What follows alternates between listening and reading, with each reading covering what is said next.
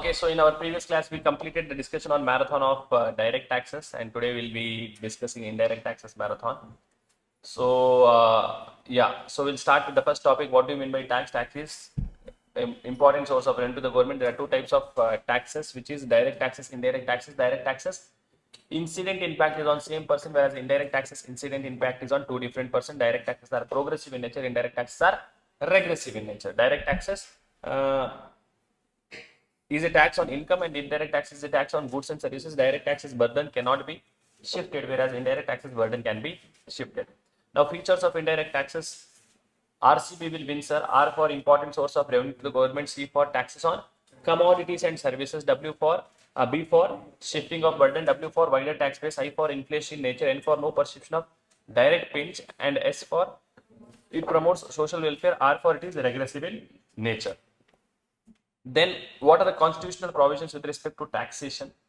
Article 265 says no tax can be levied or collected unless there is an authority of law. And Article 246 says, 245 says central government has the power to make law for whole or any part of India, and state government has the power to make law for whole or any part of that particular state. We have an article called as Article 246, which has a schedule called as Schedule number 7.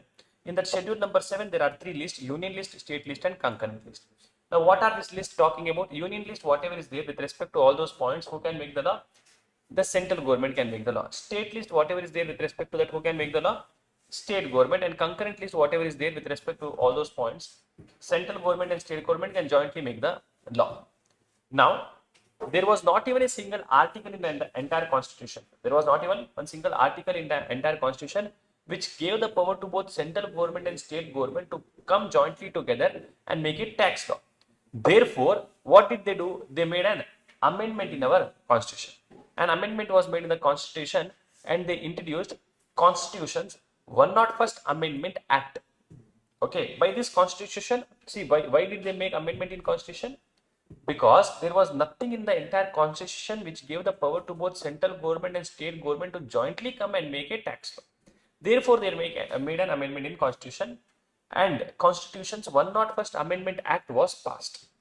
By this Amendment Act, they introduced different article in the constitution. Now, we all know, if I want to make any act in India, first I should present a bill in the parliament. So, a bill will be present in the parliament, and it will be approved by Lok Sabha and Rajya Sabha, and then president will sign it, it will become an act.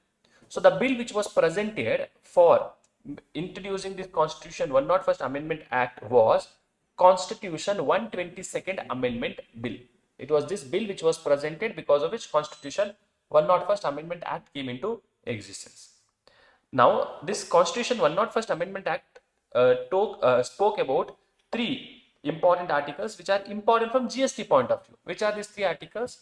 Article 246A, 269A, and 279A. Article 246A is that article, very important article. It is that article which gave the power to both central government and state government to jointly come together and make a tax law. It was this article which told that, hey central government, hey state government, you both come and make a tax law. Article 269A was the article. Okay, Article 246A, we will continue this series. Article 246A, why is it important, sir? Because it is that article which gave the power to both central government and state government to come jointly together and make a tax law. And it also told that central government has the exclusive power to make a law in respect of interstate supply. For interstate supply, who has the power? Central government. Then we saw the concept of GST. What we understood under the concept of GST? That GST is a tax on value addition. Only if there is a value addition, GST will be levied. Then GST eliminates cascading effect, meaning because of introduction of GST, now there is no more tax on tax. And then in GST there is continuous tax credit available at each and every stage of supply chain. At each and every stage of supply chain, the tax credit will be given to you on continuous basis. And GST burden is on final consumer. The burden of payment of GST is on whom, sir? It is on final consumer. And GST is a consumption based tax. Now, before we had something called as origin based tax, but GST is a consumption based tax, and it follows destination based principle. Okay, important. All these points are important. GST is a consumption-based tax. What principle does it follow? Destination-based principle. And India follows dual GST model. Which model is India following? India is following dual GST model. All these points are very important. Article 246A, Constitution's 101st Amendment Act, Constitution 122nd Amendment Bill. India follows dual GST model. GST is a consumption-based tax, and we follow destination-based principle. Under GST law, sales are also called as outward supply, and purchases are also called as inward supply. The tax which you pay on your sales is called as output tax.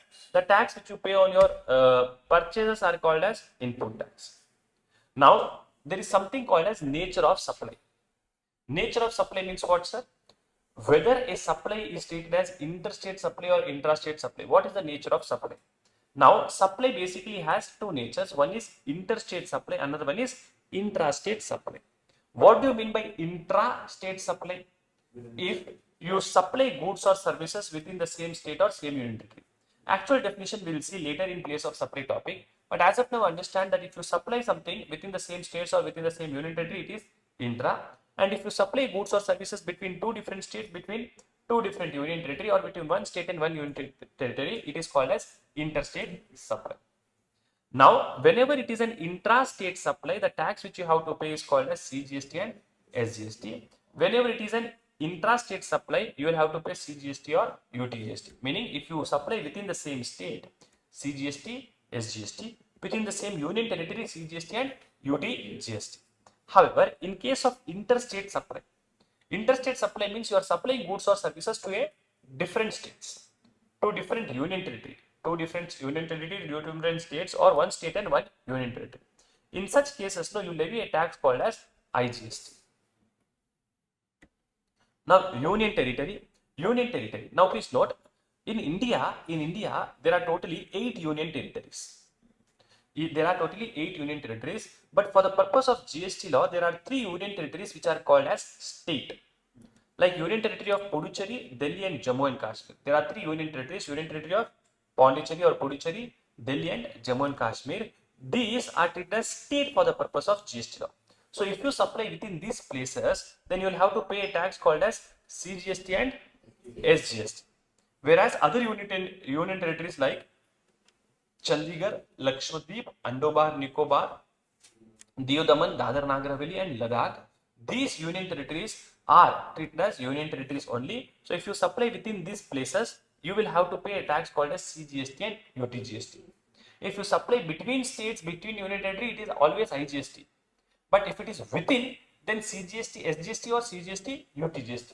CGST, SGST will come if it is in 3 union territories, which is Puducherry, Delhi and Jammu and Kashmir. Why? Because they can form their own government.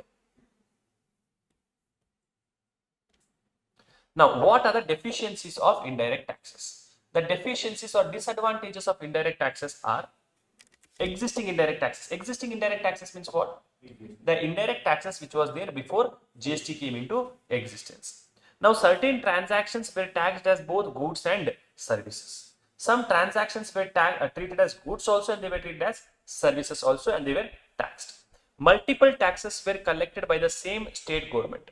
One single state government was collecting multiple different types of taxes. Okay, one single state government. CENVAT was not integrated with state level VAT. The central value added tax, they were levying CENVAT when you supply from one state to another state. CENVAT was levied or CST was levied. That was not integrated, that was not linked with the VAT which was levied by state government. And the tax on services also was not integrated with tax on goods. And CST was not VATable. There are advantages of GST. There are different advantages of GST depending upon which sector it is. GST is removing cascading effect. Because of GST, there is ease of compliance. There is uniform tax structure.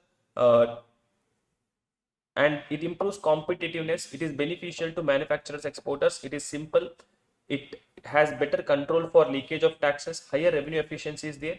It is boosting Make in India initiatives. It reduces overall burden for a taxpayer, and it is very transparent.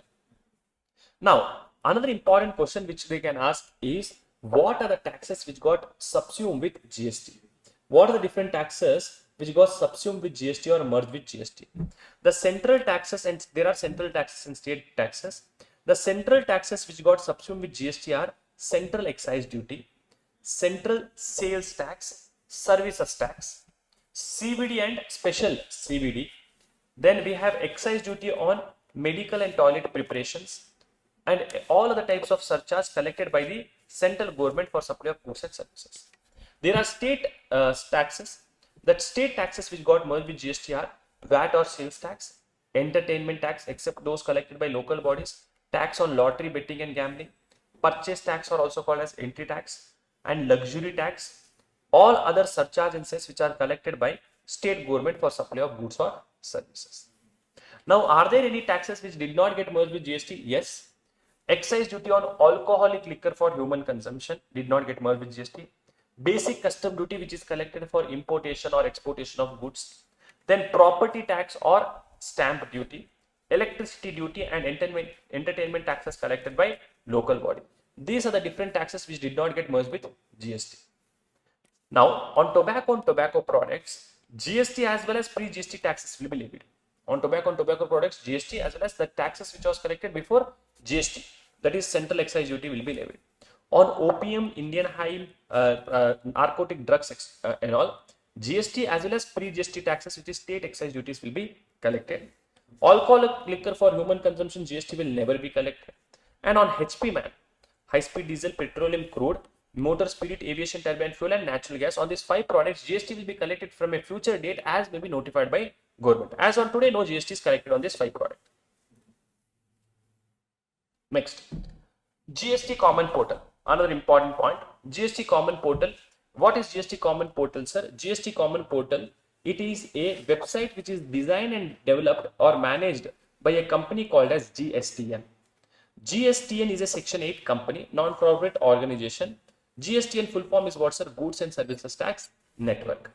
Now, for CS student, the question which they ask in examination for this point is, write a short note on GSTN. Okay. Now, then, GSTN, how do I access this GSTN, sir? gst.gov.in. Now, how a taxpayer can access it to internet and tax official can access it through intranet. The functions of GST Common Portal, it helps you in filing of your returns. It helps you in filing registration applications. It helps you in generation of payment challan, acts as clearing house for settlement of IGST, and it generates business intelligence. Then we have Article 269A, which talks about levy and collection of GST on interstate supply. Whenever you make an interstate supply, you will have to pay GST. That GST which you have to pay is called as IGST. This IGST which is there, it will be collected. This IGST which will be there, it will be collected by central government and it will be distributed by central government or apportioned by central government to the central government as well as consumer state. Central government has the power to formulate the policy on place of supply and other provisions related to interstate supply. Now, Article 279A is also important, or they may ask a question about what is GST Council, write a short note on GST Council, or what are the recommendations which can be given by GST Council. GST Council was constituted, so this Constitution 101st Amendment Act, when it came into existence, they told that within 1 month of this act, GST Council should be formulated by President of India. And yes, it was formulated also.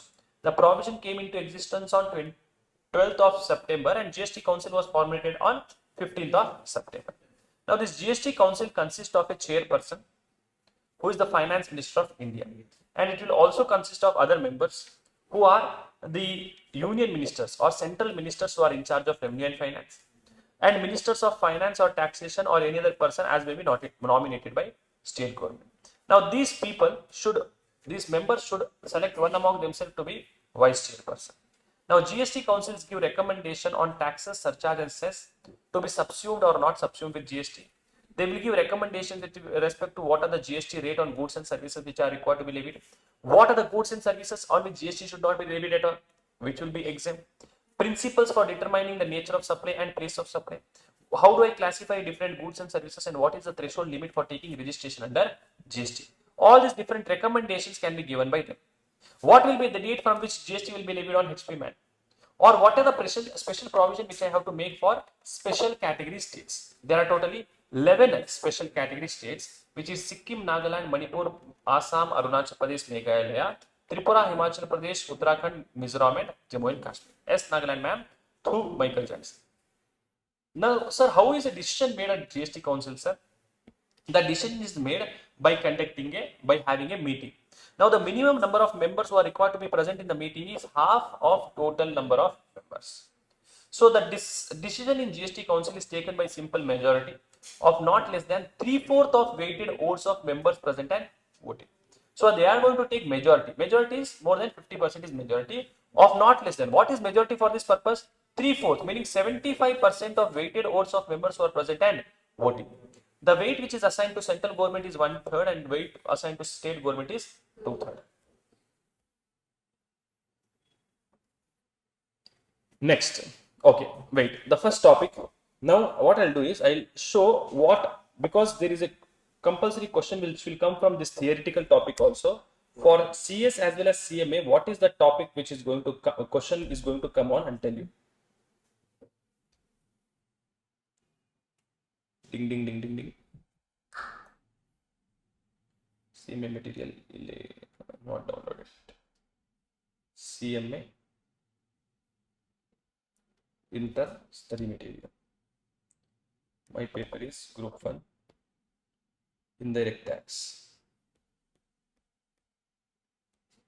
Now, of course, you guys will be knowing that they have given weightage over here only. Concept of GST will come for 5 marks.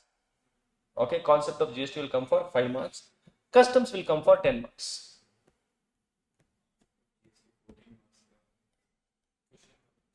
In question paper? It's from concept of GST. No. First question is concept of GST. Second question comes from Goods and Service Tax Law ka first chapter. Whatever I have discussed in my class, the first chapter which is there, no. That includes 4.1, 2, 3, 4 and 5.1. It includes 5.1 also. So this all combined together will be 14 marks. Yeah. Now, from this concept of GST, first I am discussing for CMA students. What is the question which can be asked, sir? What are the features of GST? Okay, what are the features of GST? RCB will win, sir. Who will win the IPL this year? RCB will win, sir. R for important source of revenue to the government. C for taxes on commodities and services. B for shifting of burden, etc. You know this point. Now, most important question is they are going to ask is normally tested question is difference between direct and indirect taxes. And please note, when they are asking this difference, this is what you are supposed to write. First, what is the meaning of direct taxes, indirect taxes? What is the nature? Progressive in nature, regressive in nature. Incident and what do you mean by progressive in nature? Higher taxes is levied on a person earning higher income. Regressive in nature means all persons will bear equal tax on goods and services consumed by them irrespective of their ability. Incidence and impact, same on all the, it will same falls on the same person. The person who is earning only has to pay the taxes. Here it is on 2 different person. Income tax and GST is example. Tax evasion is possible under income tax, but tax evasion is normally not possible in GST. Inflation, direct tax helps in reduction of inflation. Indirect taxes will increase the price of product, therefore it will increase inflation also. Burden can be shifted, cannot be shifted. Taxable event is taxable income of an assessee, supply of goods or services. Then entry number 82 is important. Entry number 82 is important. Entry number 46 is important. Entry number 83 is important because that helps in levying income tax. List 1, list 2, list 3 is nothing but union list, state list, concurrent list. There are different names for that, okay? After that, you can ignore all these points. Constitutional validity. You should know what is Constitution 101st Amendment Act. And from which date did GST come into existence?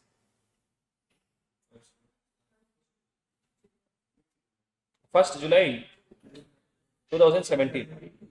Now, introduction, you should be knowing about GST Council. Article 279A, GST Council. What is GST Council? What recommendations can be made by GST Council?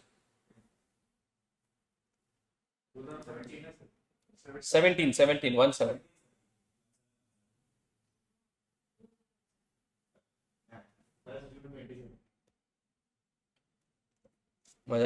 Next level fighting only are doing 17 where you are even born that time. Levy and collection. GSTN is important. GSTN is important, very important. Same question is important for CS student also. Many times it is asked. GSTN is nothing but GST common portal. What are the functions? What are the functions? And what can be done in GST Council website?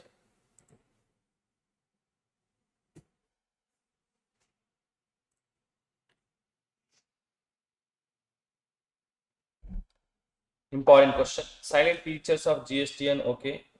Need of GST in India. Need of GST in India is nothing but disadvantages of pre-GST law. What are the taxes subsumed with GST? What are the taxes not subsumed with GST? Very important question. Benefits of GST, again important question. Features of GST to we know. Now GST compensation cess is also there in first topic. It is there for CMA also, CS also. GST compensation cess. See, now what happened was, see, before the taxes which was collected by government was consumption, the destination based tax. Sorry, origin based tax. Origin based tax means what, sir? Tax will be paid to that government where the goods are originating from, where the goods are coming from. That government will get the tax. But GST is a type of tax where the tax is given to whom? That government where the goods are destined to, destination based tax. Now, because of that reason, whatever was collected before GST law, that revenue was going to which state? That state was selling the goods. Now, therefore, there were many states in India which were very rich, like Maharashtra or Tamil Nadu, etc., because the goods were sold from that places. Okay, because more manufacturing industries were there. Now, these people will definitely object for GST because they are going to lose the revenue by GST, because GST says it is destination based principle. So, they are going to lose the revenue under GST law. To compensate the loss of revenue by these people, they introduced an act called a tax called as GST compensation cess. So, GST compensation cess was introduced and it is levied on products which are demerit products, meaning which are high value products or which are products like pan masala, tobacco products, etc. On this, they are also called as sin goods. They are levied on these sin goods, and this tax will be levied up to a period of 31st of March 2026. Now they may ask you, what is the growth rate for this? 14% is the growth rate. What they'll do is they'll take the tax revenue for the base year. Base year is the year before GST law. GST started in 17-18. Before it was 16-17. That will be taken as base year. From there, whatever taxes they were collecting in that year, add 14% every year. That much amount they would have collected if GST would have not been introduced. Yeah, that is all about this chapter. Levy and collection, this is another topic. Interstate supply, intrastate supply, we know.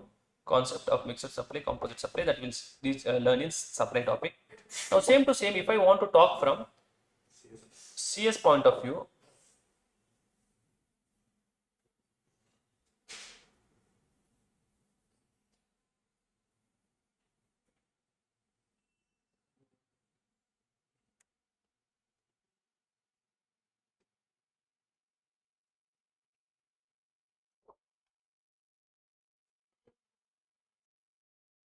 their look is black and white.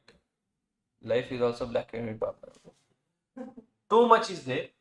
When you see their syllabus, no, too much information is there, because for them in finals it is optional subject. They don't have to take everything. They have included in intermediate only, Papa. Okay, so for them, what were the taxes which got subsumed with GST, pre-GST law? Yeah, so this is what are the limitations of GST. One question which is important, meaning what are the limitations of GST or what are the disadvantages of old GST regime, existing GST regime. Then journey of GST they will not ask. Then we have what is outside GST, meaning what are the taxes which is not subsumed with GST law. Then Taxes subsumed with GST, very important. Then same this article 246A, the same articles which we have discussed in the written notes. What is GST Council? Very important. GST Council. What is important is what are the recommendations can GST Council give? That is important for both of you. First chapter is this much only. In second chapter comes the GSTN. What do you mean by GST? They have given GST is a destination based tax. Then GSTN, GST Common Portal. And India follows dual GST model. What do you mean by dual GST model? Write a short note on dual GST model. Then what are the taxes collected? This is okay, fine. Integrated tax is fine. What is domestic supply, interstate supply, intrastate supply? That is all fine. It is all okay.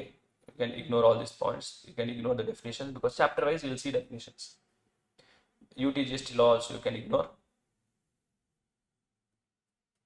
And one point is that GST compensation cess.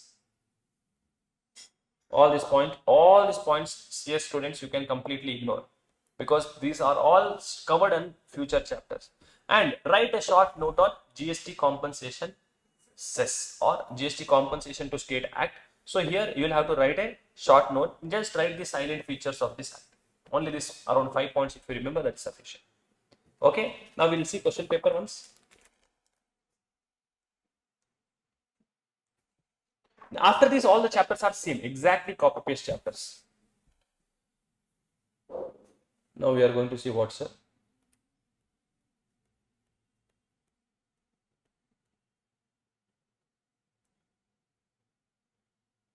See, what is the question asked? What is the difference between direct taxes, indirect taxes? This is from part 1. I mean the 4 point something. And what are the key benefits of GST for business and industry and for consumer? Please note, in examination they ask this question only, theory question straight away.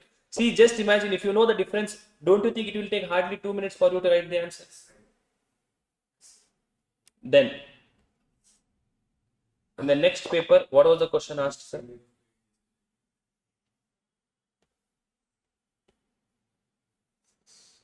Discuss the difficulties of pre-GST regime which were removed under GST. So what are the difficulties of pre-GST regime? Whatever they have given over here, you should write that one. Hey, we have covered this multiple tax. Hey, they have given, see, multiple taxes were collected. Imposition of taxes was a serious problem. VAT was levied on value included with excise duty, etc. Then input tax credit was not there. Cascading effect was there. But you should write this point only in examination. Okay. I mean. And second question is what, sir? Discuss members of GST Council. Also 5 recommendations. Hey, whatever I am telling, they are asking that only. I am only framing the question paper. Everything I am only framing.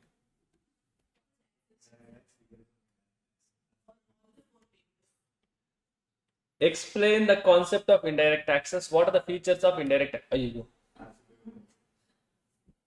Write a short note on meaning, function and silent features of GSTN, which is GST Common Portal. Hey, whatever I am telling, are they asking that only or not? Yes, sir.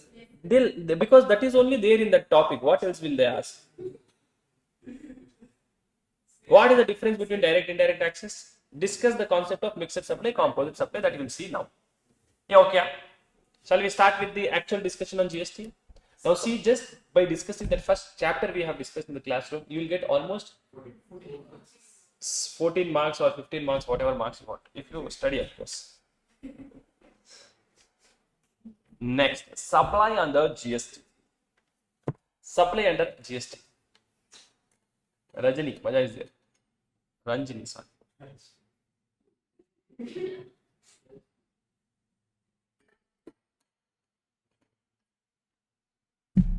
Ranjini is? After direct tax, she joined. After direct tax. Indirect tax, she was there. After tax. Ritika is also like that only.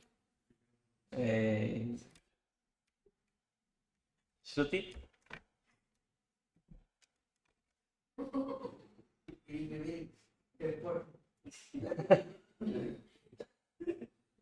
Supply under GST. Supply under GST. Supply under GST.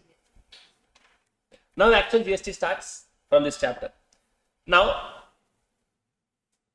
we have different acts under GST law, but for your examination mainly you are supposed to study CGST Act and some parts of IGST, which is one chapter called as Place of Supply. Place of supply is there. That one chapter is from IGST Act. All other things which is there, you are studying only from CGST Act. So unless until mentioned, what is the section which I am going to refer is which act, sir? CGST Act.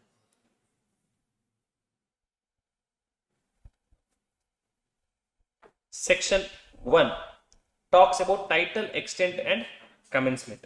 Section 1 of which act, sir? CGST Act talks about title, extent and commencement.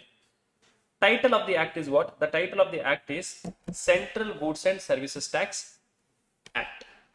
It extends to whole of India and it has commenced from which day, sir? GST has commenced from 1st of July 2017 and in the state of Jammu and Kashmir it started on 8th of July 2017. Definitions are there in section 2 which you will see whenever required, and section 3 to section 6 is not there in the law at all. I mean law in the sense for you in the syllabus it is not there. Okay, which talks about officers, their hierarchy, roles and responsibilities and powers. Then section 7, which is supply under GST. Supply under GST means what, sir? Supply under GST means supply under GST. Now, there is something called as taxable event. Taxable event is the reason because of which you are paying the taxes. Don't you feel when we do marathon, it feels that syllabus is so small only. Correct? No, I mean, yesterday income tax we completed in one day only. We completed everything. We completed. Did not miss anything. What is there? Today, we will complete in 2-3 hours. We'll complete GST. GST I need only 90 minutes to complete GST revision because we are discussing. It will take time. 90 minutes. 90 minutes is not. I mean, 1.5 hours only. Full GST is IPOA. Taxable event means what, sir? It is the reason because of which tax is payable. You are paying GST because of what reason, sir? The taxable event under GST law is supply of goods or services or both. The taxable event under GST law is supply of goods or services or both. Now the meaning of supply is given in section number 7. So very important is our discussion on section number 7. Section 7 subsection 1 clause A says supply includes all form of supply of goods or services or both, such as sale, transfer, barter, exchange, lease, license, rental, disposal, made or agreed to be made by a person for a consideration in the course or furtherance of business. Meaning, if I want to call something as a supply as per 7(1)(a), then 5 things are required to be there. What are those 5 things? That supply should be of goods or services. That supply should be made or agreed to be made. That supply should be by a person. It should be for a consideration in the course or furtherance of business.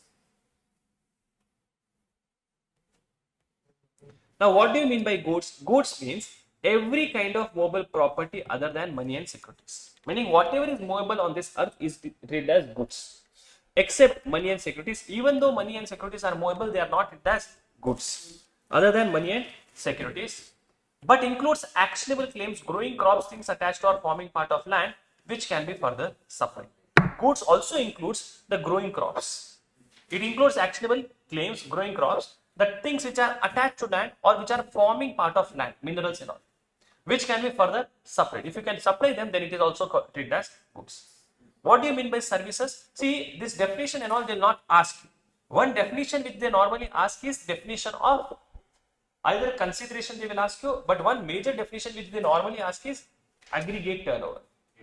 Aggregate turnover, that is normally asked, but other definitions are just something which you have to know. Yeah, goods means every kind of movable property other than money and securities, but includes actionable claims, growing crops, things attached to or forming part of land. And services means what, sir? Anything which is not goods, money and securities. Anything which is not goods, money and securities are treated as services. But services shall include activity in relation to use of money or conversion of money, for which they are charging a separate consideration. Okay, services means anything other than goods, money and securities, but it shall also include what, sir? Activity in relation. See, money and securities are not treated as goods, but if there is any activity in relation to use of money or conversion of money, then it will be treated as service. If there is a separate consideration charge, a only activity relation to use of money is not service. For example, I gave you 1 lakh rupees, you gave me back 1 lakh rupees after 6 months. Is it a service? Lawmaker says no. If I charge 5,000 rupees interest from you, yes, it is a service. If a separate consideration is charged, then it is a service. What is a consideration? Consideration includes payment in money or otherwise. Consideration means what, sir? The payment which you are making in money or otherwise by the recipient or any other person. That payment can be made by whom, sir? Recipient or any other person, it does not matter. But it shall not include the subsidy given by central government or state government. Provided that refundable deposits will not be treated as consideration unless they are adjusted as consideration. Then consideration includes monetary value of any act or forbearance. Monetary value of any act or forbearance by the recipient or any other person. Whatever services any person is giving to you, take the monetary value of that. If someone is doing an act to you, what is the monetary value of that particular act? Okay. Consideration includes payment in money or otherwise by the recipient or any other person, but it shall not include subsidy given by central government, state government. Similarly, monetary value of any act or forbearance by the recipient or any other person, but it shall not include subsidy given by central government or state government. Provided that refundable deposits which are there, they will not be treated as consideration. Anything which is refundable is not a consideration. Why? Because you are going to give it back. Correct. No, refundable deposits are not treated as consideration unless they are adjusted as consideration. Unless they are adjusted as consideration. Now, recipient to remarks. Recipient check for a particular transaction of supply of goods or services whether consideration is there or consideration is not there. If for a transaction, if consideration is there, for example, I am taking marathon. Is there any fee which you are paying? For the classes you are paying the fees. Correct? No. For the classes you are paying the fees, so consideration is there. So the normal classes which I am taking, consideration is there. Therefore, for that, who is treated as recipient? The person who is paying the consideration. Okay, whoever has paid the consideration, you have paid your fees, your parents have paid your fees, that person is treated as recipient. It does not matter who is coming and attending the class. Who has paid the fees, that person is recipient. If consideration is not there, for example, this free classes I am taking. Marathon is, let us say it is free classes which I are taking. Now in such cases, who is the recipient, sir? The person to whom the goods are delivered, the person to whom the services are rendered. Whom am I giving the services to? I am giving it to you. Therefore, you are the recipient. So, recipient, consideration is there, consideration is not there. If consideration is there for both supply of goods and services, the person who is paying that consideration will be treated as a recipient. And if consideration is not there for supply of goods, the person to whom the goods are delivered, and for supply of services, the person to whom the services are rendered. Next, most important section is section 7, subsequent clause B, which talks about importation of services. Now, if you are importing any services, and if the services are imported for a consideration, it does not matter for what purpose are you importing, whether personal purpose or business purpose, they will be treated as supply. If you are importing any services, and if the services are imported for a consideration, whether that services is imported by you for your business purpose or for your personal purpose, it does not matter, because it is importation of services, it will be treated as supply, without giving an effect for what purpose you are importing. But what is the logic, sir? You should import the services and it should be for a consideration. Now, what do you mean by importation of services? Now, if there are three points, if these 3 points are there, all the 3 points are there, then I will call something as importation of services. Importation of services is something wherein the supplier of services is outside India. The person who is giving the services to me is where, sir? Outside India. The recipient of the services is in India. And the place of supply of services is where, sir? He is also in India. Meaning the person who is giving the services should be outside India. And the person who is receiving the services should be in India. And the place of supply should also be in India. You okay, not okay? Like normally every day or every night, I don't know, Praveen takes services from outside India. Someone is there. Okay, where? I don't know. Russia, Thailand. Okay, from Thailand he is taking services. Okay, he is taking services. So supplier is there outside India. Recipient is there in India, and place of supply is in India. What is this treated as importation of services? Now, is he paying any consideration for it? Are you paying any consideration, sir? Yes or no? Yes, he is paying some consideration. Now, because he's paying some consideration for that services, can I say, though he is importing the services for his personal purpose, though he is importing the services for his personal purpose, it is treated as supply. It is treated as supply, meaning he will have to pay GST. Yeah, okay, not okay?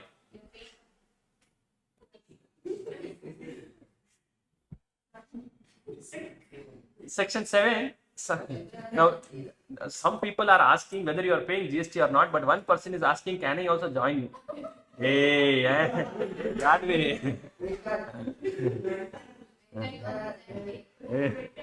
Venkat, chat chippy waiting, Venkata. Now, section 7, subsection 1, clause C, talk important. Section 7, subsection 1, clause C says, what are the activities which will be treated as supply even if there is no consideration? See, we saw 2 points, 7.1c, 7.1a and 7.1b. Both the points told consideration should be there if you want to call something as a supply.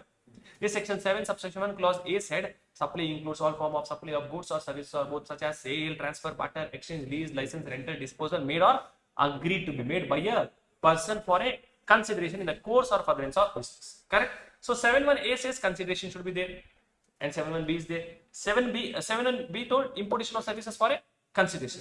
So both 7.1a and 7.1b is telling that consideration is required to be there if you want to call something as a supply. 7.1c says, I will give you list of something, for those will be treated as supply even if there is no consideration. Meaning 7.1c will talk about few activities or transactions which are always a supply even if there is no consideration. Now section 7, subsection 1, clause C says, activities specified in schedule 1. There are some activities which are listed where say in schedule 1. These activities will be treated as supply even if there is no consideration involved. Even if there is no consideration involved.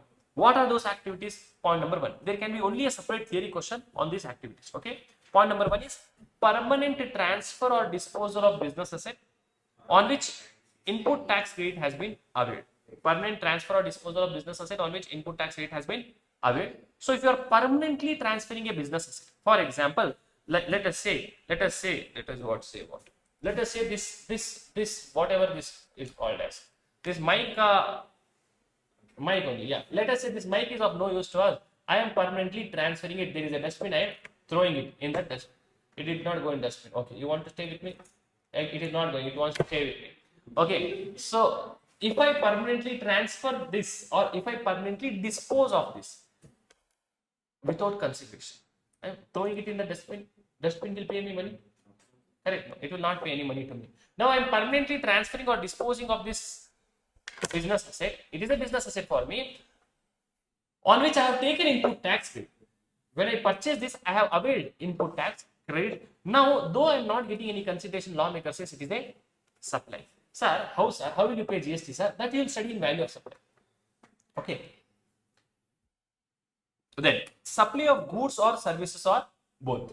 Okay. Supply of goods or services or both between related person. Between related person or between deemed distinct person referred to in 25.4 or 25.5 if it is made in the course or furtherance of business. If you are supplying what, sir? Goods or services to your related person or to your deemed distinct person, if that supply is made by you to your related person free of cost, I will call it as a supply even if there is no consideration, provided it should be in the course or furtherance of your business. Now tell me, is my mother-in-law my relative?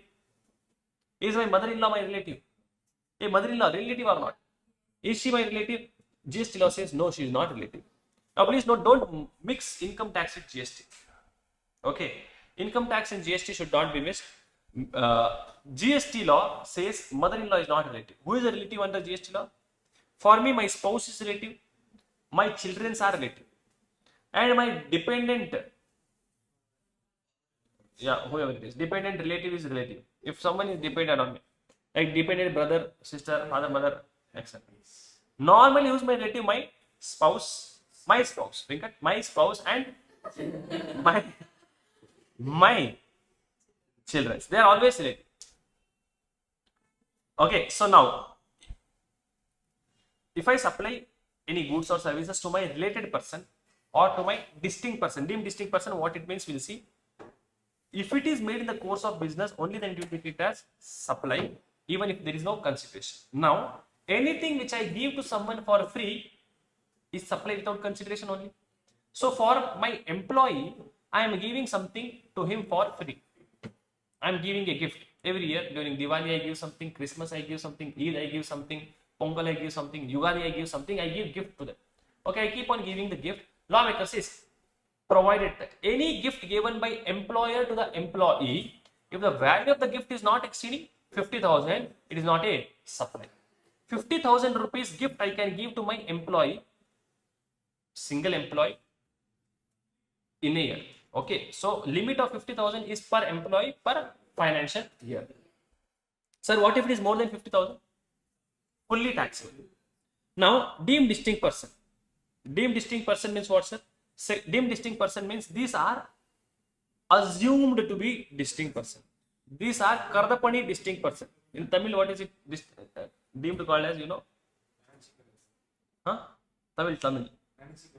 Yensi Karda. Nenchi Karda or Kardapani. What is Kardapani? Then Gube, you know. Not pure. I speak purely Gube. I speak pure Tamil only. Kardamani distinct person. Kardamani only, no? Kardam means dark beach, sir. Karda Padigar, what I am telling that only. Okay. You are correct, sir. Varsha is telling. Yeah, Varsha. I know. You only taught me Varsha. Varsha only taught me this. In our classroom only, I know.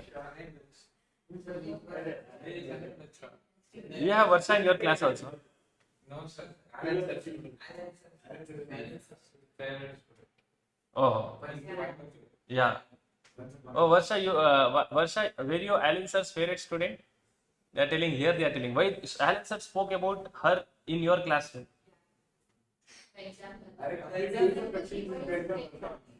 Oh. Maja is there. Bills, you are exchanging, Varsha. Deemed distinct person. I don't take name of any student in my answer. Yeah. My permanent. Yeah, Sari shop is there, so why will I take anybody's name? Deemed distinct person. Yeah, 500 crore per turnover.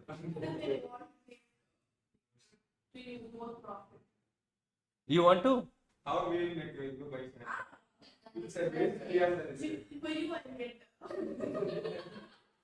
You come in Sari tomorrow. Nice. Okay, deemed distinct person. Are you actually more than everyone? Venkat is feeling very happy. Oh wow, I see him in Sari and Venkat. Deemed distinct person. Deemed distinct person. Deemed distinct person, section 25.4 and 25.5. Now 25.4 and 25.5 is a topic from your registration chapter. Deemed distinct person means they are assumed to be distinct person. They are actually not distinct, but we are assuming them to be different. Meaning, what is section 25.4 telling? Section 25.4 says a person who has obtained more than one registration. If any person has obtained more than one registration in a state or more than one state. So if I take registration, more than one registration, whether in Karnataka only I am taking more than one registration or I am taking more than one registration in Karnataka, Tamil Nadu, different states I am taking different registration. So if a person is taking more than one registration, then he shall in respect of each of those registration be deemed as distinct person. He will be called as distinct person for each of those registration. Okay. Section 25.5 says, meaning section 25.4, what is the criteria for differentiating registration? 25.5 says, where a person has an establishment registered in a state and also has another establishment in another state or union territory, this establishment will be deemed as distinct person. Sir, I didn't understand this. If you are a person who is having an establishment in a state which is registered, I have a Priya Sarees in Karnataka which is registered. So established in a state which is registered, and I also have Priya Sarees in Tamil Nadu. Whether it is registered or not, it does not matter. These people will be deemed as distinct person. If Tamil Nadu and Karnataka both are registered separately, they are always distinct person as per 25.4. But if Karnataka is registered, Tamil Nadu is not registered, then also they are distinct person as per 25(5). Now please note, who is the owner of all these businesses? Dilip. There is a single owner for all these businesses. The owner is same, but still they are telling we are going to call it as different or distinct person. Hey, what does this mean? Basically, this means if I supply something for free from my Karnataka branch office to my Coimbatore branch office, lawmaker says it is a supply. It is a supply if I supply something for free. Why? Because in the eyes of GST law, they are different person. For GST purpose, they are different person. Next, supply of goods by principal to his agent or vice versa. Who had come to give services over here? Venkat had come on. Praveen, oh, you both only. Oh, wow. So the feelings is coming. Supply of goods by principal to his agent or vice versa. See, look at the smile which Venkat has in his face. Full blushing.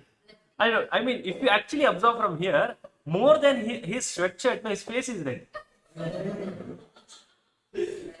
Nice, nice. All insurance, you are missing something, no problem. Para 3, point number 3. Supply of goods by principal to his agent or vice versa. If you are supplying goods, who is supplying goods to whom? If you are supplying goods, principal is supplying the goods to agent, or ulta is happening, vice versa is happening, wherein the agent is undertaking to further supply those goods on behalf of principal in his own name. Whose name? Agent ka own name. Then whatever is supplied for free is deemed as treated as supply. Please note, what is this point telling? Let us say Priya Sarees wants to do business in Mumbai also. Okay, so Priya Sarees is appointing Karina Sarees as their agent. So I am going to supply sarees for free to Karina. Karina, if she has to sell my sarees in Mumbai, I will have to supply some sarees to her. I am supplying those sarees to Karina for free. Now lawmaker says, Dilip, whatever you have supplied for free, I will call it as a supply. When will I call it as a supply? If when Karina is selling the sarees to the customer, Karina is giving the invoice to the customer in her name. Basically, she is selling my sarees. Okay, so if I give the invoice directly to the customer, whatever I have given to Karina is not a supply. But if Karina is supplying it to the customer, and for that supply, Karina is giving the invoice to the customer in the name of Karina only, then whatever I give to Karina for free is a supply. Then importation of service. Please note, importation of service is very important. Okay, importation of service as its whole. 7.1b talks about importation of services, and point number 4 talks about importation of services. Importation of services by a person from his relative outside India or from his another establishment located outside India, if it is made in the course or furtherance of business. Meaning, if you are importing any services, from whom are you importing the services? From your related person who is located outside India. You have your relative who is located outside India, you are importing services from him. Or you have your own branch office outside India, you are importing services from that branch office. Now, even that, if that services are imported by you for free, that will be treated as supply if you have imported the services for your business purpose. So basically, importation of services, crux if you see, if you are importing services for a consideration, it is always a supply. See, if you are importing of services with consideration, whether it is for business purpose or personal purpose, whether it is from a related person or non-related person, it is always a supply. Who says this? 7.1b says, because it talks about importation of services with consideration.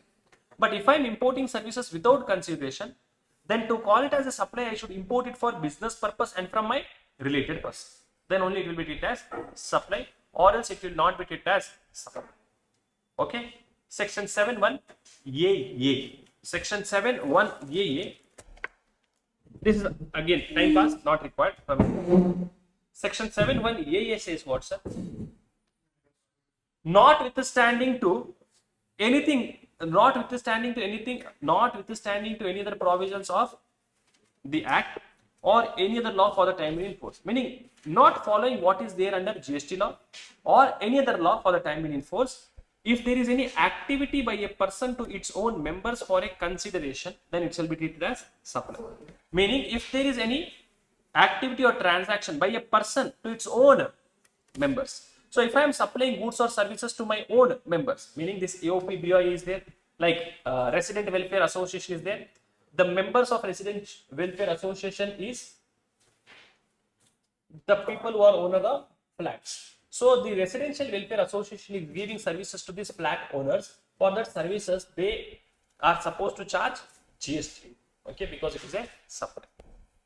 Section 7.2, again an important section. Negative list of supply or no supply. Negative list of supply or no supply.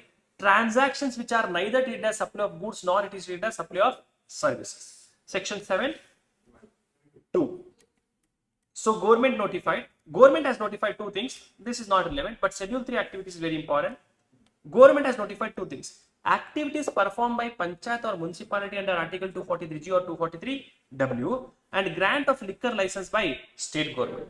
These two things are treated as not a supply. These two things are not a supply, meaning even, see, Panchayat is undertaking various different activities for which Panchayat is going to charge money from you. Okay, though it is in the course of their business, they will not charge GST from you. Why? Because it is not regarded as supply. Similarly, liquor license will be given by state government, for which they are going to charge money from you. Lawmaker says, what is this? Moye moye bara. Moye moye. Nice it was. Schedule number. The answers like this only, no? You have you. I never knew. Okay. I saw my daughter. So one day in school there will be friends who will be watching all these things. Okay. So one day she's coming in front of me and doing moe. Ananda, what happened to this Tarkori Gove? Why are you doing like this? And I had no idea. Before I knew that this word moe, but she has also never seen that reel. Okay. She does not meaning we don't give her phone, but she's telling, okay. Now for me, somewhere I have heard this tone. She does not know how to pronounce also properly. I just 3-4 year old. So she does not know how to pronounce. I have heard this tone. I have heard this tone. One day when I was scrolling, then that same song came. Then she came. Again. Maja is there in life. Yeah. Schedule 3 activities. Schedule 3 activities. Schedule 3 activities important. They can ask a question on these activities. What are Schedule 3 activities? These are activities which are not a supply at all. Services given by employee to the employer in the course of employment. Whatever services who is giving to whom? Employee is giving to employer in the course of employment. Services given by court or tribunal. Please note, whenever you are going to a court, no court is going to charge some money from you called as hearing fees, not a supply. Services given by MLA, MP, President, Prime Minister, Chairperson of GST Council, etc. Services by way of funeral, burial, cremation, mortuary, including transportation of deceased, dead body related services, not a supply. Then sale of land, not a supply at all. If you sell a land, GST will never be levied. Similarly, sale of building subject to para 5B of Schedule 2. Now, para 5B of Schedule 2 says, if you sell a building, sale of building, if there is a consideration for the sale of building, when is that consideration received? If it is received before completion certificate or before first occupancy, then it is a supply. Meaning I am selling building to someone, I am selling a land to someone, GST is never applicable. It is not a supply at all. But if I am selling a building to someone, I will check when is the consideration received. If the consideration is received before completion certificate or before first occupancy, yes, it is a supply. Because building is not yet constructed at all. See, after construction, you are supposed to take completion certificate. Before completion certificate only, you are selling it. So it is a supply. But if it is sold after completion certificate, after first occupancy, it is not a supply. Then actionable claims except lottery, betting and gambling, online money games, casino and horse racing. Meaning, actionable claims is not a supply. If you are dealing in actionable claims, it is not a supply. But if that actionable claim is lottery, betting, gambling, online money games, casino and horse racing, it is a supply. Transfer of actionable claims except specified actionable claims. Which are the specified actionable claims? Lottery, betting, gambling, online money games, horses. For example, if I purchase a lottery ticket, is GST applicable? Yes, GST is applicable because it is under exclusion. Supply of goods from one non-taxable territory to another non-taxable territory without the goods entering into India. Meaning, I am supplying goods from Japan to France. I am supplying goods from Japan to France without bringing the goods to India. So India is a taxable territory. Any place other than India is non-taxable territory. So Japan is a non-taxable territory. So I am supplying goods from one non-taxable territory to France, which is another non-taxable territory, without bringing the goods to India. Warehouse sales. Warehouse sales. What is warehouse sales? See, whenever you are importing something from outside India to India, no, under customs, whenever you are importing something from outside India to India, under customs law, you can put those imported goods in the warehouse. See, sometimes what happens, whenever I am importing something, I have to pay something called as custom duty. But if I don't have the money to pay custom duty, I can keep these imported goods in customs warehouse. So if I keep the goods in customs warehouse, then I can keep these goods without payment of custom duty. Now, the goods are there in customs warehouse. I found a customer who is ready to buy the goods. So I sold the goods to that customer without taking the actual delivery. See what happens, once you purchase a phone, you are required to take a delivery. The phone should be with you. Correct. I have purchased the phone without taking the actual delivery at all. Meaning, I have purchased the phone without taking the actual delivery at all. Meaning what, sir? I have purchased the phone and that phone is now with, let us say that the store where I have made the purchases. Okay, now I should go to the store and pick up. But before going and picking this phone from the warehouse, I found someone who is ready to purchase this phone from me for a higher price. So I sold it to him. This is called as warehouse sale. Under customs law, it is very common, warehouse sales or high sea sales. High sea sales means what, sir? Goods have not reached India at all. Now, before the goods are reaching in India, somewhere in the water only, when the goods were there, someone over here told, I want to purchase your goods, Dilip. This is called as high sea sales. Now, here there are two more points added. Yesterday, we saw that amendment, there are two more points added. What are those two more points, sir?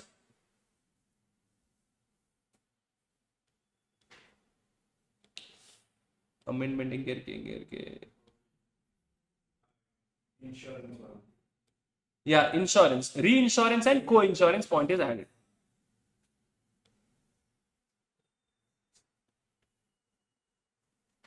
There are 2 points added. One is with respect to reinsurance, another one is with respect to co-insurance. So services of co-insurance or reinsurance is not treated as supply, and services of insurance company to a reinsurance against ceding commission is also not a supply. These are 2 points newly added. So activity is not treated as supply is done. Please note, separate theory question can be asked. What is the theory question which they can ask you in examination? What is negative list of supply? Or also called as, this question can be asked either as what is negative list of supply, or what are schedule 3 activities, or what are the activities which are not treated as supply at all, or list down the transactions which are neither treated as supply of goods nor supply of services. Now section 7 capital 1A. What is 7.1 capital A telling? There are list of activities given in schedule number 2. This is schedule number 2. They are all supply only. They are all supply, but schedule number 2 will tell you whether it is supply of goods or supply of services.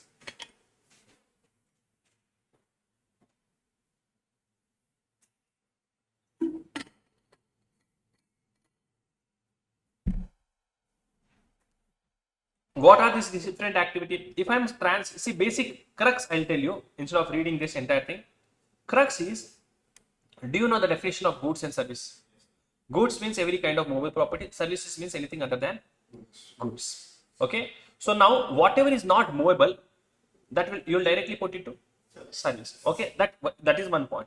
Similarly, if there is a transfer of title or ownership, check whether there is a transfer of title or ownership, or there is no transfer of title or ownership.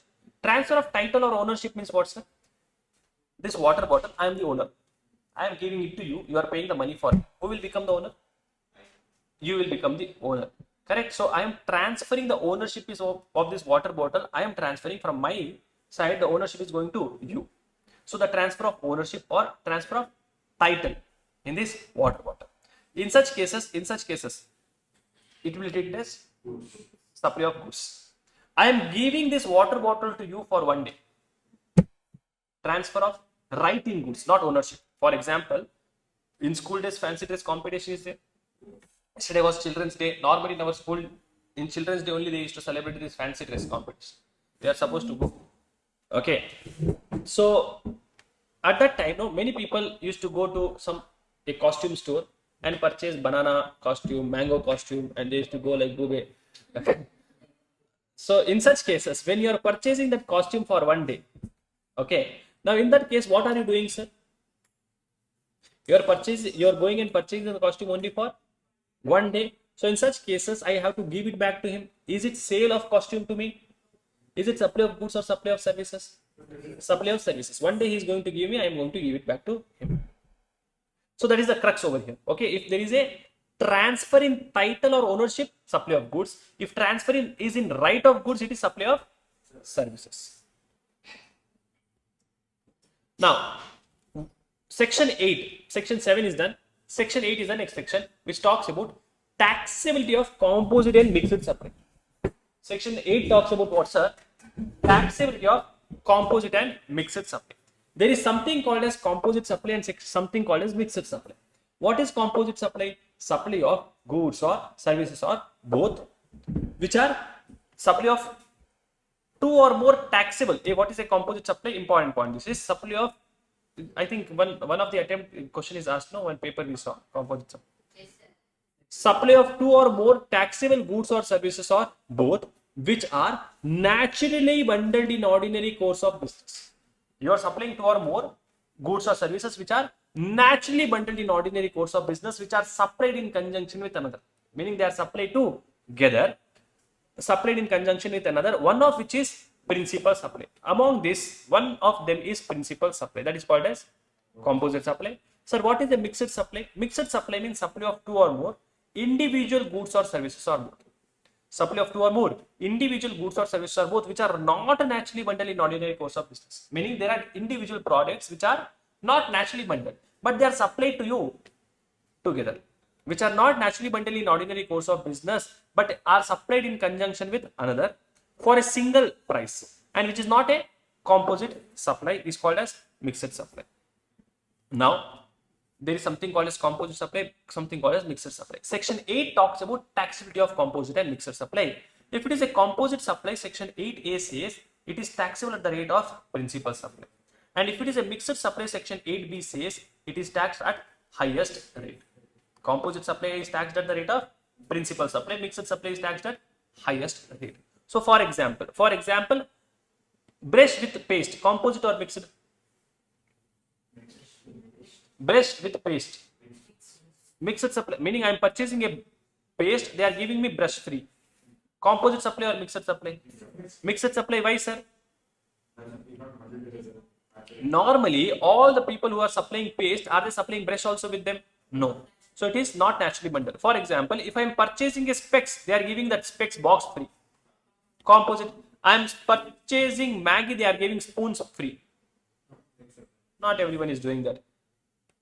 Washing powder is given with the bucket. Mixed supply or composite supply? Mixed. Washing machine. Okay. I am purchasing a wine bottle. They are giving 2 glasses also. I can drink like this also. I am purchasing a TV. They are giving remote free. Composite supply. Laptop with charger. Composite supply. Section 9. Next topic. Charge under GST. Charge under GST. Charge under GST. Section 9 is the charging section of GST Act. Section 9 of CGST Act is equal to Section 9 of SGST Act, is equal to Section 7 of UTGST Act, is equal to Section 5 of IGST Act. Meaning they are all charging sections only of respective acts. We are going to study CGST Act charging section. Other things you will only tell me. What will be the change in other acts? Instead of CGST, the word SGST will be used. Instead of CGST, the word UTGST will be used. Instead of CGST, the word IGST will be used. And here, intrastate supply they will talk. Here also intrastate supply, intrastate supply. Here they will talk interstate supply. We'll see anyways. Under GST law, sales are called as outward supply. Purchases are called as inward supply. You pay input tax. Payment under GST. The payment can be made in two ways, either forward charge mechanism or reverse charge mechanism. What do you mean by the word forward charge mechanism? The supplier of goods and services is the person who is going to make the payment of taxes to the government. For example, you come to Priya Sarees, you purchase a sari. You come to Priya Sarees, you purchase a sari. I sell the sari to you. Correct? No? You will pay the money to me along with GST. I will pay that GST to government. So this is forward charge. Normally, whatever you are doing in daily life, it is all forward charge only. You are going and purchasing anything, forward charge. So forward charge, what will happen? The supplier of goods and services has to make the payment of taxes to government. But in case of reverse charge, what will happen? The receiver of goods and services has to make the payment of taxes to government. For example, advocate is giving legal services to Priya Sarees. Now, Priya Sarees, being a receiver of legal services, has to make the payment of taxes to government. Now, section 9. See, basically, section 9 by itself does not have any weightage. Section 9, 1, 2, 3, 4. But section 9, subsection 5 is an important section. Okay, all other sections under 9 is not important. Meaning, just for knowledge purpose, you should know, yes, this section is there.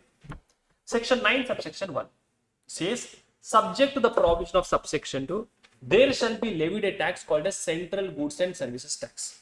Meaning, they are telling they are going to levy a tax called as CGST. There shall be levied a tax called as Central Goods and Services Tax on all intrastate supply of goods or services or both, except on alcoholic liquor for human consumption. Meaning, they are going to levy a tax called as CGST. When are they going to levy CGST? Whenever you make intrastate supply of goods or services or both. And on what value will they levy? On a value determined under section 15. And at such rates as may be notified by the government but not exceeding 20%. Meaning, they will levy CGST whenever you make an intrastate supply. Whenever you make an intrastate supply of goods or services, they are going to levy CGST. They are going to levy CGST on all goods and services except on alcoholic liquor for human consumption. And on a value determined under section 15, at such rates as may be notified by the government not exceeding 20%. And it shall be collected in such manner as may be prescribed and paid by whom, sir? Taxable person. Who has to pay the taxes? Taxable person has to pay the taxes. Who has to pay the taxes? Taxable person. Okay. Now please note, same provision under IGST law, what will be the change? Subject to the provision of subsection 2, there shall be levied a tax called as IGST on all interstate supply of goods or services or both, except on alcoholic liquor for human consumption on a value determined under section 15 at such rates as may be notified by the government not exceeding 40%. Under IGST, it will be double. And it shall be collected in such manner as may prescribed and paid by taxable person. Okay, we have different rates under GST Act, like we have 14%, 2.5%, 9%, 6%, etc. Now, in examination, if they give you only GST rate is 18%, that means they are talking about IGST rate. So, CGST and SGST will be half of this, 9% will be CGST and 9% will be SGST. In the examination, if they give you only SGST rate is 6%, that means IGST rate is 12%. Okay, in examination, you should be very careful. If they have given only GST rate, that means they are talking about IGST rate. If they are giving you CGST rate, that means double is IGST. Now, who has to pay the taxes? Taxable person has to pay the taxes. Tax is required to be paid by a person called as taxable person. Who is a taxable person, sir? Taxable person is a person who is registered or who is liable for registration. Now, even if you are a person who is not registered, you will be called as taxable person if you are liable for registration. Now, see, basically, under GST, a person can be either registered or he may be non-unregistered person. Unregistered person means he has not taken registration at all. But registered person means a person who has taken registration under GST law. But in between them, there is one more person called as taxable person. Now, who is a taxable person? That person who is registered or he is liable for registration. Meaning, under GST law, all registered person has to pay the taxes because they are taxable person. An unregistered person also have to pay the taxes if they are liable for registration. Section 9.2 says, CGST on intrastate supply of HP man shall be levied from the date notified by the government on the recommendation of council. Meaning, on intrastate supply of HP man, 5 products: high speed diesel, petroleum crude, motor speed, aviation turbine fuel and natural gas.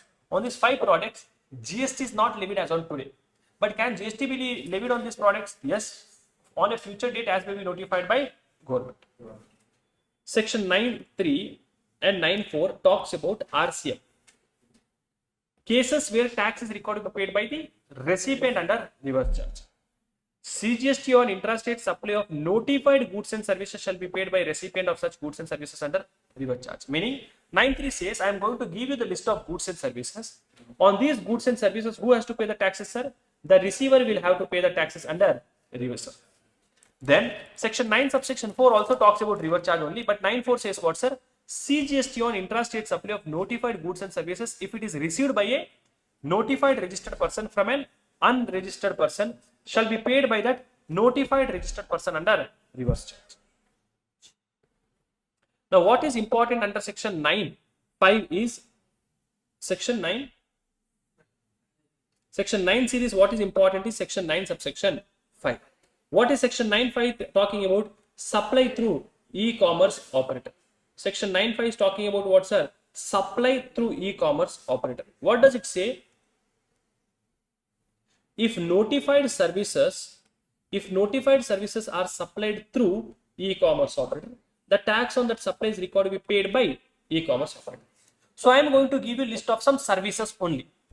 If these services are supplied by you through an e-commerce operator, please note, I am teaching you. So services are supplied directly by me. Correct? Services are supplied directly by me. Now you are I am selling you Priya Sari. You are coming to Priya Saris. I am selling the sari to you. So can I say it is supplied through Dilip only or supplied through Priya Saris? Saris of Priya Saris are listed on Flipkart. You are purchasing the sari from Flipkart. So if you are purchasing the sari from Flipkart, that means it is a supply through e-commerce operator. Have you understood what is the meaning of supply through e-commerce operator? Correct. Now what is this point meaning? If notified services, they are going to give you list of some services. If these services are supplied by you through an e-commerce operator, then who will have to pay the taxes? E-commerce operator. You see, normally the tax is required to be paid by service provider, but they will give the list of some services to us. For that services, who has to pay the taxes? The e-commerce operator has to pay the taxes. Sir, who is an e-commerce operator, sir? E-commerce operator means any person who is owning, operating, maintaining, managing electronic platform. Any person who is owning, operating, maintaining, managing electronic platform for electronic commerce. So if I have an electronic platform which I am owning, maintaining, operating, managing, why am I doing this, sir? For electronic commerce, then I will be called as e-commerce operator. Now, what are the services notified under section 9.5? Meaning only these 4 items are covered under 9.5. Which are those 4 items, sir? Passenger transport service provider. Okay, passenger transport service provider. Or you are a person who is involved in the business of providing services of accommodation in hotel, in guest house. Or you are a person who is giving services of housekeeping. Or you are giving restaurant services. So only 5 services are covered. 4 services, sorry. Passenger transportation services, which is nothing but example is Ola, Uber, passenger transport services. Meaning, if you want to go from one place to another place, then you can go on the road, do hand like this, one auto will stand. Correct? Now you tell that auto driver that, sir, I want to go to this place. So in this case, services, are they provided through e-commerce operator? No, it is not provided through e-commerce operator. Now you take out your mobile phone, you select your present location, you open Ola application, you select your present location, you enter your drop location. Now that person is coming to you, he is picking you up and he is dropping you to that location. Now can I say the services is provided by that cab driver through e-commerce operator, which is Ola. Correct. So what are the services covered, sir? Transportation of passenger services, accommodation in hotel, in guest house services, housekeeping services, and restaurant services. Meaning if these services are supplied by you through e-commerce operator, who has to pay the taxes? Not the provider of services, but the e-commerce operator. So if I am ordering food through Zomato, who is giving the services to me? Zomato or the restaurant? No. Restaurant is giving the services to me. Who is supplying the food to me? Restaurant is supplying the food to me. Zomato is just an e-commerce operator through whom I am purchasing it. Correct. So transportation of passengers, accommodation in hotel, in guest house, and restaurant services. For these 4 services, if they are supplied through e-commerce operator, who will have to pay the taxes, sir? E-commerce operator. Okay, e-commerce operator will have to pay the taxes. Sir, what if the e-commerce operator does not have any office in India? Ola does not have any office in India, sir. Meaning, what if the e-commerce operator does not have physical presence in taxable territory, which is India, sir? Lawmaker says no problem. In such cases, any person who is representing the e-commerce operator in taxable territory will have to pay the taxes. Meaning, you yourself don't have any office in India, no problem. Is there any representative of yours in India? Yes, that representative will have to pay the taxes. Sir, what if the representative is also not there? Meaning they don't have any physical presence as well as representative. Lawmaker says provided further that if the e-commerce operator does not have physical presence in taxable territory and if there is no representative of such e-commerce operator in taxable territory, then they shall appoint a person in taxable territory to pay the taxes. They'll have to appoint someone to pay that tax. Now, here, important point. See, normally, who has to pay taxes in case of these 4 services? E-commerce operator. But they say in case of accommodation in hotel in guest house, housekeeping services and restaurant service. In case of these 3 services, if the supplier is registered, if the person who is supplying the services to you, if he is registered under GST, the supplier will have to pay the taxes and not the e-commerce operator. Sir, what do you mean by this? For example, I am going and booking an hotel in Taj Hotel. I am booking a room in Taj Hotel. I have an option to directly go and book. If I directly go and book, who has to pay the taxes? Now, because there is no e-commerce operator in this, tax is required to be paid by service provider, which is hotel. I am going and booking hotel through Taj ka mobile application. Now, is there an e-commerce operator? Yes, but it is the hotel only. There is no separate e-commerce operator. So, who will pay the taxes? 9(5) is not applicable over here. Hotel only has to pay the taxes. I am booking hotel room through Make My Trip. I am booking hotel room through Make My Trip. Now there is e-commerce operator. Now there is 9(5) also applicable. Who has to pay the taxes? E-commerce operator, which is Make My Trip, has to pay the taxes. I am booking the hotel through Make My Trip, but the hotel is registered under GST law. If the hotel is registered under GST law, though 9(5) is applicable, hotel will not pay the taxes. The service provider, the Make My Trip will not pay the taxes. The service provider, which is hotel, will only pay the taxes. Okay? Is this point clear to you all? If the services are provided through e-commerce operator, then who has to pay? Normally e-commerce operator. But in case of hotel, housekeeping and restaurant services, if the service provider is registered, then the service provider has to pay the taxes. Now, the services which are covered under reverse charge. Section 9 subsection 3 talks about the services covered under, section 9 subsection 3 talks about reverse charge. Cases where the receiver has to pay the taxes.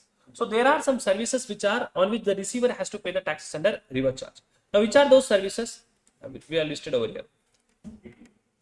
First, services given by goods transport agency to 7 notified persons. GTA is giving services to whom, sir? 7 notified person. For the services given by GTA to this 7 notified person, who has to pay the taxes, sir? The 7 notified persons will have to pay the taxes under reverse charge. These 7 notified persons. Who are the 7 notified persons? If a GTA is giving services to a factory, society, cooperative society, body corporate, registered person, firm including LLP, or casual taxable person, then these people will have to pay the taxes under reverse charge. Okay? If they are the recipient, they have to pay the taxes under reverse charge. Now, what do you mean by a GTA? GTA means any person who is involved in the business of transportation of goods by road and who issues a consignment note. And compulsorily he should issue what, sir? He should issue something called as consignment note. So, if you are a person who is involved in the business of transportation of goods by road and if you issue a consignment note, you are called as GTA. Now, if you are giving services to these 7 people, if they are located in taxable territory, they will have to pay the taxes. Now, of course, this is also there. GTA also has an option to pay the taxes under forward charge. Meaning, normally GTA services are taxable under reverse charge. But GTA, they themselves wants to pay the taxes under forward charge. Can they do so? Lawmaker says yes. If the GTA wants to pay the tax under forward charge, it can always do. Where for that GTA will have to take registration and they'll have to inform the recipient that they want to pay the taxes in forward charge, and they will have to issue a tax invoice. Legal services, important services. GTA and legal services are important. Legal services given by an advocate to a business entity. If an advocate is giving his services to whom, sir? Business entity, the business entity will have to pay taxes under reverse charge. Now the question is, who is a business entity? Now because it's any person who is doing business is business entity. In GST law, they have not given definition of business entity. Therefore, any person who is doing business is called as business entity. Now, if advocate is giving legal services to a business entity, then the tax is payable under reverse charge. See, normally in exemption chapter, we are going to learn about this. Advocate is giving legal services to government, it is exempt. Advocate is giving legal services to non-business entity, exempt. Advocate is giving legal services to another advocate, exempt. Whereas advocate is giving services to business entity, it is taxable under reverse charge. Just now we studied that point. Correct? No? Now, when will it be taxable?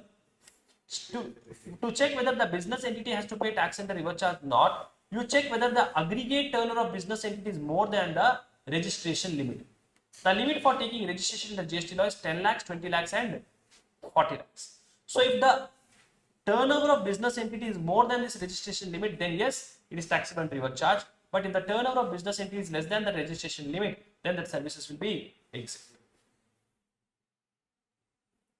Similarly, arbitral tribunal is giving services to a business entity who has to pay the taxes.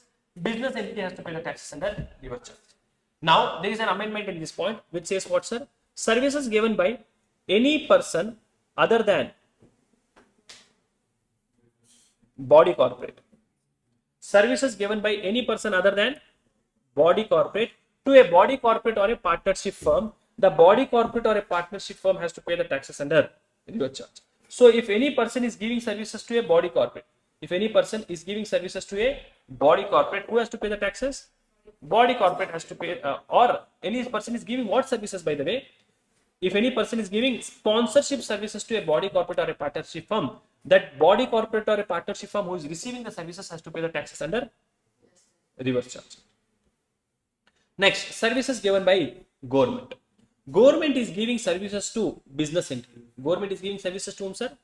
Business entity. When I say government, how many people are there? 4 people. Government means central government, state government, union territory, local authority. When government is giving services to a business entity, then the tax is required to be paid by such business entity under reverse charge, excluding for these services.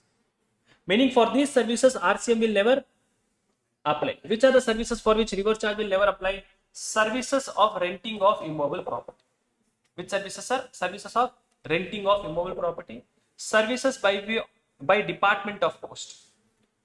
Services given by Indian Railway. Services in respect of aircraft and vessel inside or outside port or airport.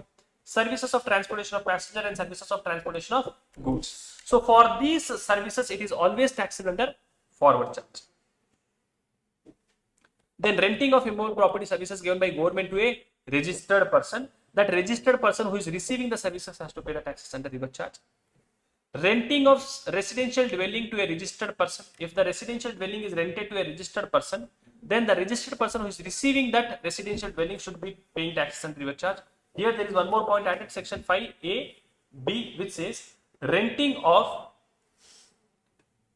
immobile property by unregistered person to any registered person.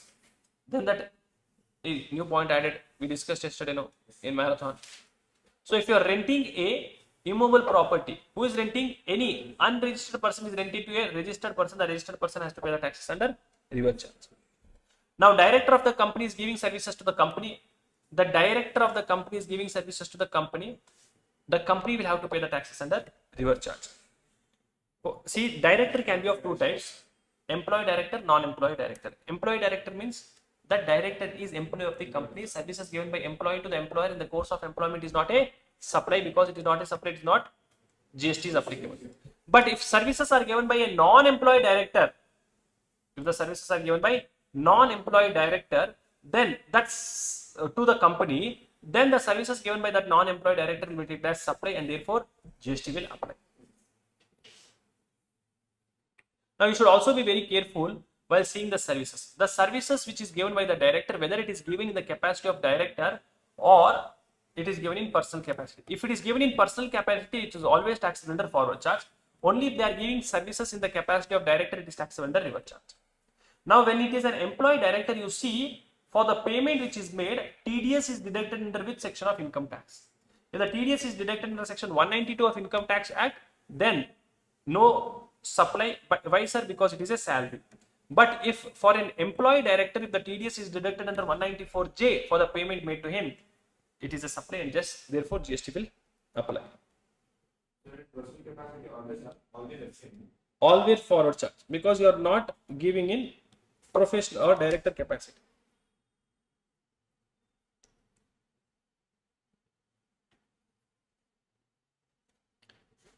Now see this question. Examine brief. Which person is liable to pay GST in following independent cases? Where supplier and recipient both are located in taxable territory, ignore aggregate turnover and exemption available. Vikas is an insurance agent. Hey, we have not covered, wait, one second.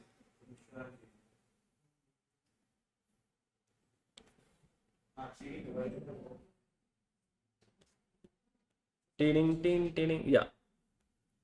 We covered till director.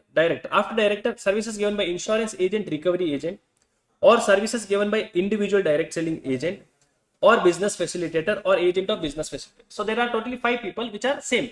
Meaning insurance agent is giving services to insurance company. Insurance company is taking the services from insurance agent. Now insurance company is only less in India, whereas insurance agents are many. So services given by insurance agent to insurance company, who has to pay the taxes? Insurance company has to pay the taxes because it is very easy for government to go talk to insurance company when compared to insurance agent. Recovery agent is giving services to a banking company. Now if you take a loan for purchase of your car and if you don't pay the car EMI, then who will come to you? Recovery agent will come to you, and recovery agent will come to you and take money from you. I mean, he will take the car only from you if you don't pay EMI. So that person is called as a recovery agent. He is giving services to the bank. Who has to pay the taxes? Bank has to pay taxes under reverse charge. Now a music composer or an artist or a photographer is giving services to music company or producer. For example, A.R. Rahman is giving services to T-Series. A.R. Rahman, music composer, giving services to T-Series music company. So for whatever services are given by him, A.R. Rahman is going to charge some money. Who has to pay the taxes? T-Series has to pay the taxes under reverse charge. Supply of services by an author by way of, so now author is writing a book and he is giving that book to a publisher. Who has to pay the taxes? Publisher. For example, I have written a book, Life of a Husband. Okay, now there is a publishing house which is publishing that book. So book is written by me. I am giving the rights of that book to someone to publish that book. Now who has to pay the taxes, sir? That publishing house has to pay the taxes under reverse charge. Then security service. Security services means supply of security guards. You see in the malls, you see these security guards. Okay, these security guards are not employees of mall. There is some company which is supplying security guards to the mall. So supply of security services provided to a registered person. So if security services are given by any person other than a body corporate to a registered person, then the registered person will have to pay the taxes under reverse charge. Renting of motor vehicle. If you are taking any motor vehicle on rent, who is giving the services? Any person other than body corporate to a body corporate, then the body corporate who is receiving that renting of motor vehicle services has to pay the taxes under reverse charge. Similarly, lending of securities. Please note, sale of securities is not a supply. I am lending the securities. Lending means I am giving it on rent. Lending on securities by lender to borrower, the borrower will have to pay taxes under reverse charge. Now it is done. Yeah. Vikas is an insurance agent registered under GST, received a commission of 12 lakh rupees from insurance company which is registered. Who has to pay the taxes? Insurance company has to pay the taxes under reverse charge. Mukesh is a business facilitator, received commission of 1,95,000 for services provided to urban nationalized bank with saving bank account. Who has to pay the taxes? Bank has to pay the taxes. Now please note, under exemption chapter you are going to learn this. If the branch is in rural area, no RC, it is exempt. Gukesh is an independent director of XYZ Limited. Is independent director an employee? No, he is not an employee. Has received sitting fees amounting to 1 lakh rupees for attending board meeting. Who has to pay the taxes? All are reverse charge cases. Go base. Now see how they have answered. In case of services supplied by insurance agent to insurance company, GST is liable to be paid under reverse charge by insurance company. Therefore, GST is required to be paid by insurance company. Wow. And very simple points are 3 questions, 3 answers. T Series is a music company registered under Siri. Control your emotions.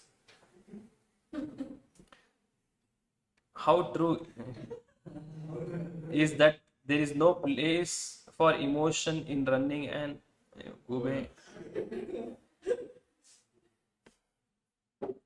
Siri? We'll see. Right, yeah. Hey Siri, we should say. Are you a Goobe Siri?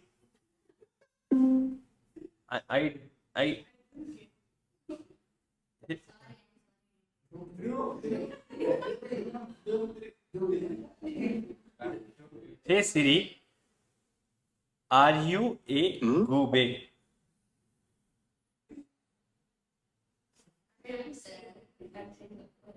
Hey Tarpuri, Goobe.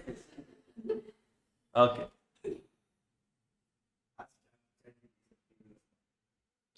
Are you a Tarpuri? Yeah, no, but it will tell that Dilip, you are a Tarpuri. T Series is a music company registered in India, paid an advance of 5 lakh rupees to Mr. Vikas, a music composer, for copyright of his original musical work on 5/9/24. This is with respect to time of supply. We will see that chapter later. I mean, time of supply, section 12.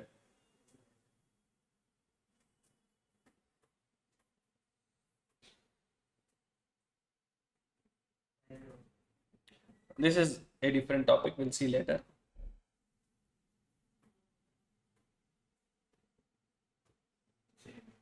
You want exactly same question they are given. Composition scheme, they have not asked any question only. What is composite supply, mixed supply? Do you know? Composition scheme, they have asked one question over here. One paper I have missed. No, okay, correct. Yeah.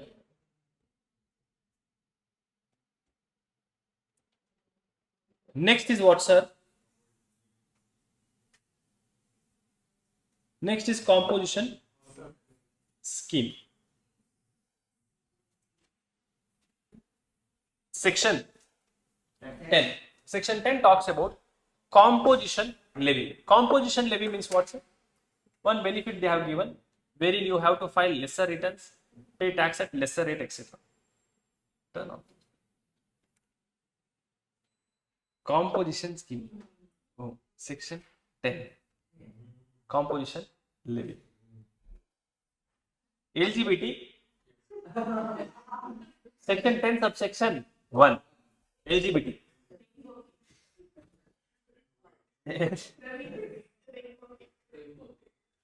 Rainbow cake, yeah. Hey, we have seen that. No? Section 10 subsection 1. Eligibility. Who is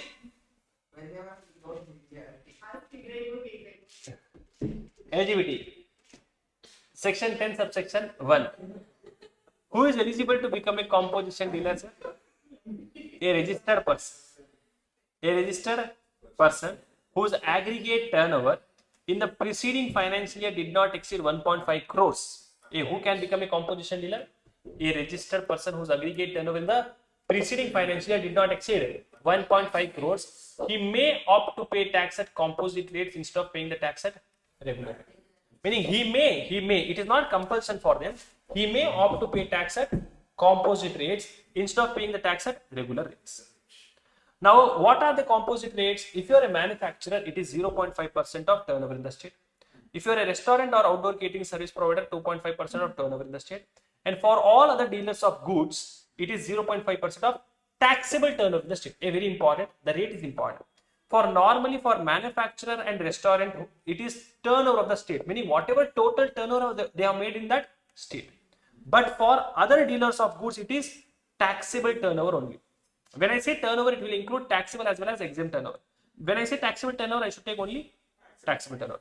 Okay, what is the limit for composition scheme? 1.5 crores is normally the limit. But if I am doing business in special category states, there are totally how many special category states? Now, normally there are 11 special category states, but for 8 special category states, the limit of 75 lakhs is applicable. If I am doing business in 8 special category states, which are these, sir? Num must means Nagaland, Uttarakhand, Manipur, Meghalaya, Mizoram, Arunachal Pradesh, Sikkim and Tripura. If I am doing business in these 8 special category states, for me the limit of 75 lakh will apply instead of 1.5 crores. Are you okay? Yeah?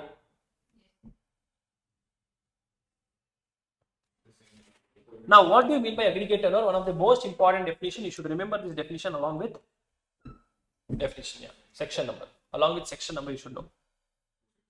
Section 2, clause 6, aggregate turnover. What do you mean by aggregate turnover? Aggregate turnover means aggregate value. Aggregate value means total value. Total value of what? Total value of all taxable supplies made by you. Total value of all exempt supplies made by you. Total value of all export of goods or services.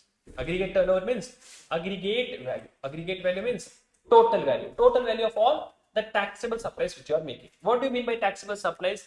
That supply which are taxable under GST law. Now, it does not matter whether you are making the supply within the state or outside state. It does not matter. It is always included in aggregate turnover. Aggregate turnover includes exempt supply. Sir, what is an exempt supply? Exempt supply means the supplies which are nil rated, the supplies which are wholly exempt, and it includes non-taxable supplies. Exempt supply means supplies which are nil rated, supplies which are wholly exempt, and it includes non-taxable supplies. Okay, so aggregate turnover will include taxable supplies, exempt supplies, export of goods or services. Export of goods or services are also treated as included in aggregate turnover. Export of goods or services are also called. There is one more name for export of goods or services, which is what, sir? Zero rated supply. See, section 16 of IGST Act. Section 16 of which act? IGST Act gives the meaning of zero rated supplies, which says if there is an export of goods or services and if there is a supply made to an SEZ unit or SEZ developer, then it will be called as zero rated supply. Or it is an export of goods or services also there. Then lastly, what, sir? Very important. Majorly students will make mistake in this point. Interstate supply to a person having same PAN. If I have my branch office in another state, if I supply to that branch office in other state, that turnover should be included in aggregate turnover. Interstate supply to a person having same PAN. Now, this aggregate turnover, when you are calculating, this calculation should be done on all India basis. So, what do you mean by all India basis? In entire India, how many ever branches you have? In the entire India, how many ever branches you have to take the turnover of all the branches for determining the aggregate turnover. But it shall not include taxes under GST and inward supply liable for reverse charge. When I say turnover, that means I am talking about my sales. So if there is any purchases, it is not in my aggregate turnover, it is not my sales. So even though there are some purchases on which you as a recipient have to pay the taxes under reverse charge, that is not your aggregate turnover. I'll repeat once again. Aggregate turnover means aggregate value of all taxable supplies, exempt supplies, export of goods or services, interstate supply to a person having same PAN. Whenever you are calculating aggregate turnover, calculate it on all India basis, and while calculating aggregate turnover, do not include taxes under GST and inward supply liable for reverse charge. Now, I want to become a composition dealer. Wait, I'll come back to this point. Aggregate turnover, we saw composition dealer.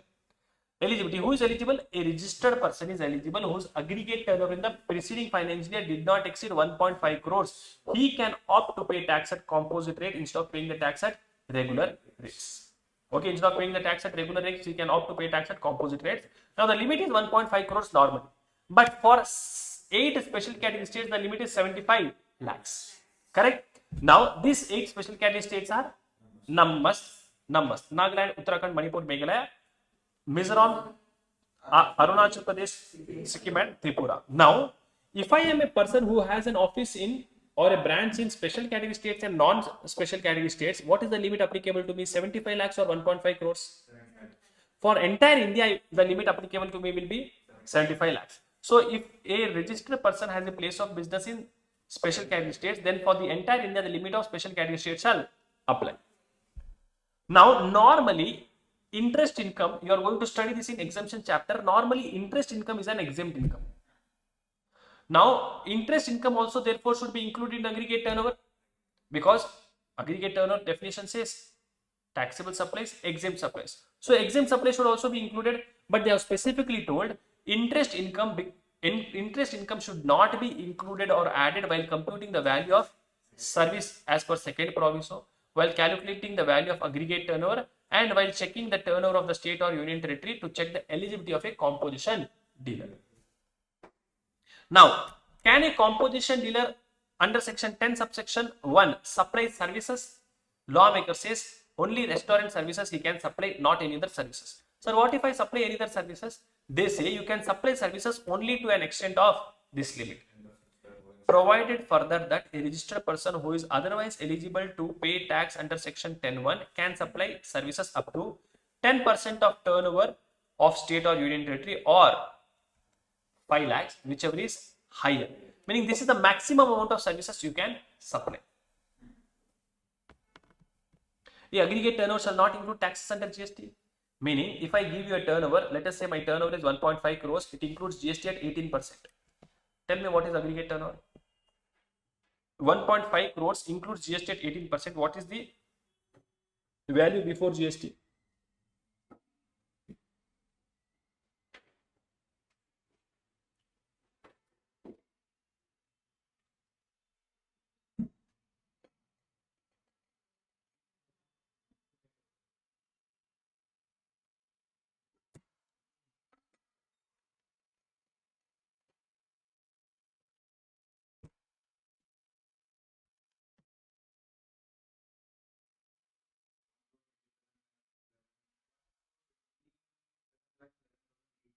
One crore something is telling.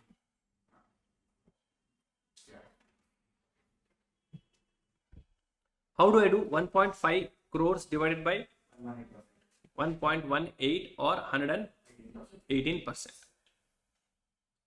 So 1 crore 27 lakhs 11,864. Section 10 subsection 2 talks about conditions. Meaning section 10 subsection 2 says if you want to become a composition dealer as per section 10 subsection 1, these are the conditions which you have to fulfill. A registered person shall be eligible to opt for composition scheme under section 10 subsection 1 if he is not engaged in supply of services except those mentioned in section 10 subsection 1. Except the services mentioned in 10(1), you should not be engaged in supply of any other services. Then he should not be engaged in making non-taxable supplies. You should not supply those services which are not taxable. Then he should not be engaged in making interstate outward supply. Please note, you should not supply services other than those mentioned in 10(1). Now, what is mentioned in, if I am supplying only services, Dilip as a chartered accountant, can he become a composition dealer? No. Dilip has Priya sarees and he is also having a house which he has given on rent. Can he become a composition dealer? Yes, if the rent, the supply of services within the limit of 10 lakhs or, sorry, not 10 lakhs, 5 lakhs or 10% of turnover, whichever is higher. Okay, whichever is higher.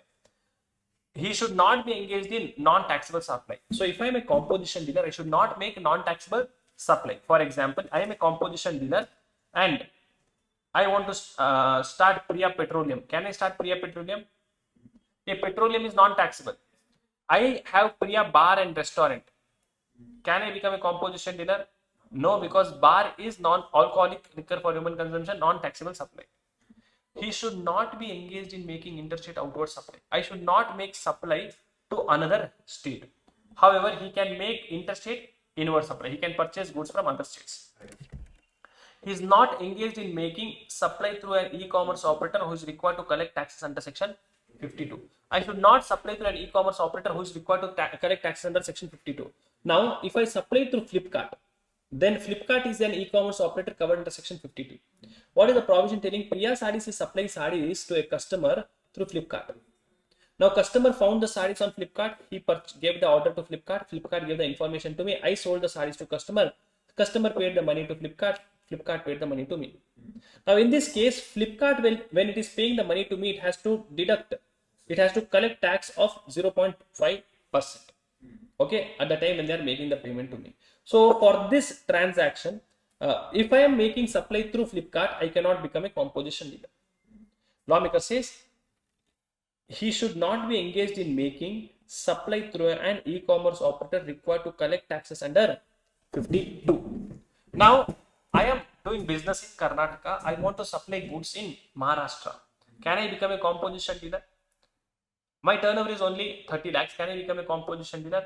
Lawmaker says no. Why? Because he should not be engaged in making interstate outward supply.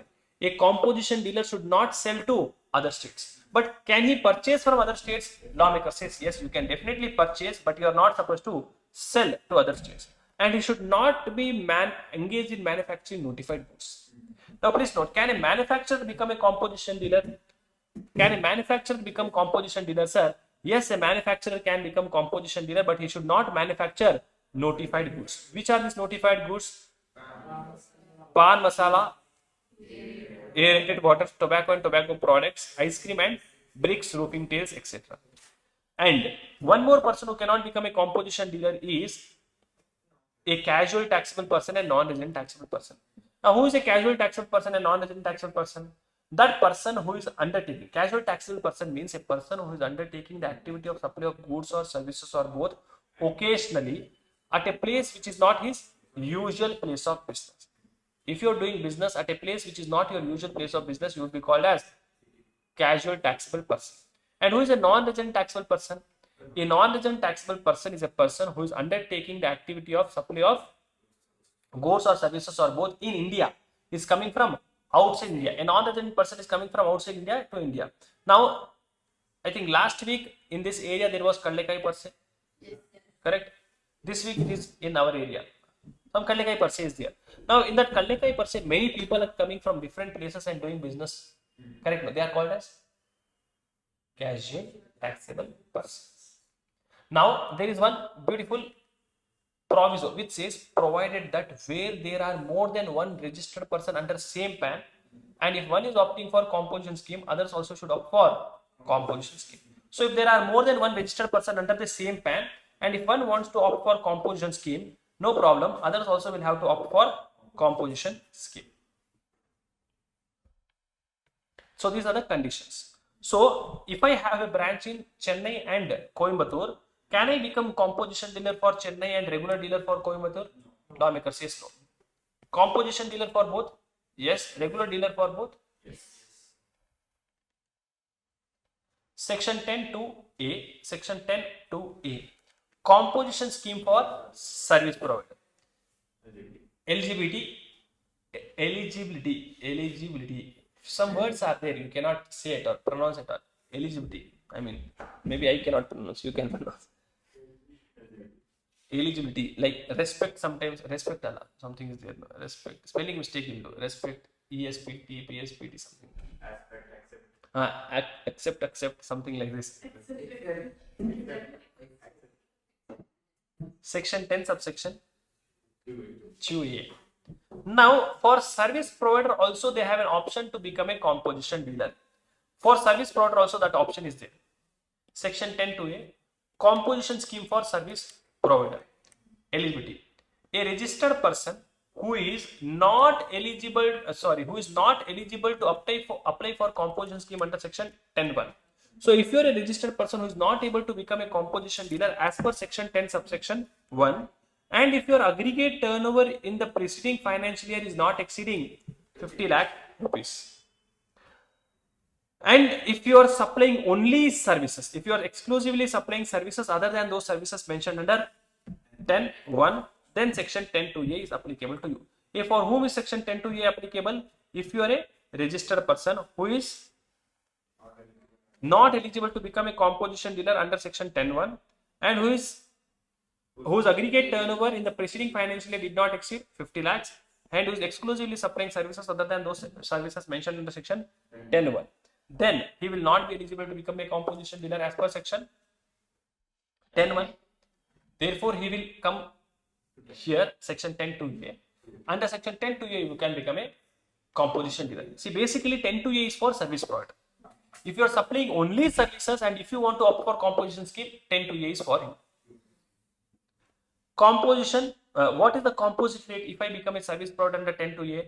3% of turnover in the state. When I say 3%, 3%, CGST 3%, SGST effectively you have to pay 6%. Now, what are the conditions applicable to him? Same conditions, whatever you just now studied.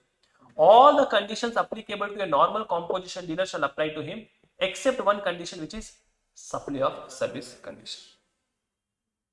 Now, section 10 subsection 3, the composition scheme shall lapse. Your composition scheme shall lapse. Lapse means lapse means what, sir? Correct? No. Yes. Venkat, in Andhra it is అయిపోయింది. No, in Andhra అయిపోయింది means it is over. Yeah. Because Bhuvesa are there something. Yeah. In Tamil, the Maja is there. In Tamil, what is it? Tell him. You tell him, sir. He is asking you.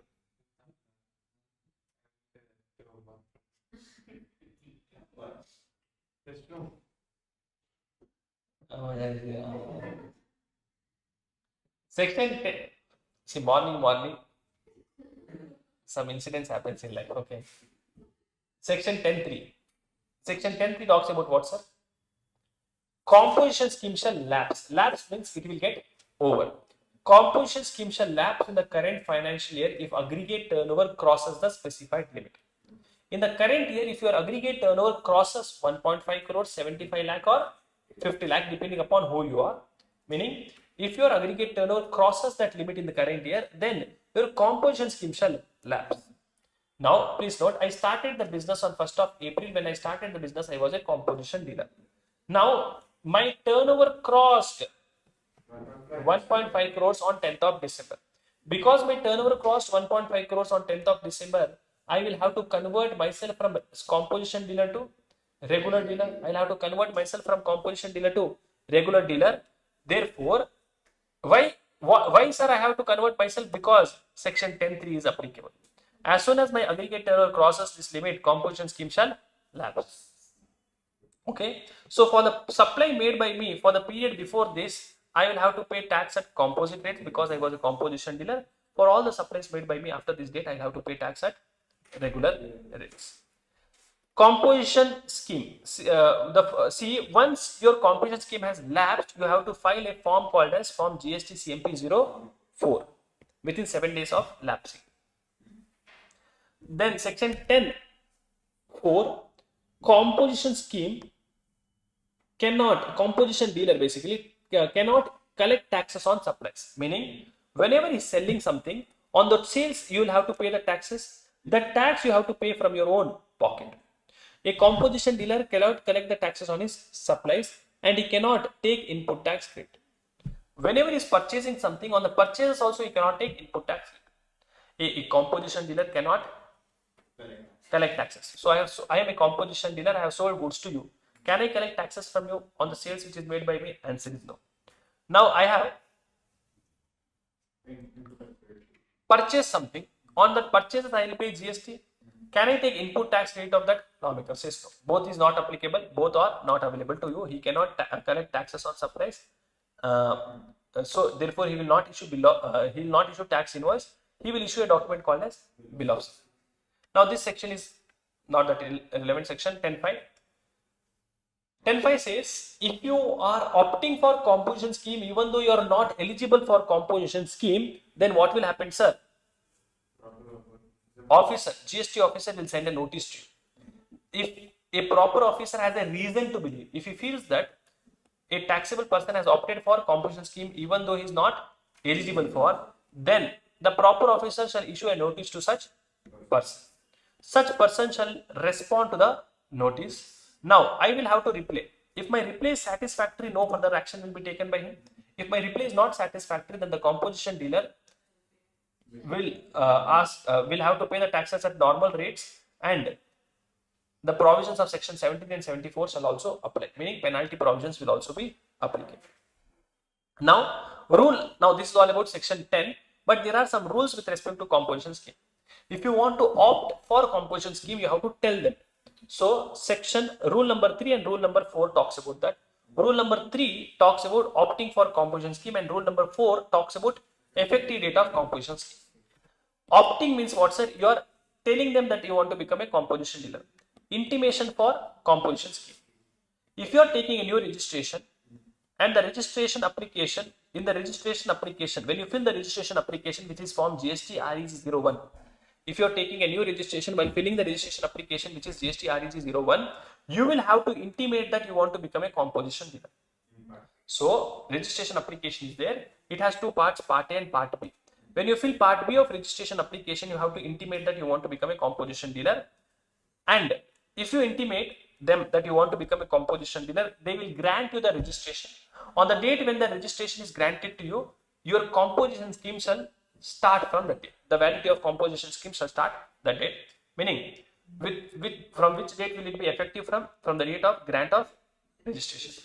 But if you are a person who is already registered under GST as a normal dealer, and now if you want to become a composition dealer, can you do that? Lawmaker says yes. For doing that, you have to make an application in form called as form GST CMP 02 before the start of next financial year. And if you make this application, the composition scheme will be given to you from first day of the next financial year. Now, rule number 5 talks about other conditions applicable for composition dealer. A composition dealer will have to mention the words composition taxable person on the name board. So, outside your shop, you will have name board, sign board. In that, you have to mention composition taxable person. Then he will have to mention the word composition taxable person not eligible to collect taxes on supply on bill of supply. There is a document which he is going to issue. On the document, he will have to mention the word composition taxable person not eligible to collect taxes on supplies. And if he is selling goods, he has to pay taxes on composite rate. But if he is purchasing something, he will have to pay taxes at normal or regular rate. A composition dealer has to file a return called as GSTR4. The due date of filing this return is 30th of June of next financial year. What is the due date of filing return? 30th June of next financial year. And he has to pay the taxes on quarterly basis by using a form called as form GST CMP 08. And the due date of making the payment of taxes is 18th of next month following the quarter. Once the quarter is over, 18th of next month. So what is a quarter? Quarter is a period of 3 months starting from first day of a calendar year. So April, May, June, July, August, September, October, November, December, January, February, March. So I think here one of the question only they were asked in one of the attempt. Time of supply question this is.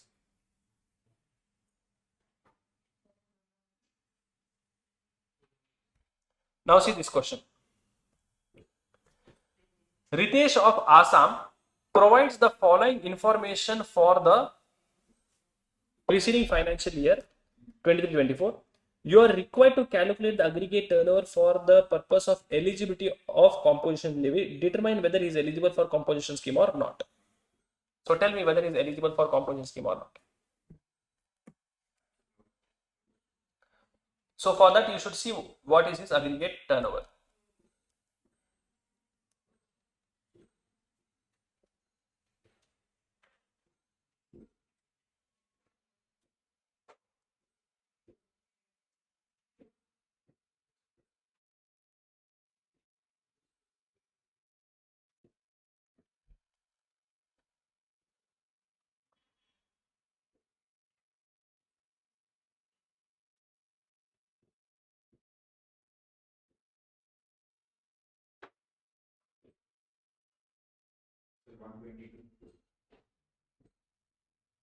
$122 lakhs. So is he eligible?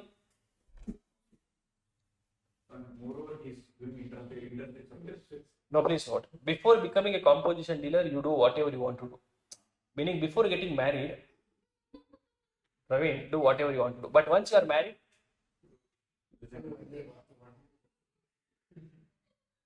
Before becoming composition dealer, you can make interest supply, no problem. But once you become composition dealer, then only the rules will apply, right? So is he eligible? So to check eligibility, you should see only the limit. You should not see the condition for checking the eligibility. Condition will apply once you are eligible. So what is the turnover? Value of outward supply, 10 lakhs is interstate supply, 75 lakhs, okay, include that. Value of exempt supply, 30 lakh is interest. Now please note, interest should not be included, correct? So from this I will exclude 30 lakhs. How much is the value? 40 lakhs. Value of inward supply on which he is liable to pay tax under reverse charge. Again, this is not my sales because it is inward supply. Value of export 7 lakhs. So total is what, sir? 1 crore 22 lakhs. So can he become a composition dealer? Yes. So what we'll have to do? First write the meaning of aggregate turnover. They have not written up. Okay, but you write. You're a nice student. You write the meaning of aggregate turnover and then give your answer. So value of taxable supplies, all supplies, whether it is interstate or intrastate. Then value of exempt supplies. Value of exempt supplies shall not include interest income. Value of inward supply liable for reverse charge not included. Value of export 7 lakhs. So total is 122. A registered person of Assam is eligible to opt for composition scheme if his aggregate turnover does not exceed 1.5 crores in the preceding financial year. Therefore, Ritesh is eligible to opt for composition scheme.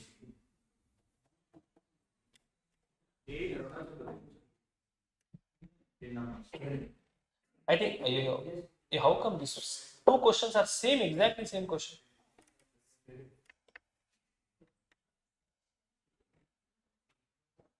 What is there in this question? Gukesh. Okay.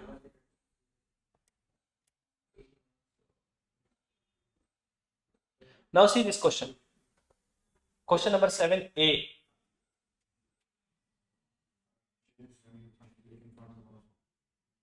Aryana, Arjiana, unnecessarily they are complicating. Mr. A, they would have written. What is that name, by the way? Arjia.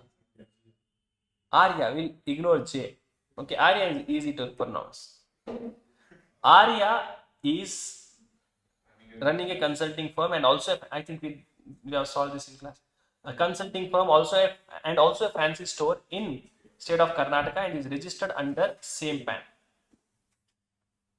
The turnover of fancy store is 65 lakhs and consultancy is 10 lakhs in the preceding financial year. You are required to discuss whether Arya is eligible for composition scheme under CGST Act. So what is his total turnover? 75 lakhs. Is he eligible for composition scheme?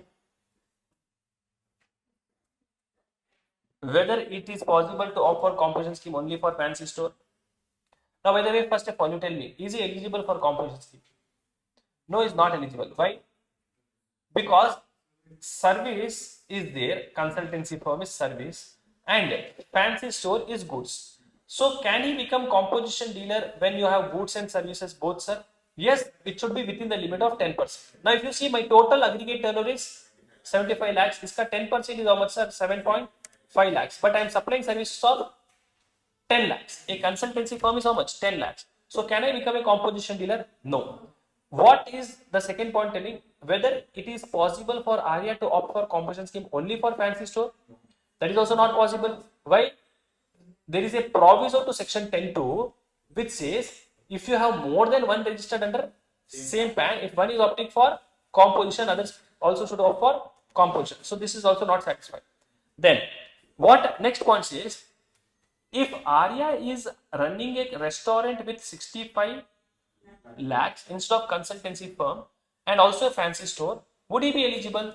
Now they are telling 65 lakh is my restaurant plus 65 lakh is fancy store. Total turnover is 130 lakhs. Now instead of fancy consultancy firm, I am running a restaurant. Restaurant is a service.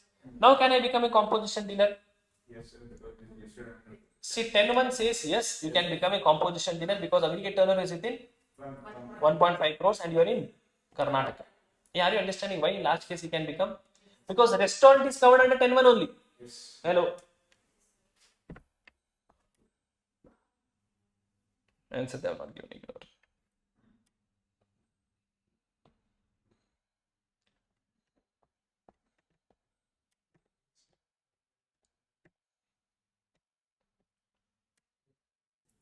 Next topic for discussion is what, sir?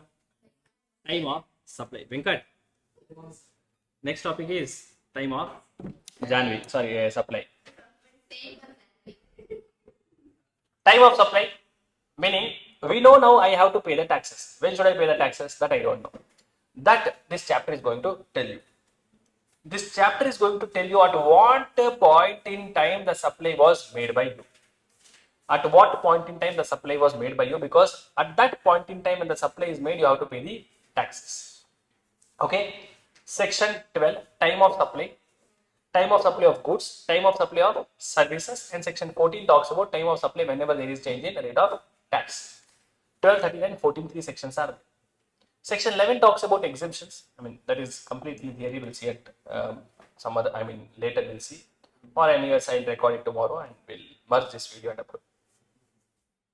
Time of supply of goods. Hey, what do you mean by time of supply, by the way? See, whenever there is a supply, I have to pay GST. Now, when did I make the supply? If I want to know that, I'll have to see the time of supply. Now, time of supply, yeah. So, time of supply of goods, services, and time of supply whenever there is change in rate of tax. Now, before discussing the topic of time of supply, what is it important, sir? It is important for us to know what is the due date for issuing invoice. When should I issue an invoice? The due date to issue invoice is given in the section 31. Section 31 says, for goods, check whether the supply which you are making involves movement in goods. I am making supply of goods, and that supply which I am making involves movement in goods. If the supply involves movement in goods, the invoice is required to be issued on or before removal of such goods. On the date when you are removing that goods or in time before that date, the invoice is required to be issued. If supply does not involve movement in goods, the invoice is required to be issued on or before delivery of such goods. If supply involves movement in goods on or before removal. If supply does not involve movement in goods on or before delivery of such goods. Now, if it is a case of continuous supply of goods, goods are supplied on continuous basis over a period of time. If it is a case of continuous supply of goods, time of supply is, the due date of issued invoice is the successive payment date or statement date, whichever is earlier. And if it is a case of sale on approval, the date of approval or 6 months from the date of removal, whichever is earlier, is the date within which you are supposed to issue an invoice. Now, for services, what is the due date for issuing invoices? For services, in normal cases, it is on or before completion or within 30 days from the date of completion. Services, it is little important. For services, when should you issue an invoice? On or before completion of services. For example, I am filing your income tax return. I have filed your income tax return on 15th of July. So, when should I issue an invoice? On or before completion, the date of completion of 15th of July. So, on 15th of July, anytime before 15th of July, or I can issue afterwards also. If I am issuing afterwards, I should issue within 30 days from the date of completion. Now, this 30 days shall be replaced by 45 days in case of a banking company, financial institution, NBFC, etc. Okay, this 30 days will be replaced by 45 days. Then, for continuous supply of services, also invoice is required to be issued. What is the time limit for issuing invoice for continuous supply of services, sir? Check whether in continuous supply of services, you are going to supply the services continuously for a period more than 3 months. Now, because the services are supplied on continuous basis, the person with whom you are going to enter the contract of supply of continuous supply, you are going to have these 3 points. Due date of payment is ascertainable, meaning from the contract which you have entered, the due date of payment is ascertainable, or the due date of payment is not ascertainable, or the payment is linked to completion. There are 3 possibilities. The due date of payment is ascertainable, due date of payment is not ascertainable, or payment is linked to completion. Meaning, I am supplying something to you continuously. Now, in that supply, I would have given a contract. We would have made a contract. In that contract, whether the due date of payment is mentioned. If it is mentioned, then the invoice is required to be issued on or before that due date of payment. If the due date of payment is not ascertainable, if the due date of payment is not mentioned or not ascertainable, the invoice is required to be issued on or before receipt of such payment. On the date when you are receiving the payment or any time before that date. And if the payment is linked to completion, if the payment is linked to completion, invoice is required to be issued on or before completion. Now, we'll discuss the time of supply of goods first.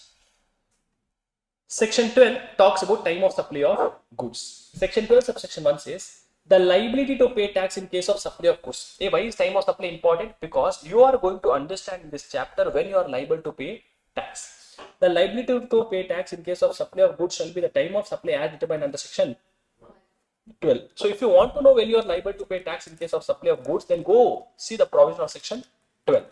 Section 12 subsection 2 talks about time of supply of goods in case of forward charge. In case of forward charge of goods, when should you issue the invoice? Check whether in case of forward charge, when do you have to pay the taxes? What is the time of supply? To know that, you check whether the invoice has been issued within the due date under 31 or invoice is not issued within the due date under 31. Now, just now we saw what is the time limit for issuing the invoice. If the invoice is issued within the due date of 31, time of supply will be date of invoice or date of payment, whichever is earlier. Meaning, I am making a supply of goods to you. Okay, for this supply, I have given the invoice to you within the time limit. Whatever time limit is there, I have issued the invoice within the time limit. So, what is the time of supply? The date mentioned on invoice. Meaning, when should I pay the GST to the government? On the date of invoice or the date when you make the payment to whichever is earlier.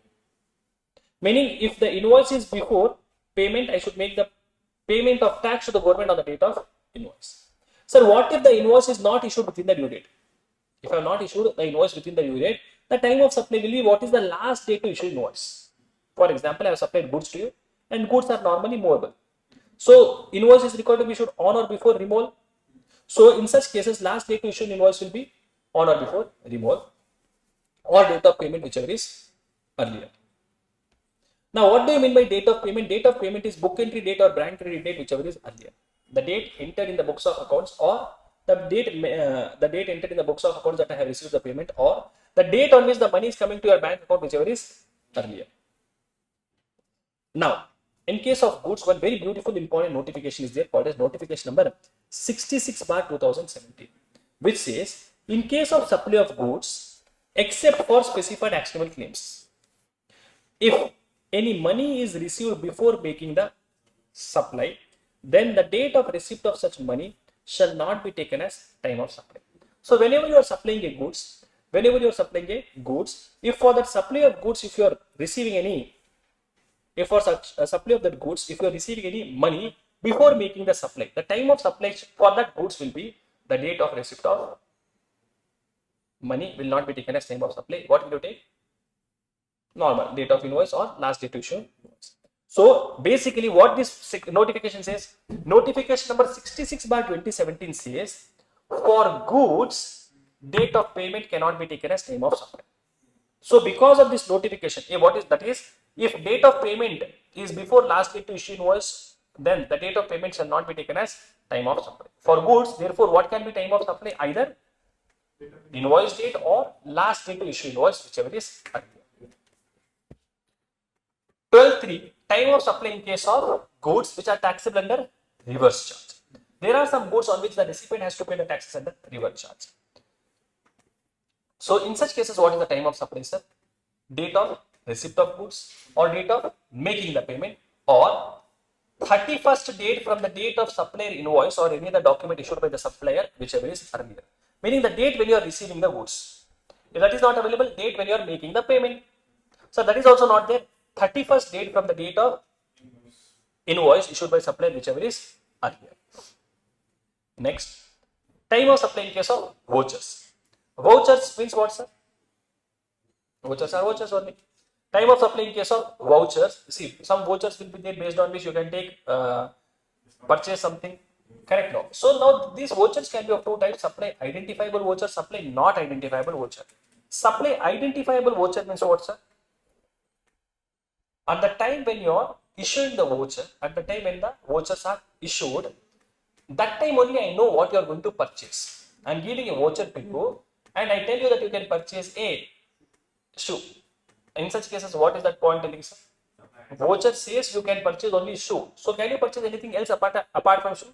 No, sir. So it is a case of supply identifiable voucher. I am giving a voucher to you which a condition telling that you can purchase anything what you want. From Puma store, you go purchase anything.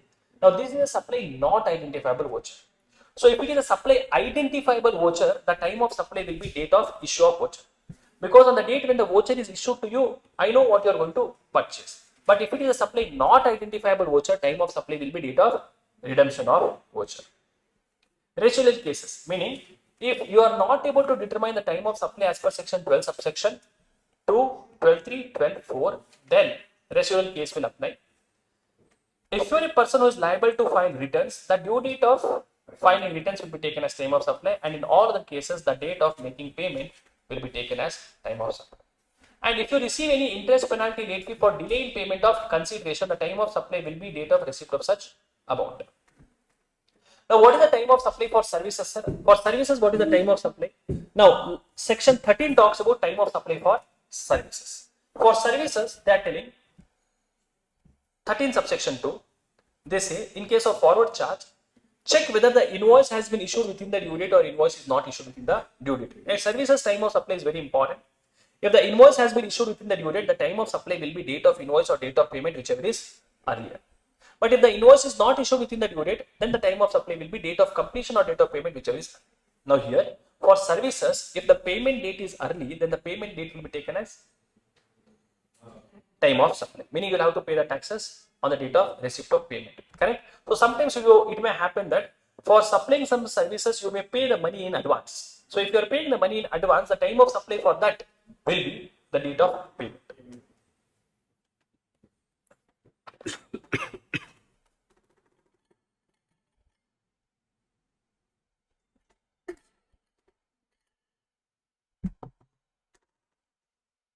Now, section 13 subsection 3, time of supply for services taxable under reverse charge. Now there is an amendment in this. What is the amendment, sir?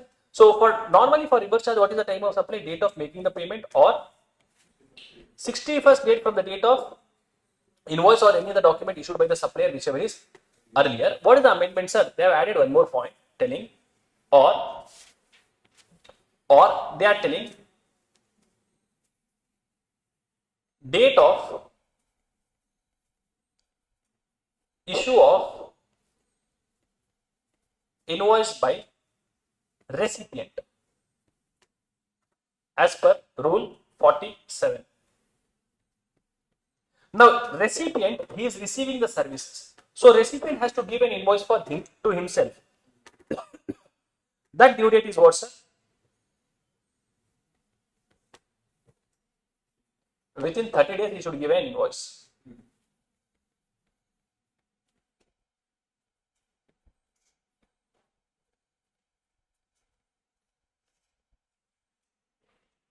By recipient, within 30 days, the invoice should be generated.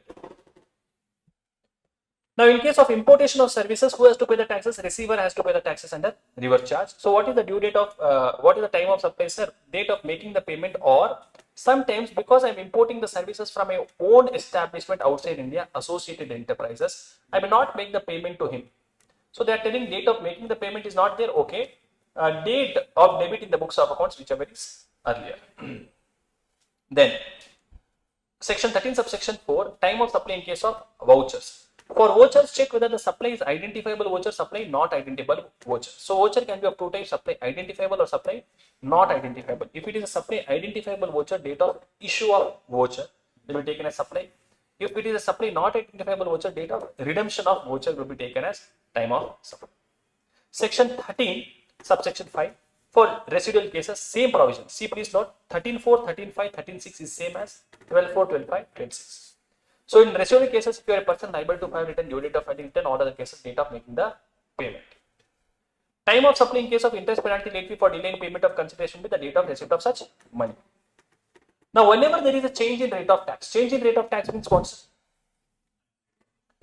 Now, if you remember, few months back, there is something called as GST 2.0 came into existence, because of which there was a tax rate change. Correct? There was a rate change of taxes. Meaning now there will be only two rates, which is 5% and 18%. All other rates will be gone. They are telling, correct? No? So now there were products which were taxable at 12%. Now it is taxable at 5%. So the question is, will I apply 12% or 5%? So for that, if you want to know, you please read the provision of section 14.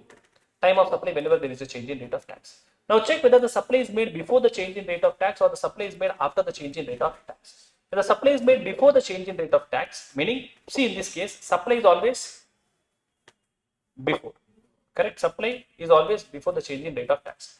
Now, what is the crux? What is the crux which we learned over here? Date of supply can never become time of supply. Date of supply can never become time of supply. You see everywhere, date of supply is not a time of supply. Then who can become time of supply? Either invoice date or payment date. Any one of them can become.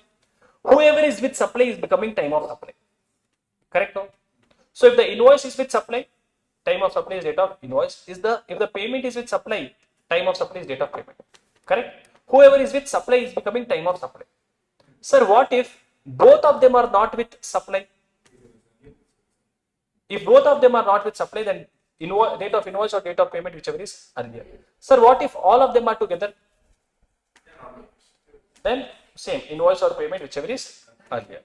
Now here, normally date of payment is book entry date or bank credit date, whichever is earlier. But whenever there is a change in rate of tax, if the amount is getting credited to the bank account after 4 working days from the date of change in rate of tax, then the date of payment shall be the date. Always the amount is getting credited to the bank account.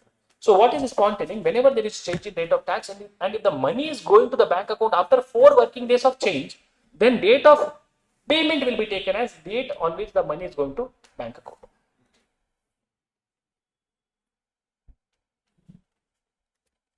Now T series is music company. Now please note, T series is a music company and a registered dealer in India paid an advance of 5 lakh rupees to Mr. Vikas, a music composer, for a copyright covered under section 13 subsection 1 clause A of Copyright Act of his original musical work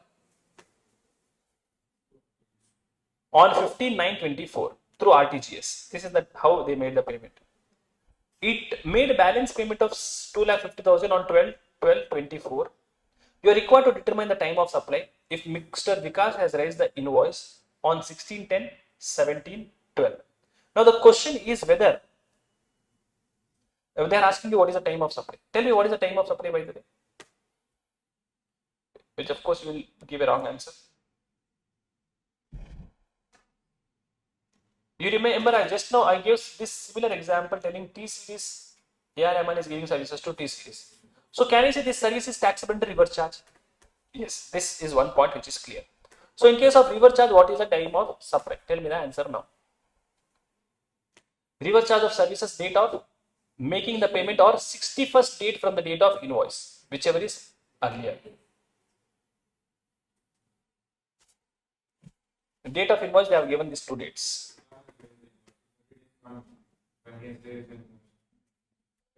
No sir, 61 days from the date of invoice, that date, or the services are given later, sir. He is gave the money in advance. So that is different point. The amendment point is different. That is anyways not covered in this point actually, because this was before amended question. So what is the date of what is the time of supply? So whatever is the date of invoice, add 61 days. You know, Vikas Rez, yeah, add 61. Hey, by the way, who has to pay the taxes? T series or Vikas? T series has to pay the taxes under reverse charge. So from this date, calculate 61 days.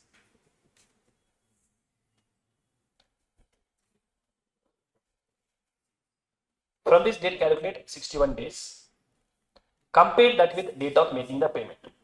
So for 5 lakh rupees, it will be 59 only because it is before the invoice date only. Correct? No, invoice date plus 61 I should tell. But for 5 lakh rupees, the date of payment is before, and 2,50,000, the date of payment is 12/12. So for this, I will have to see 61 days. So we will have 2 time of supply. Time of supply for 5 lakh rupees, it will be 5th of September, and for 2.5 lakh rupees, you have to calculate and tell me. So for this plus 61 days is how much? How 4th?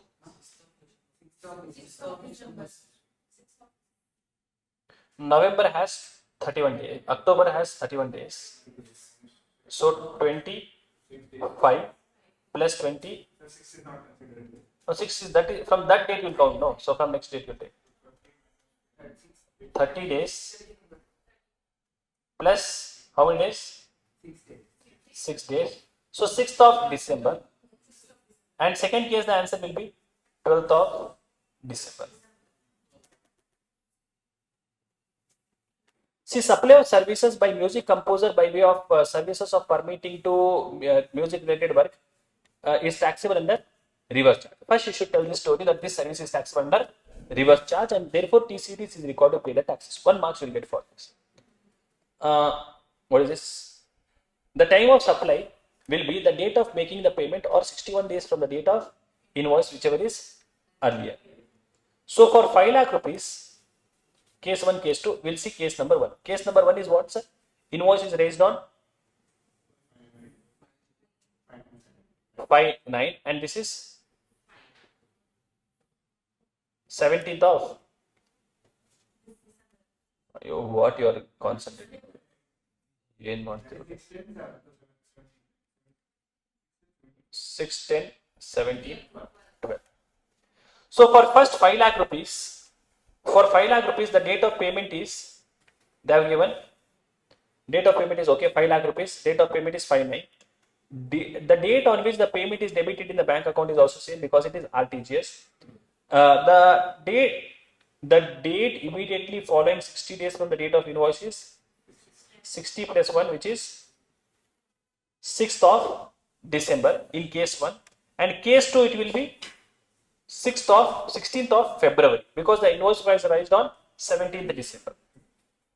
So time of supply will be for 5 lakh rupees, it is 5th of September. Did we also get the same answer?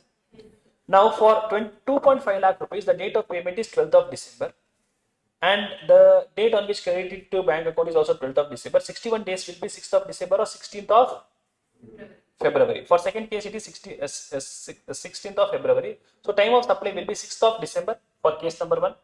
For 2,50,000 I am telling. And for second case, it is 12 because that is the date of payment.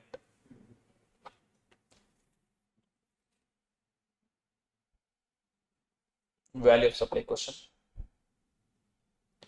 This is the copy paste only they have done. I think second question, so just like that they have copy pasted without even changing anything.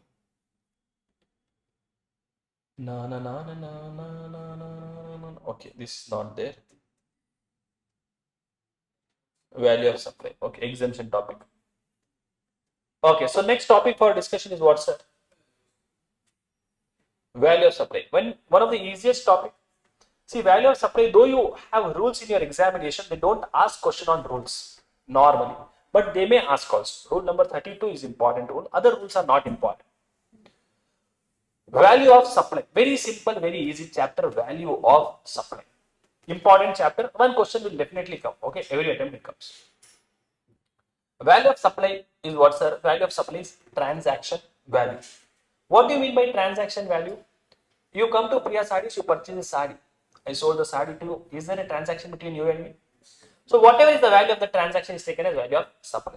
So value of supply is transaction value. Transaction value means the price which is actually paid or payable, where the supplier and the recipient are not related, and the price which you are paying is the sole consideration or it is the only consideration. Now, section 15 subsection 2, what are the inclusions in value of supply? What are the different things which you are supposed to include in value of supply? Now, you take the transaction value. What is transaction value? Whatever price is agreed between you and me. Okay, that is the transaction value. Transaction value is the price which is actually paid or payable, where supplier and recipient are not related and the price is sole consideration.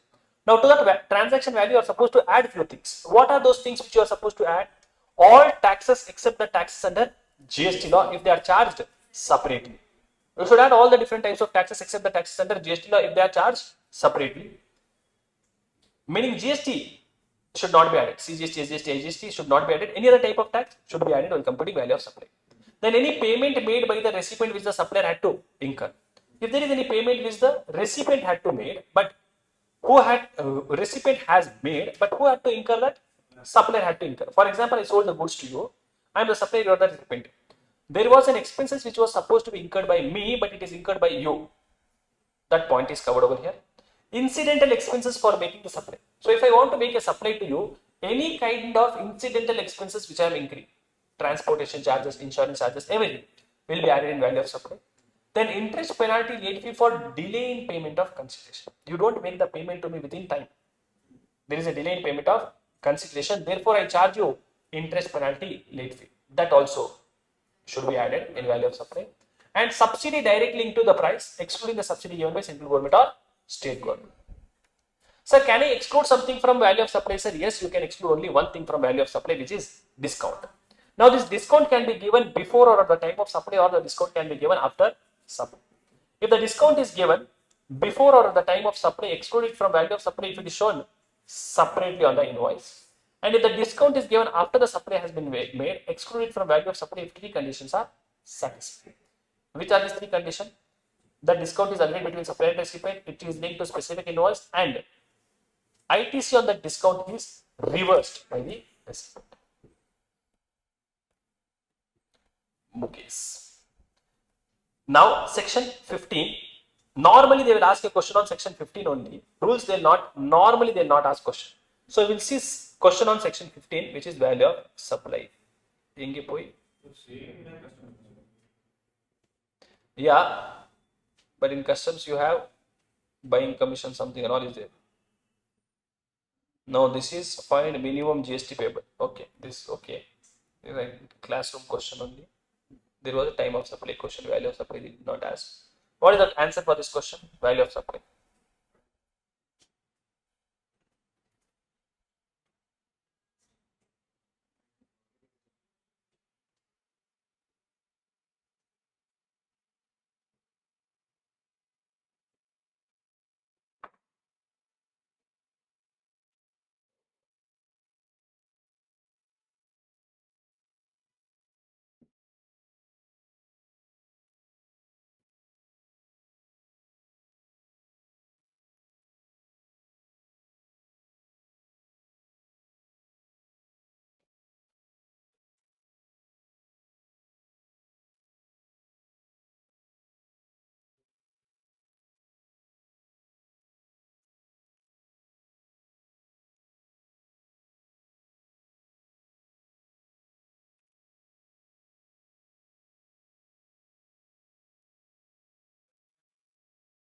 One answer I have received 13,40,000.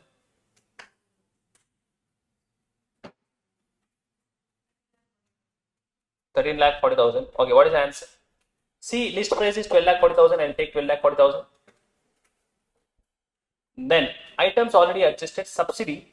See, items already adjusted means they have already considered this. Whenever I am receiving subsidy from someone, what will you do? Will you increase the value or decrease the value? Decrease the value because it is a benefit which is received by me. So now subsidy received by central government, no problem. Ignore that because that is not required to be considered. But subsidy given by trade association, that should have not been decreased, but he has decreased it. So can I say I will add it? Yes. So how much will I add? Items not adjusted in the next slide. Municipal taxes, should it be added? Yes. All taxes except the taxes under GST law. Packing charges and delay in payment of consideration. So total is how much, sir? 13,40,000.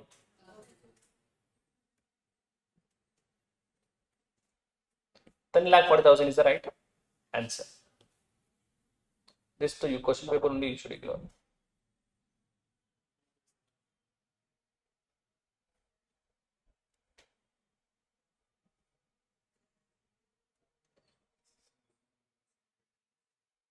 Now this includes like this folk dance is included in exemption chapter up to 1.5 lakhs. So this includes exemption point also. Okay, only one question is there. Now, rules, normally they will not ask a question. If they ask the question will be on rule number 32 only. Rule number 32 talks about some cases wherein these people, there are some categories of people, for them you can determine the value of supply using these methods. Rule number 32, if you are a money changer or a forex dealer, if you are a foreign exchange dealer or a money changer, then you have two options. See, please note, they can always follow section 15. But if they don't want to follow 15, they can follow this. If you are a foreign exchange dealer or a money changer, foreign exchange dealer means what, sir? You are a person who is involved in the business of converting foreign currency. In such cases, option number 1 available with you is, I am going to a foreign exchange dealer. Let us say, Praveen wants to go to Thailand. Okay, now every day he is taking services online. Now he want to take services offline. So in such cases, he will have to go there. Correct? No, he will have to go there, or that person will have to come here. Now he is going over there. I am a foreign exchange dealer. Now he wants, he wants to change his currency. He wants Thai, whatever rupees it is. Thai massage and gube. Okay.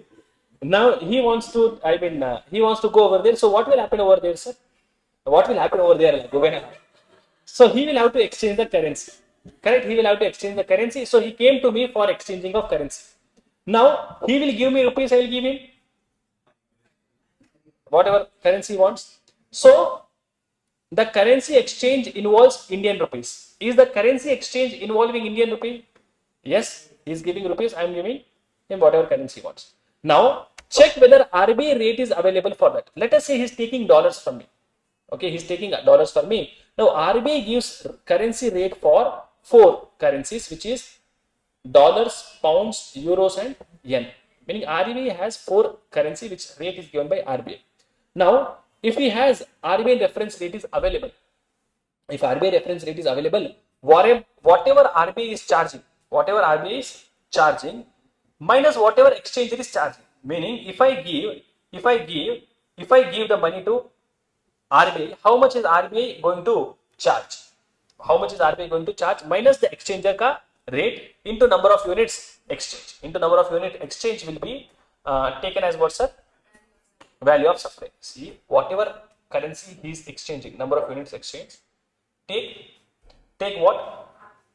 RBI ka rate. Take what? Money changer ka rate. Take RBI ka rate and take money changer ka rate. The difference of that, take positive value into number of units exchange. RBI reference rate is not available. If RBI reference rate is not available, then how much ever rupees he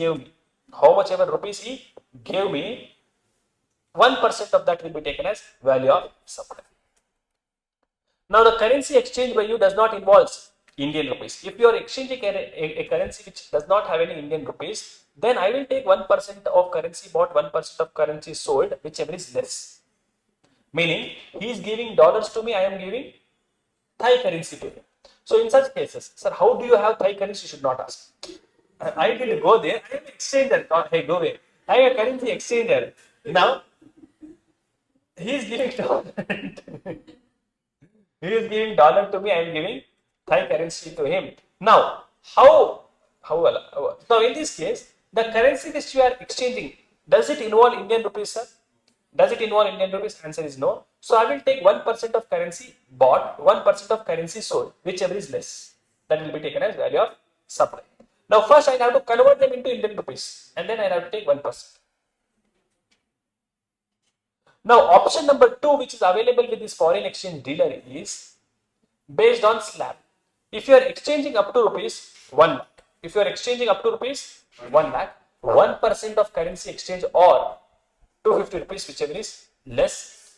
If you are exchanging more than 1 lakh up to, whichever is high only, I told.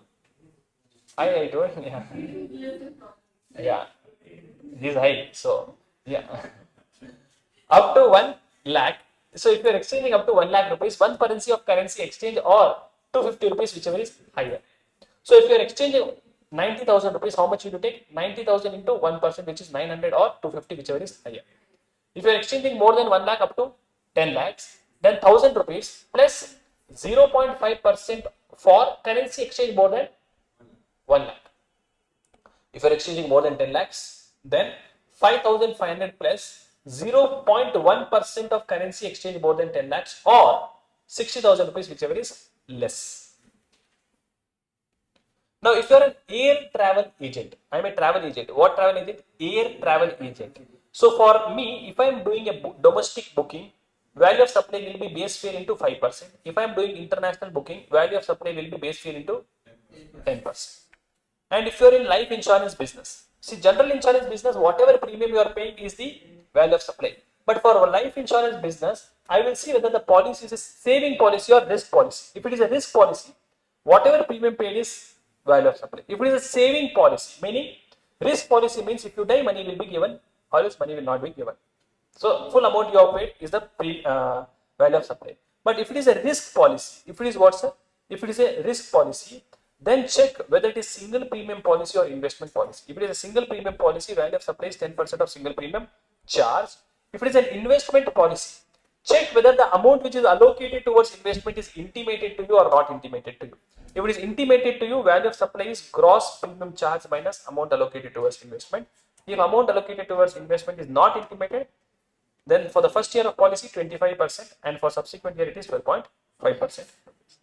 And if you are a dealer of second-hand goods, Praveen, if you are a dealer of second-hand goods, then check whether, hey, please note, in case of second-hand goods, you can either be dealer of second-hand goods or you are a person who is repossessing second-hand goods. Okay, dealer of second-hand goods or repossession of second-hand goods, value of supply is same, sale price minus purchase price. Value of supply is what's that? Sale price minus purchase price. Sale price minus purchase price. Value of supply will be what's sale price minus purchase price. Now, for this there is a condition. Value of supply will be taken as sale price minus purchase price subject to condition. No input tax rate shall be availed on second-hand goods, and second-hand goods should have been supplied as such without making any changes. Hey, without making any changes, you should supply second-hand goods. Okay or not? Except minor changes. Minor changes you can make, but major changes you cannot make. Okay or not? Yeah, minor changes means that second-hand goods should not be minor. Go away. Minor changes means small changes.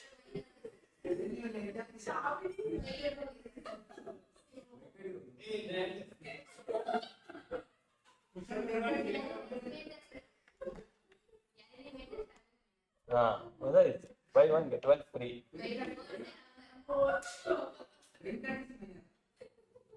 Venkat, you are minor. Yes, sir. You are not yet converted into major. You told you will get converted very soon. January. Control is not there in life. Now, how does she know about this? I don't know. She knows about this, that you are waiting for becoming major. Everyone knows. Publicly, I have put a notice board outside my room. He is not worried about exam. He is worried about January. When is your birthday, sir? You only don't know. He's having the 10th standard hall ticket.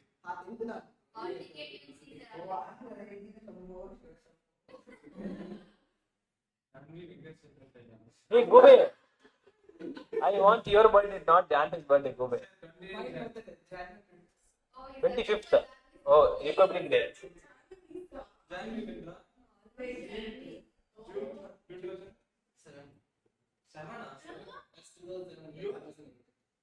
Oh, she is.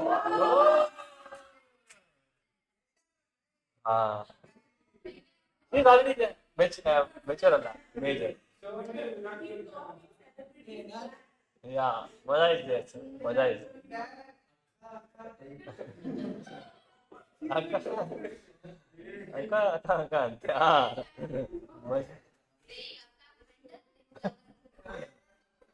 Akka, bani pakka ante.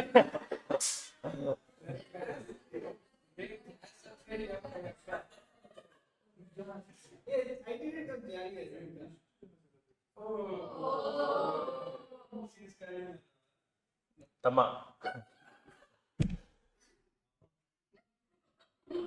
Mada is there. Okay. Now please note. Either you can be dealer of second-hand goods or it can be case of repossession of second-hand goods. Dealer means I am buying and selling second-hand goods. So if you are a dealer of second-hand goods, value of supply is your sale price minus purchase price. For example, I am a dealer of second-hand goods. I am purchasing this mobile from someone and I am selling it to someone. I have not made any changes in that. I have not taken input tax. Then only this provision is applicable. So I sell it for 10,000 rupees. I purchase it for 8,000 rupees. Value of supply is 2,000 rupees. But if it is a case of repossession, you have purchased this mobile phone on loan. Now you have to pay EMI for this. You have not paid EMI. I am going to take the mobile phone from you.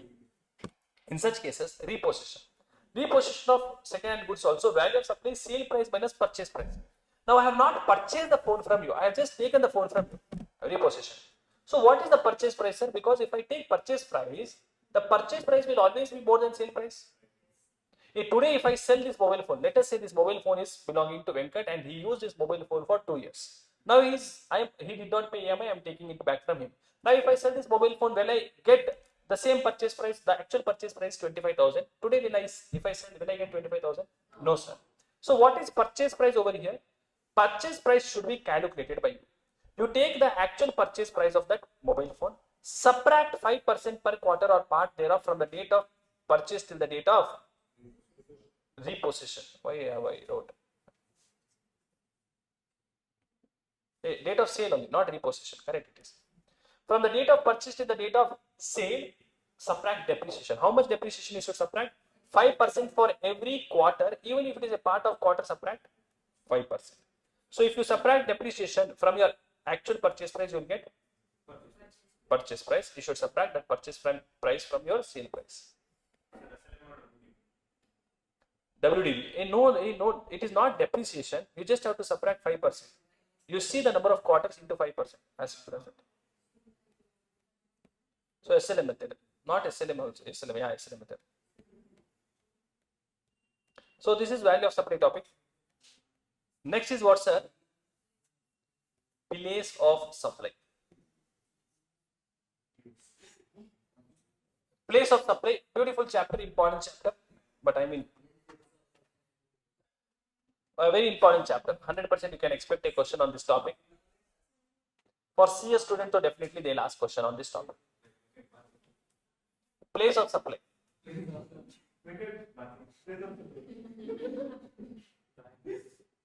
Now, place of supply. Place of supply means what, sir?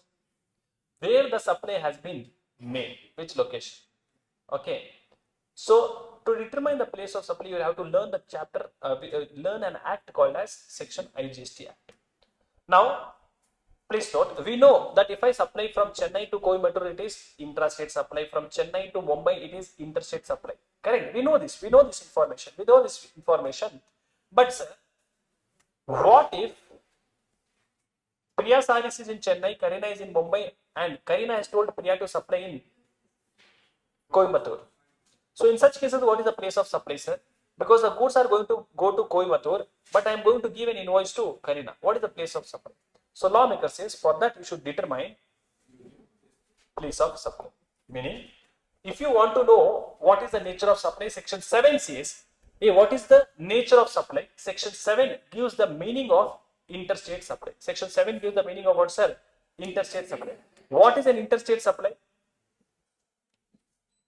Interstate supply means what, sir? Interstate supply, what happened?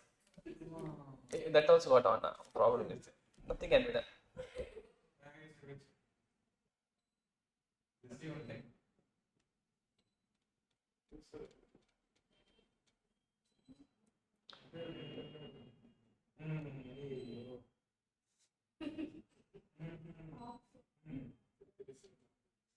Once again, online students. However, they will be thinking, what is he looking up on there? Interstate supply section 7 is written over there.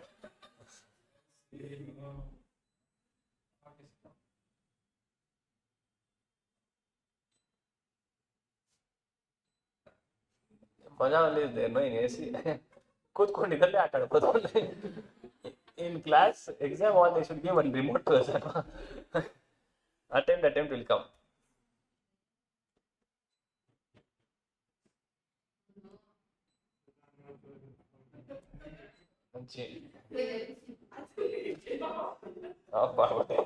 Section 7. Section 7 of IGST Act talks about what? Section 7 of IGST Act talks about interstate supply. Interstate supply means what? Interstate supply means the location of the supplier and the place of supply is in two different states or two different union territory or one state and one union territory. Then the transaction will be called as interstate supply. If I am making a supply where the location of the supplier and the place of supply is in two different states, two different union territory or one state and one union territory, then the transaction is intrastate supply. What should I see? Location of supplier and place of supply. Then, or it is a case of importation of goods or services. I am importing any goods or services. That importation of goods or services is interstate supply. Or it is a case of export of goods or services. I am exporting goods or services. It is an interstate supply. Supply to an SEZ unit or SEZ developer. So if I supply to an SEZ unit or SEZ developer, whether he is in my same state or different state, it does not matter. It is always an interstate supply. Or you are making a supply which is not an intrastate supply. Section 8 gives the meaning of intrastate supply. I will call a particular transaction as an intrastate supply if the location of supply and place of supply is in same state or same union territory. Now, what will happen if I make a supply in territorial waters? If I make a supply in territorial waters, lawmaker says where the location of supplier is in territorial waters or where the place of supply is in territorial waters, the location of supplier and place of supply will be the nearest coastal area. Now, section 10 talks about time of supply for, place of supply only I am telling. Section 10 talks about place of supply for goods where supplier and recipient both are in India. Which restaurant you went? Moana. Oana, Yeah.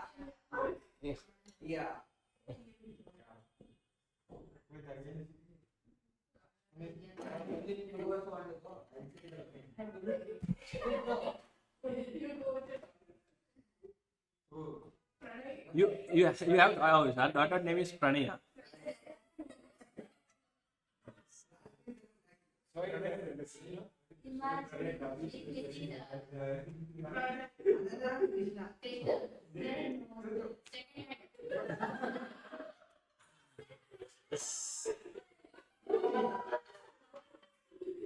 Sundari, what is your name? What is her name? Oh, Praniti ke Pranay, correct. Section 10, Pranati. Section 10, minor, place of supply of goods, where supplier and recipient both are in India. Section 10, subsection 1, clause A says, if the supply involves movement in goods, the place of supply will be location where the movement is terminating, location where the movement is ending. For example, this is a goods, this is the goods. Now I am making a supply of goods, supply involves movement in goods. Correct? The supply involves movement in goods. What is the place of supply, sir? Location where the movement is terminating. Correct? Location where the movement is terminating. Please don't share this link to anyone. Next class, hey, please note, Academy, the remote is safe. Fine. The person has got the remote. Next class only I will not be allowed to take another remote. Then section 10, subsection 1, clause B. I cannot take risk with this. Section 10, subsection 1. All in students, section 10, subsection 1. Nothing happened. Nothing happened. Classes is going on. Yeah. Section 10, subsection 1, clause B. Movement is caused by third person. Movement is caused by third person. I wanted to lift this iPad. This go by iPad moved something else. Correct? No. Movement is caused by third person. If the movement is caused by third person, the place of supply will be principal place of business of such third person. For example, Karina told Priya to supply sarees to Nayantara. Karina told Priya to supply sarees to Nayantara. In such cases, who is giving the instruction to Priya? Karina is giving the instruction. So, movement is caused by whom, sir? Karina. Place of supply is? No, not Nayantara's location. See, goods are going and getting delivered to Nayantara. So, termination is happening near Nayantara. But who gave the instruction to me? Karina. So, place of supply will be location of Karina. Section 10, subsection 1, clause C. If the supply does not involve movement in goods, I sell this entire classroom along with bench, chair, desk and students to someone. In such case, what is the place of supply, sir? The place of supply will be location of the goods at the time of delivery. Where are the goods located at the time of delivery? 10.1c, 10.1ca, newly added section. If you are supplying the goods to an unregistered person, the time of supply will be what, sir? Unregistered person is recorded on the invoice. Yes. Then the address as per unregistered person, whatever is recorded, if place of supply only. If the address is not recorded on the invoicer, the place of supply will be location of supply. Then section 10 subsection 1 clause D. In case of installation and assembly. So there are some machineries which are required to be installed at some place. So though they are goods, they are required to be installed at some place. So time of supply, place of supply for that will be the place of installation and assembly. 10.1e, supply on board a conveyance. You are in an aeroplane. When you are in your aeroplane, you are purchasing something. So in such cases, supply is made on board a conveyance. The place of supply will be location where the goods are taken on board. Then section 11 talks about time of supply in case of import and export of goods. For import of goods, the place of supply will be location of importer, and for export of goods, the place of supply will be place outside India. Section 12 talks about place of supply for services. Section 12 subsection 1 says, the provision of section 12 shall apply for determining the place of supply of services where the supplier as well as the recipient both are in India. This is the general rule. Section 12 subsection 2 talks about general rule. Section 12 subsection 2 is general rule. Meaning, if you want to know what is the time of, what is the place of supply for services, then this is normally applicable. And apart from that, we have something called as special rules. Okay. Apart from that, whatever other rules are there, they are all special rules. They are applicable only for those people who are listed over there. Now, if you are a person who is registered person, so if the services are given to him, sir, if the services are provided to a registered person, the place of supply will be location, the principal place of business of such registered person. So if you are giving services to a registered person, the principal place of business of that registered person shall be taken as place of supply. If you are giving services to an unregistered person, check whether you have address of that unregistered person or address is not available. If address is available, that address. If address is not available, then what's location of supply at the time of delivery. Now, for example, I am filing income tax return of Infosys, which is a registered person. What is the place of supply? Infosys, location of Infosys. I am giving services to a person who is not a registered person, but he is from Andhra Pradesh. What is the place of supply, sir? His location, Andhra Pradesh, because location is available. I am giving services to a person whose address is only not there. Supplier's location will be taken as place of supply. I am giving services directly in relation to immobile property. If I am giving any services directly in relation to immobile property, services directly in relation to immobile property, such as renting of immobile property, leasing of immobile property, or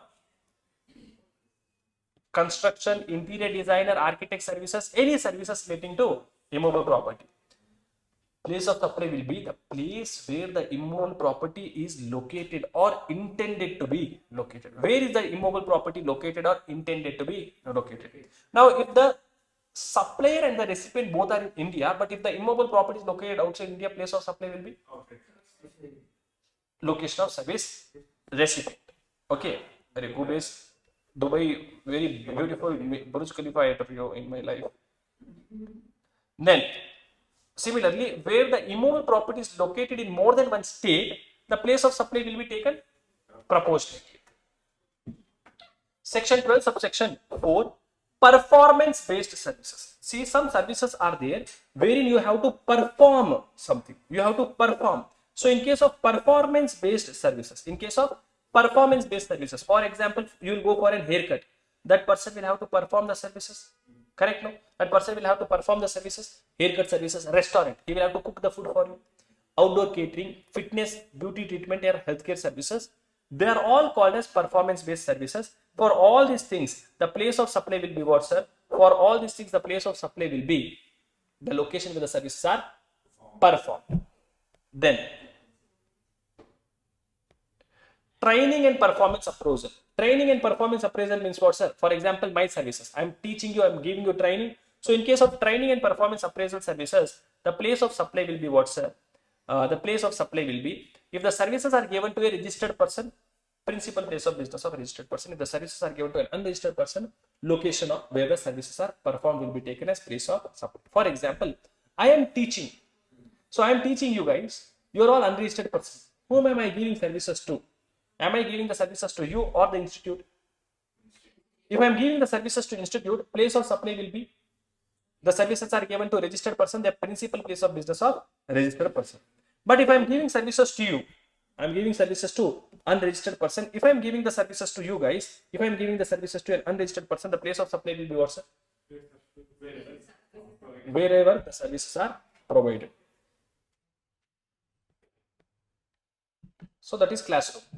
Admission to an event. Admission to an event means what, sir? We are talking about entry ticket price. Admission to an event means we are talking about entry fees. We are talking about entry fees.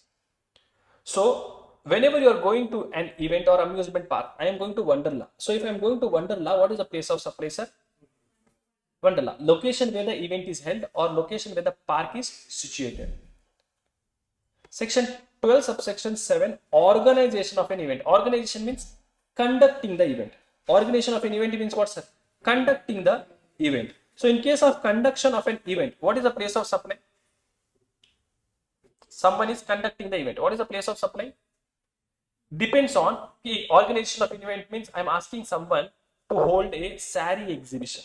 So that person is going to help me have that sari exhibitions, etc. So what is the place of supply in such cases? The place of supply in such cases will be, if it is given to a registered person, principal place of business of registered person. If it is given to an unregistered person, location where the event is held. Now there are two provisos, same provisos which we studied before. Now if the event is happening outside India and if the supplier and the recipient is both are in India, the place of supply will be location of recipient. And if the event is held at more than one place, place of supply should be taken proportionally. Please note, in examination, most asked question is event question. Section 12 subsection 8, transportation of goods service. Which services? Transportation of goods service. Now I am giving services of transportation of goods. I am giving the services to whom, sir? A registered person or an unregistered person? I am giving the services to a registered person. The place of supply will be principal place of business of that registered person. If I am giving services to an unregistered person, the place of supply will be the location where the goods are handed over for transportation. Location where the goods are handed over for transportation. Okay, location where the goods are given, handed over for transportation.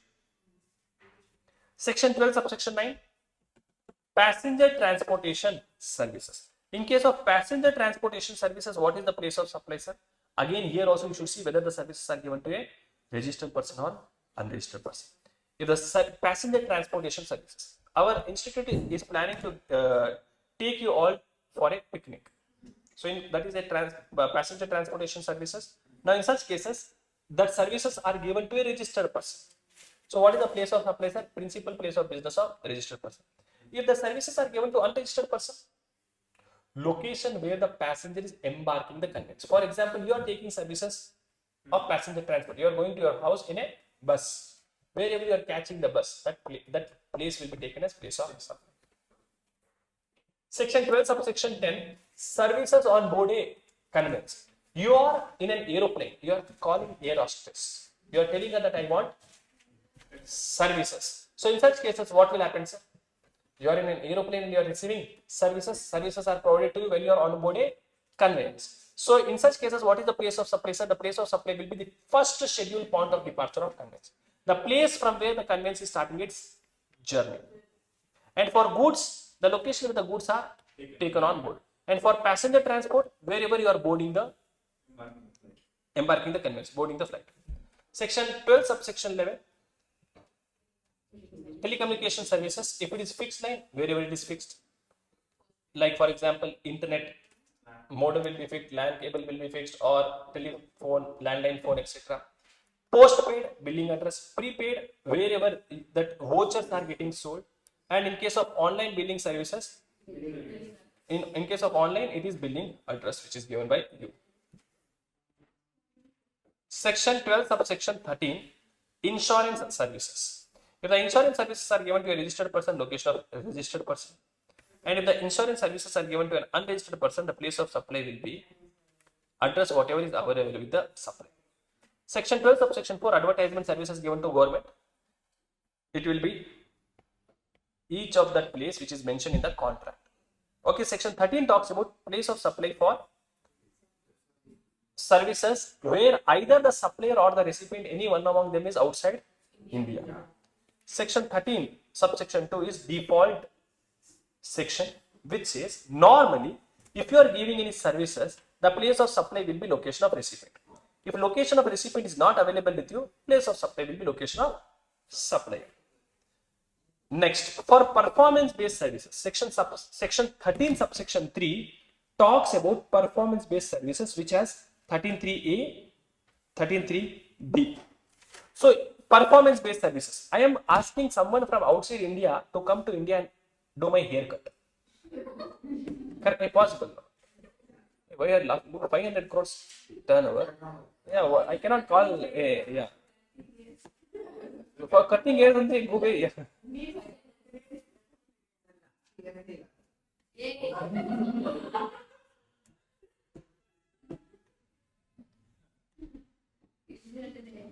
No.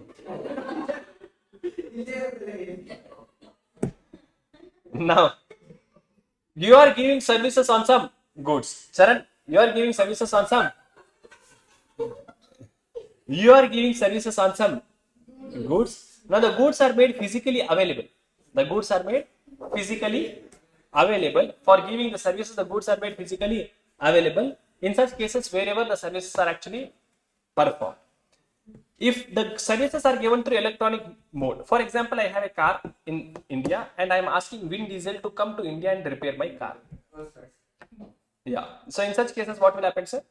Because he's coming here, he's performing services over here. What is that, sir? Place of supply is India. Now he says, Dilip, I'll give the services to you in online mode, Dilip. I'll give the services to you in online mode. So in such cases, what will happen? Place of supply will be, he is there, Vin Diesel is there, now car is here, he is giving services online mode. In such cases, where is the car located at the time of giving the services? So place of supply will be the location of goods. Now if the services are given on an individual, then wherever the services are performed. Now if it is with respect to immobile property, I am asking a builder from outside India to come and construct a house for me in India. Place of supply will be location where the immobile property is located or intended to be located. Now, services by way of admission to or organization, both are covered. Services by way of admission to an event or organization of an event. Place of supply will be location where the event is held. Then, section 13.3, 13.4, 13.5, if they are provided at more than one location, including a location in taxable territory, place of supply shall be location in taxable territory. Services performed is in more than one state or union territory, place of supply shall be each of that state or union territory proportionally. Now, in case of specified services, now in these cases, in these three cases, the place of supply will always be location of supplier, service provider. Which three cases? In case of three services, whether it is given to a person in India or outside India, it does not matter. The place of supply will always be location of supply. Services provided by a banking company, financial institution or NBFC, or intermediary services, or services consisting of hiring a means of transport other than aircraft and vessel for a period up to 1 month. So if you are taking these three services, the place of supply will always be location of service provider. Location of service provider. Okay. Now, in case of passenger transportation services, value of supply of service will be where the passenger is embarking the conveyance. Same point. Then in case of services provided on board a conveyance, the first scheduled point of departure of such conveyance. Same point. Now this is a different or new section, which is online information database access or retrieval services. OIDAR services, online information database access or retrieval services. Place of supply will be location of recipient. Now, this Amazon is there, or this Prime is there, Netflix is there, etc. They are giving these services. What services are? Online information database access and retrieval services. For these services given by them, the place of supply will always be location of recipient.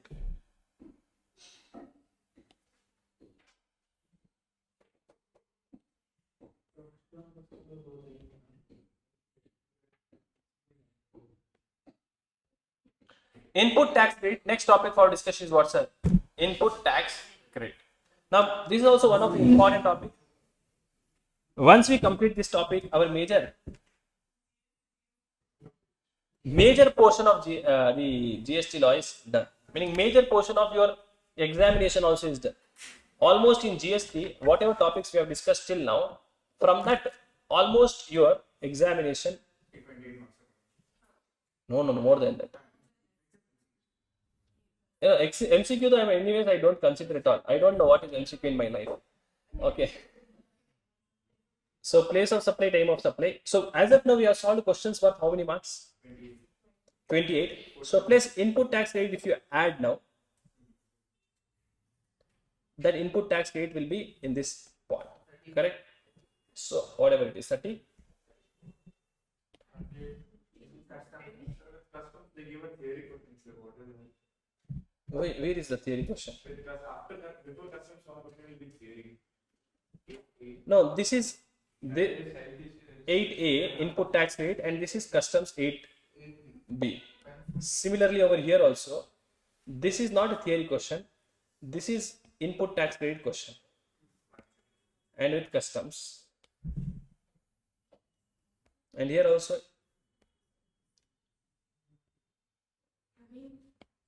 Input tax, not input tax rate. This is with respect to exemption.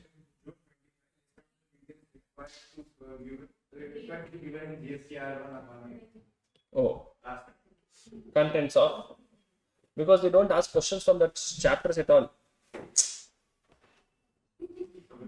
Yeah, stay now. Nothing is there in your syllabus. After that procedure aspect, they are not asking anything. They are asking in MCQ. Okay, inge par students. Sundari, inge par means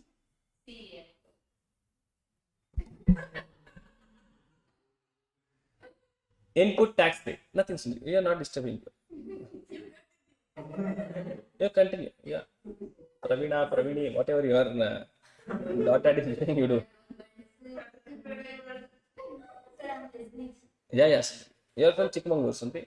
Yeah, then so you will definitely listen. Input tax credit. Sundari, how far you stay? Chikmagalur is a big place.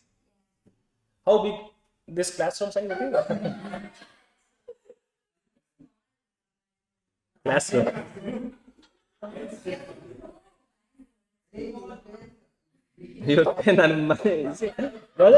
See, the local slang when you are converting into English, this you will see in school children you see.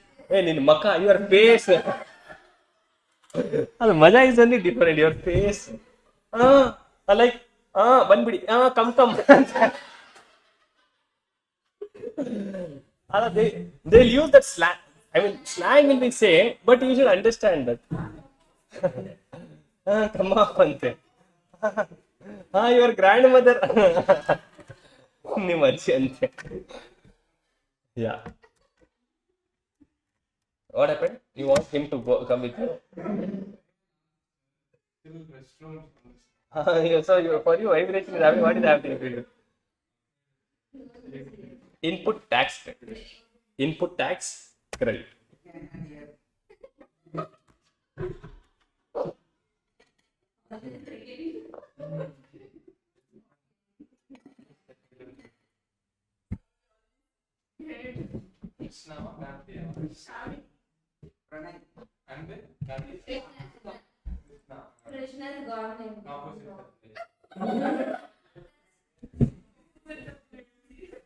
Ranjini says they both are Tom and Jerry in class. Who both?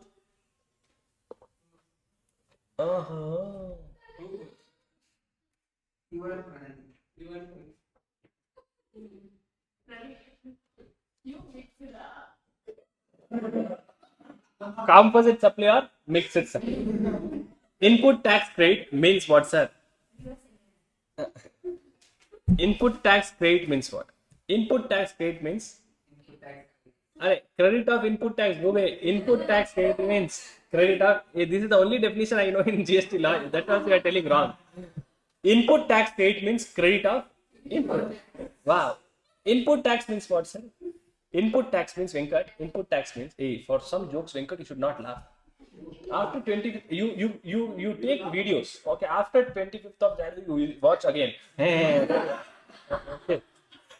Input tax means tax paid on. Sundari, your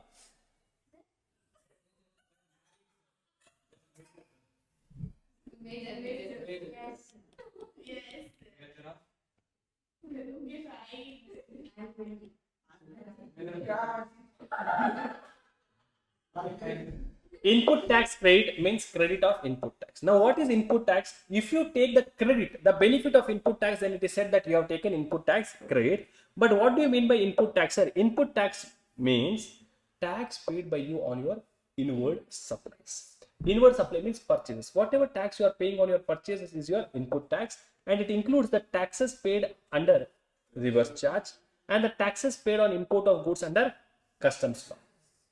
Okay, but it shall not include taxes paid under section 10. Yeah, composite taxes, because they are not supposed to charge only. Now, your purchases or inward supplies are divided into two categories under GST law: goods and services. The goods which are there can be further divided into capital goods and normal goods, and services is divided into input services. Section 16 talks about eligibility. Who is eligible to take input tax? Section 16 subsection 1 says every registered person is eligible to take input tax rate on goods or services or both which is used by him or intended to be used by him in the course or furtherance of business. Section 16 subsection 2 talks about conditions. So what are the conditions which I have to fulfill to take input tax credit, sir? The conditions which you have to fulfill for taking input tax credit is, first, he should be in possession of tax invoice, debit note or any other tax paying document. Meaning, he means what, sir? The registered person who wants to take input tax credit, he should have possession of tax invoice, debit note or any other type of tax paying document. He should have actually received the goods or services or both. That person should have actually received the goods or services or both. If you don't actually receive the goods and services, you cannot take input tax credit. However, there is an exception, bill to ship to cases. Meaning, if you are asking someone to deliver the sari to some other place, and on your instruction, if that person is delivering the sari to some other place, then that is covered over here. Meaning what, sir? Except is bill to ship to cases. So normally you should actually receive the goods or services except in bill to ship to cases. If you ask someone else to deliver the sari, if you ask your supplier to deliver the sari to a recipient, then though the goods are received by the recipient, you can take input tax credit. Then the supplier should have paid the taxes. If you want to take input tax credit, supplier should have paid the taxes, and the registered person should have filed the returns. So if I want to take input tax credit, then I should have filed my returns, because that is how I will tell government that I have purchases. Then a registered person can take input tax credit if the details of supply are made to him are furnished by the supplier in his GSTR1 and the same is communicated in GSTR2. Now, whatever purchases you are making, the purchase related details should be communicated to you. Now, there are three provisos which says, provided that if the goods are received in lots or installment, ITC can be taken upon receipt of last lot. Provided further that if you don't make the payment to the supplier within 180 days, then whatever ITC you have taken, that ITC should be reversed along with interest. Interest should be paid at 18% per annum from the date of taking the credit till the date of reversal of credit. And once you make the payment, you can take the input tax credit again.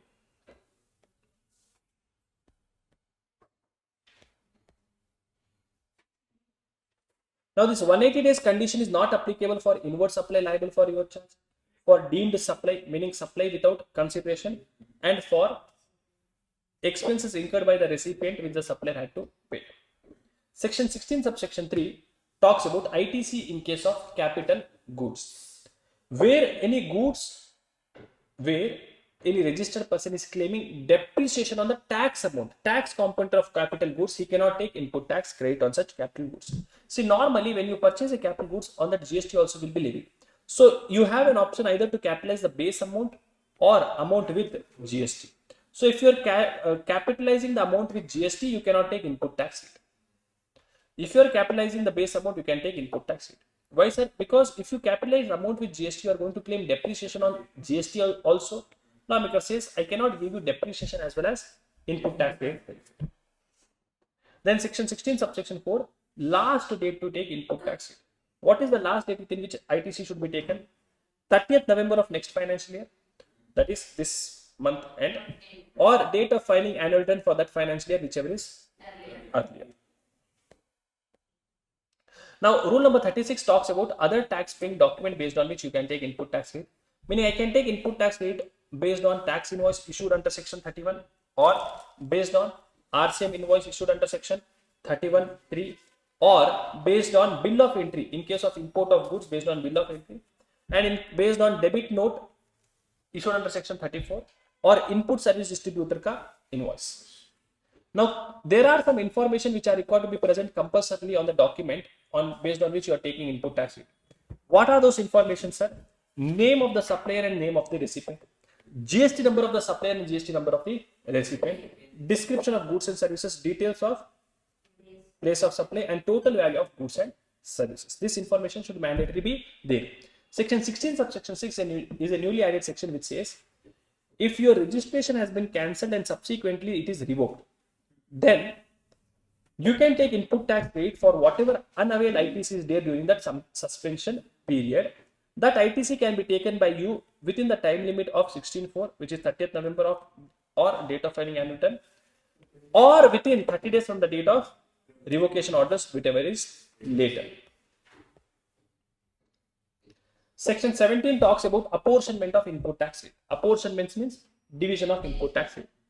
So, where any goods or services or both are used partly for making, partly used for business purpose and partly for any purpose other than business, then ITC shall be restricted to so much of input tax as attributable to business purpose. Where any goods or services are both are partly used by you for making taxable supplies including zero rated supplies and partly for making exempt supplies, ITC shall be restricted to so much of input tax which is attributable to tax. Basically, what is happening over here is ITC, if you are using something for two reasons, taxable as well as exempt, personal as well as business, you can take only for business purpose and for taxable supplies. For example, I have this iPad. On this, I have paid GST of 18,000 rupees. 80% of the time I am using for my business, 20% of the time I am using for my personal purpose. Now, total GST paid is 18,000. I can take only 80% of that, which I have used for business purpose. How will they come to know? No one will come to know anything. Correct? You have to tell them that you are a goob. Otherwise, they will not come to know. Next.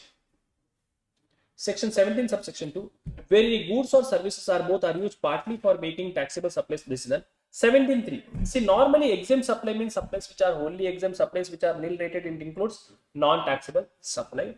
Now, this exempt supply which is there, that shall also include the following things. It shall include what, sir? Supply liable for reverse charge, sale of land, sale of building subject to para 5B of schedule 2, and transaction in secondaries. 17.5 is most important section in this chapter. 17.5 talks about block credit, meaning items on which input tax credit cannot be taken by you. Items on which input tax credit cannot be taken by you. What are those items, sir? A motor vehicle which is used for transportation of person having seating capacity not more than 30. So, if you have a motor vehicle which is used for transportation of person and if the seating capacity of that motor vehicle is not more than 13, then what will happen, sir? Motor vehicle used for transportation of person having seating capacity not more than 30. You cannot take input tax. See, please note, motor vehicle can be of two types. Motor vehicle can be used for transport of persons and transportation of goods. If it is used for transportation of goods, ITC is always allowed. But if it is used for transportation of persons, then I will see the seating capacity. If the seating capacity is more than 13, ITC is allowed. Seating capacity is less than or equal to 13, ITC is not allowed. Normally it is not allowed. However, even if the seating capacity is less than 13, ITC is allowed in few cases when you are further supplying that motor vehicle, or you are in the business of giving training in motor vehicle, or it is a case of transportation of person, meaning that motor vehicle is used by you for transporting people. Then ITC cannot be taken by you on vessels and aircraft. ITC cannot be taken by you on vessel and aircraft. Now, ITC cannot be availed on vessels and aircraft. However, if the vessel and aircraft is used for further supply, I am a dealer of vessels and aircraft, or I am giving training in vessel and aircraft, or I am involved in business of transportation of people or transportation of goods, then I can take input tax rate. See, normally you cannot take input tax rate on motor vehicle, vessels and aircraft at the time of purchase. Now, whatever service cost, repairs cost and insurance cost you have incurred for this motor vehicle, can you take input tax rate on this?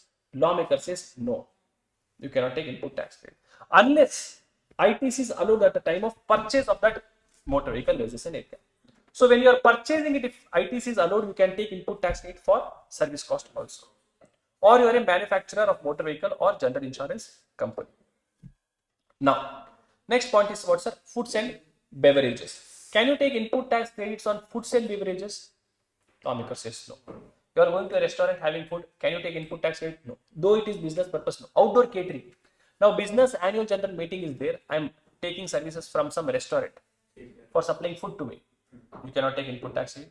For beauty treatment, health services, plastic surgery, cosmetic surgery, ITC cannot be taken by you. For leasing, renting, hiring of motor vehicle, vessels and aircraft, ITC cannot be taken by you. If you are taking membership of any club, health center or fitness center, can you take input tax rate? Lawmaker says no. If you are taking membership of any club, health center, fitness center, ITC cannot be taken by you. Or if you are giving travel benefits to your employees, travel benefits are extended by you to your employees, ITC cannot be taken. Now, for all these cases, you can take input tax rate when if it is a statutory obligation for you to provide the same to your employee. I don't want to give food to my employees. I don't want to take their health insurance. I don't want to take their life insurance, but there is a law which is telling me to do. I can take ITC. Works contract services or goods or services used for construction of immovable property, ITC cannot be taken by me. Goods or services or both on which tax is paid under section 10, ITC cannot be taken. Goods or services which are used for personal purpose, ITC cannot be taken. Goods or services or both which are received by a non-resident taxable person. A non-resident taxable person, he'll come to India. When he's in India, he will take different goods and services. Whatever goods and services he's taking when he's in India, on those goods and services, can he take input tax rate? Lawmaker says no. Or goods which are lost, stolen, destroyed, written off, or disposed of by way of gift and free samples. Or a company cannot take input tax rate for whatever corporate social responsibility activities it is doing. And you cannot take input tax rate if you have paid the taxes because of fraud.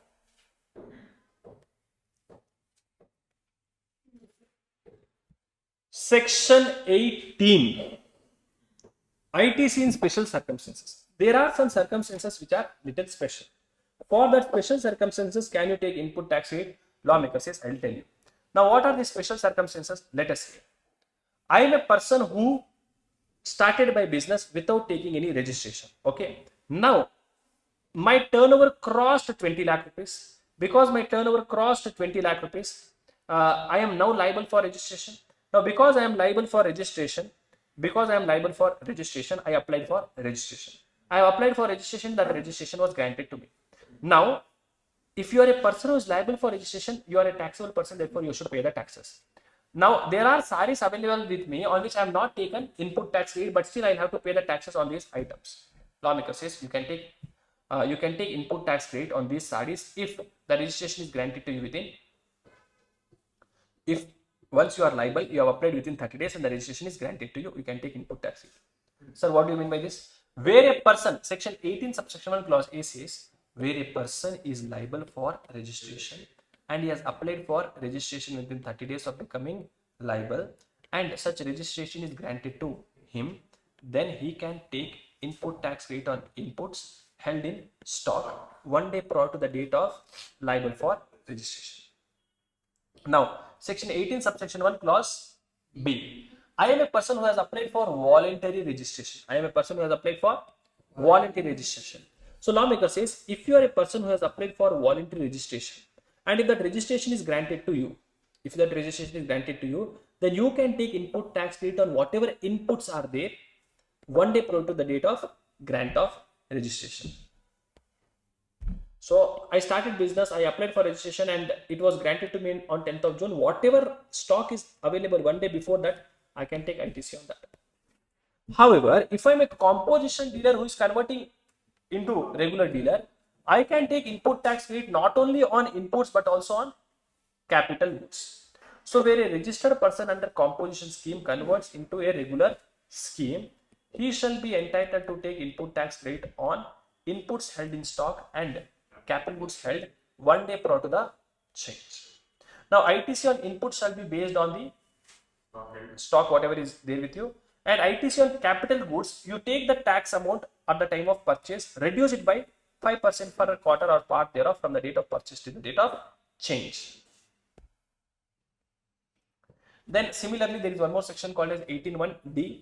If a registered person's exempt supply is becoming taxable supply, if you are making a supply and if the supply which is made by you is an exempt supply, now if it becomes taxable supply, then you will be entitled to take input tax credit on inputs as well as capital goods.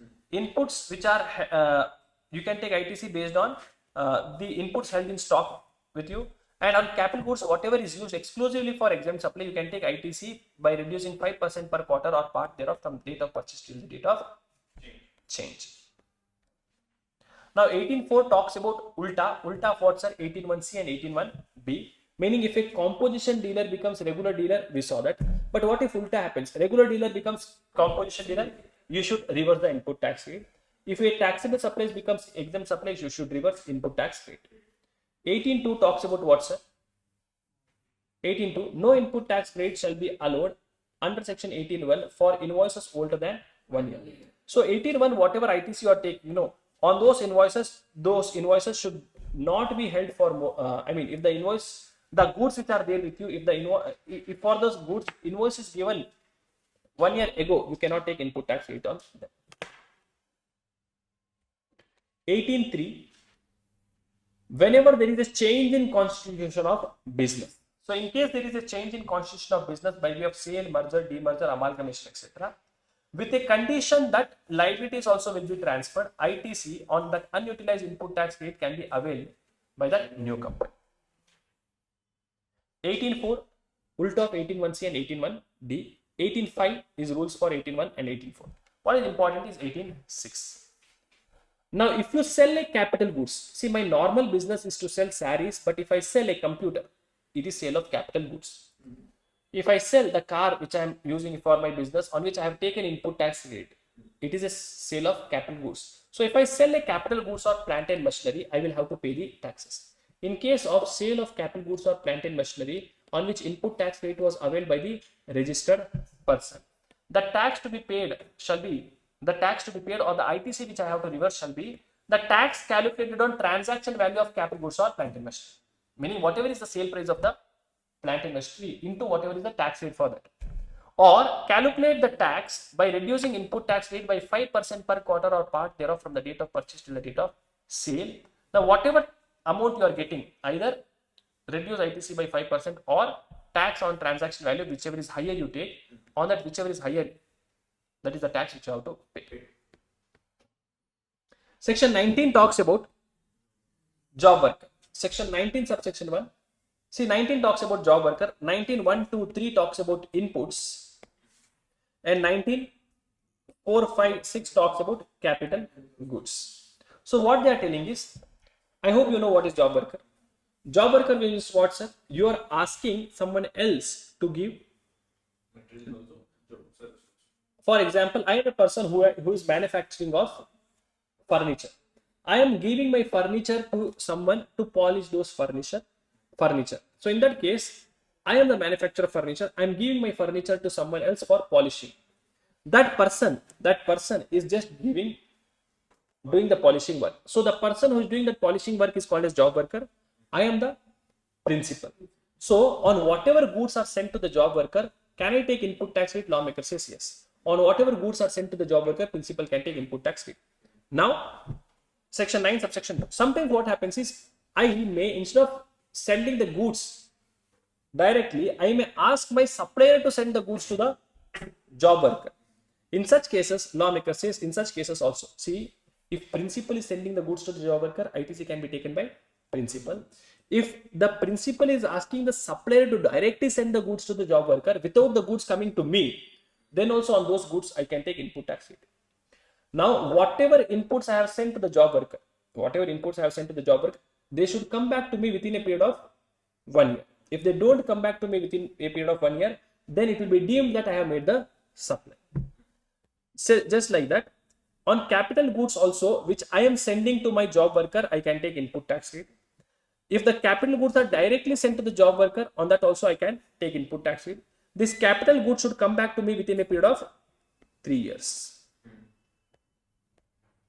Section 20 and 21 talks about input service distributor. Now, input service distributor means what, sir? A person who is taking a registration so that he can distribute the credit available with him. Now, if you are an input service distributor, you can distribute the credit, whatever is available with you, to your other units which are making taxable supplies. Now, whom can you distribute? You can distribute it to that unit for which that credit is related to. Meaning, for example, Reliance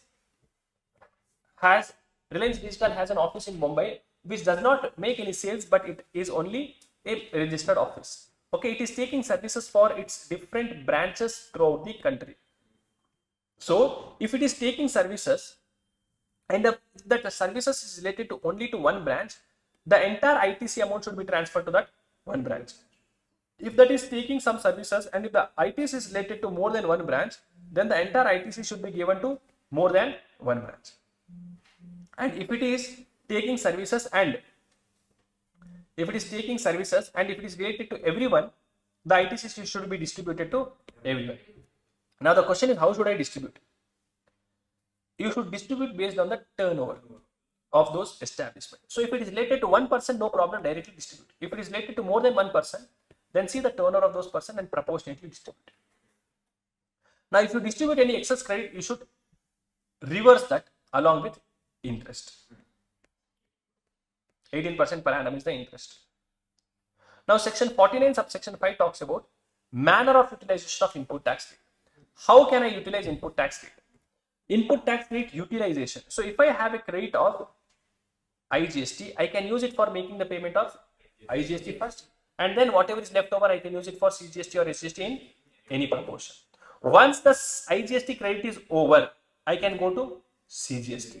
CGST credit can be used for CGST first and then IGST, but never for SGST. SGST credit can be used for SGST first and then IGST, but never for CGST. Now please note, SGST can be used for IGST only when CGST is not there to use for IGST. Okay. Something is there, sir. Tell me the answer for.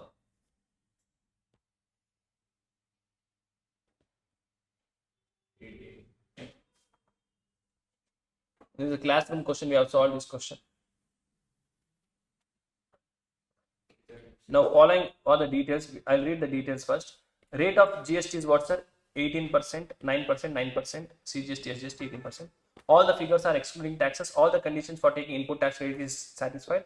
Tell me what is the minimum GST which you have to pay. Now, this is the question. So, first line also I'll read. Messrs VMA is a registered taxable person under regular scheme, provides you the following information in respect of supplies made by it. So they have given the information of interstate supply, intrastate supply, supply of online educational journal to private coaching center. So these are sales related information. Then inward supply related information. Inward supply related informations are there. But before that, you tell me what is the tax on. See, I hope you know ITC questions are required to be done in 3 steps. First, calculation of tax on, or calculation of output tax liability, calculation of total input tax credit, and then finally net GST payable. So first, with these 3 information, tell me what is my output tax liability. With these 3 information, tell me what is my output tax liability.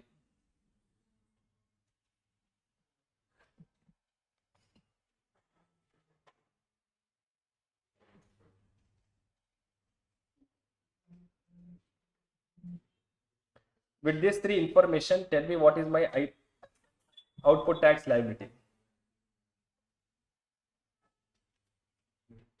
Tell me what is my output tax liability with this information. 194,000.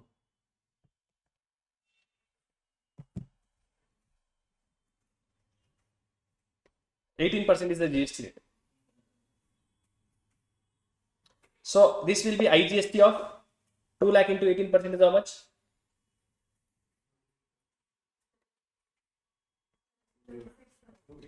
Intrastate supply, meaning within the state, of 1000 packets of detergent at 400 rupees along with plastic bucket of 100 rupees being a mixed supply. GST rate for detergent is 18 and 28. So higher rate 10,000 into 500 rupees. No, 400 rupees. They have told that along with a plastic basket of an meaning it is already included into higher state within the states. Therefore, CGST, SGST will be 14%. Huh? 56,000 CGST, 56,000 SGST. Supply of online education journal to a private coaching center. Supply of services within the states 1 lakh into 9%, which is 9,000 and 9,000. So if you ask me what is my output tax liability, what is my output tax liability? IGST, CGST and SG. IGST is how much, sir? 56 plus 9 is 65 or 63? 65,000. Correct. This is my output tax liability. Now tell me what is my input tax rate, including this information.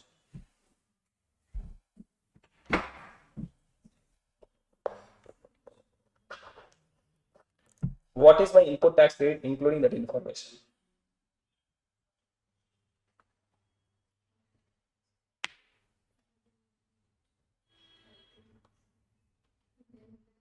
What have they given? They have given, this is the information of inward supply. Okay, this is not tax amount. On this, you should apply 9% as tax or 18%. What is the total input tax rate, including purchases? You should, including opening input tax rate. What is the total ITC? You should tell me.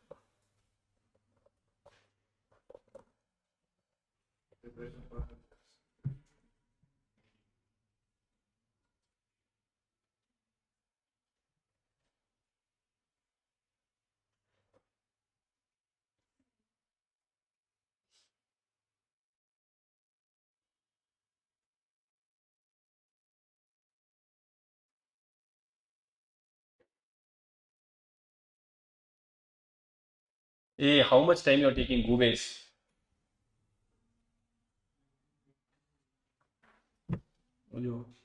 So out of 1,40,000, 40,000 invoices are missing. Hey, please note, marathon is not for me to teach you everything.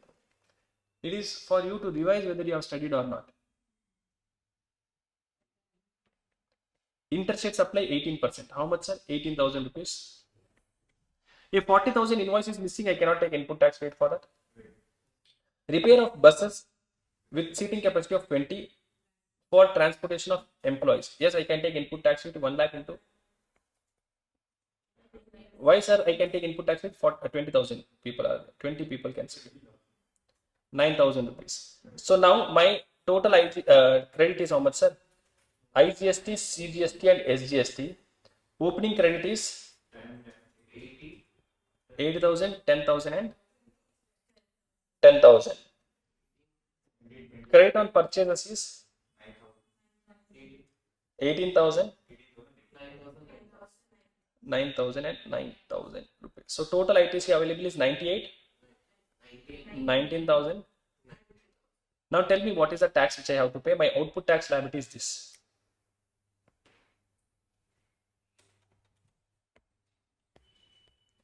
My output tax liability, I'll type it, I'll just paste it over here. My output tax liability is this. And my input tax credit is this. Tell me what is the net GST payable.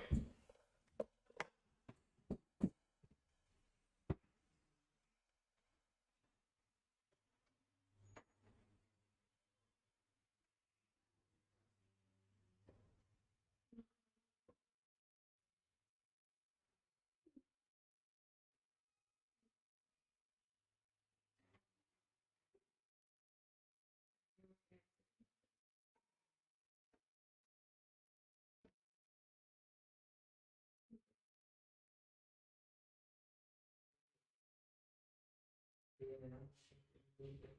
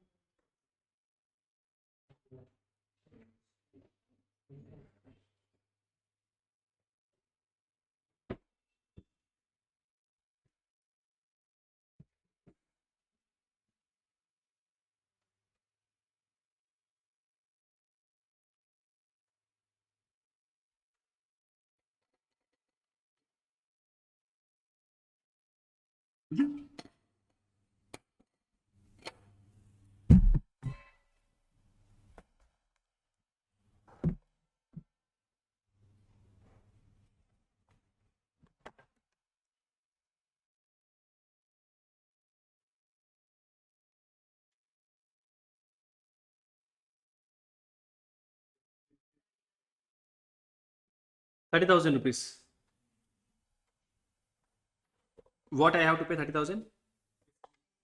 It's GST. Okay. Now my IGST is 98,000, which I'll use for IGST 36,000. So 98,000 minus 36,000 is how much? 62,000. That will be divided equally between 31,000, 31,000. So I'll give 31 to this, 31 to this, and 19, 19. So where is my calculator? So 31 plus 19 is how much?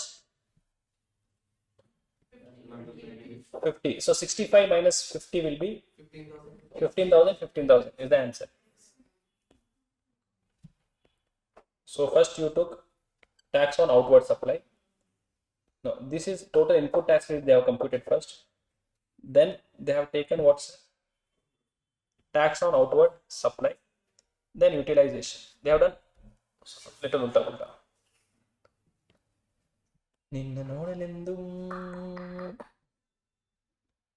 What is this point telling? B. Private Limited purchased a machinery worth 10 lakh rupees, excluding GST on this date, on which they have paid GST at 18%, and ITC was availed. On 5/3/25, they sold the machinery for 8 lakh rupees. GST rate is 18%. What is the course of action B Limited has to follow? This is a question on 18.6. 18.6, do you know? My normal business is to sell sari. If I sell a computer, I just now told correct now. 18.6. I told you it is an important topic for our exam point of view. Now, in such cases, what I have to do, sir? Calculate tax on transaction value. Sale price is 8 lakh into tax amount is 18%. How much is the tax I have to pay? 1,44,000, or whatever ITC I would have taken. 10 lakhs into 18% is 1,80,000 minus, reduce it by 5% per quarter or part thereof. Reduce it by 5% per quarter. For how many quarters will you reduce? You purchased in the month of July. So July, August, September, October, November, December. So 2024, it is 2 quarters. And April, May, June. So 3 quarters are there in total. So reduce 15% of this. 1,80,000 minus 15%. So whichever is higher is the tax which I have to pay. 1,50,000, 53,000 rupees. Tip, tip, tip, tip, tip. Tip, tip, tip, tip, tip, tip, tip. Auditing services is there, healthcare services is there, routine medical car. So what are they telling? Compute input tax credit available to Motor Limited, a manufacturer of cars. Accounting and auditing services, this is tax amount. Can they take input tax rate for accounting and auditing services? Can I take input tax rate for accounting and auditing services? Yes, I can take input tax rate. Health insurance for employees, service is not provided under government obligation. Can I take input tax rate? No, sir. Why no? Not obligation. Routine maintenance of cars, manufactured by it. Can I take input tax credit for maintenance of cars? Yes. Why, sir? Because I'm a manufacturer of car. Then repairs services for office building. Cost of repair is in charge in profit and loss account. Repair for office building. Office building I am repairing. Can I take input tax credit? I cannot take input tax credit for works, contract, services or goods or services used for construction of an immobile property other than plant and machinery. Anyways, we'll see this again. Hotel accommodation and conveyance facility for employee vacation. Can I take input tax rate? Hotel accommodation, whatever go by you are doing. Testing services for car engines. Can I take input tax rate? Yes, because it is my business. So whatever is the total. Now we can take service, we can take ITC on repairs of building. Construction is not allowed, repairs is allowed. Okay. Yeah, are you understanding?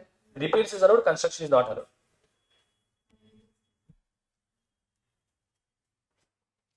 Now they have given output tax liability. They have given input tax rate. Tell me what is the GST which you have to pay. Fast. Net GST payable. Fast, fast, fast. You have only 1 minute.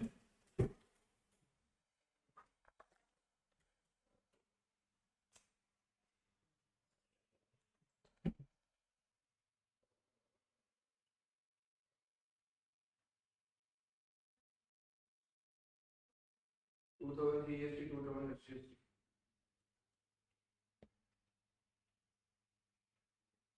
See, my output tax liability is output GST is IGST, CGST and SGST 24,000. 15,000. GST is 2000 and GST is 15,000. 2,000 and 15,000. I have ITC credit. IGST credit, I have how much? 37,000. I will use 37,000 is there. I will use 24,000. What is left over? 13,000 is left over. Now, whom will I give? Will I give it to SGST or IGST? SGST I'll give or IGST I'll give. Now, if you see, first, if you remember, in this type of question I have told you, see what the credit which they have, is it same, sir? No. So, if the credit which they have is not same, make them same first. So, if I want to make them same, so my 13,000, 1,000 I have to give it to SGST, then divide equally. But please note, CGST wants 2,000, SGST wants 15,000. Now I can give everything to CGST or everything to SGST. Correct? No. I can give complete 13,000 over here and subtract his own credit and take only my GST payable will be how much? 1,000 and here it will be 2,000.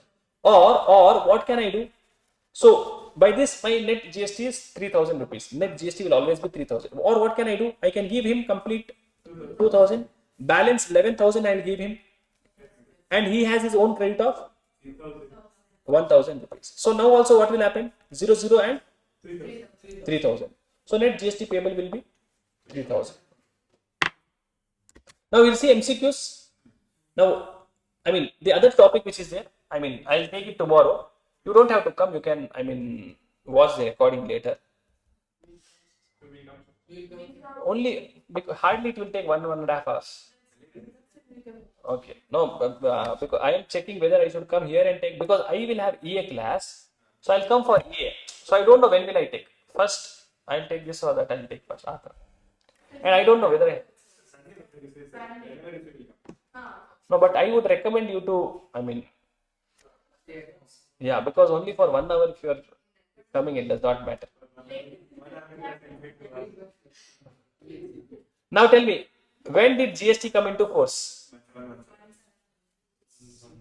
1st of July? Okay, answer is 1st of July 2017. Who is empowered to make law in respect of list 1? List 1 is union list, central government. Person who is liable to be registered, we don't know. I mean, registration chapter we'll see in next class.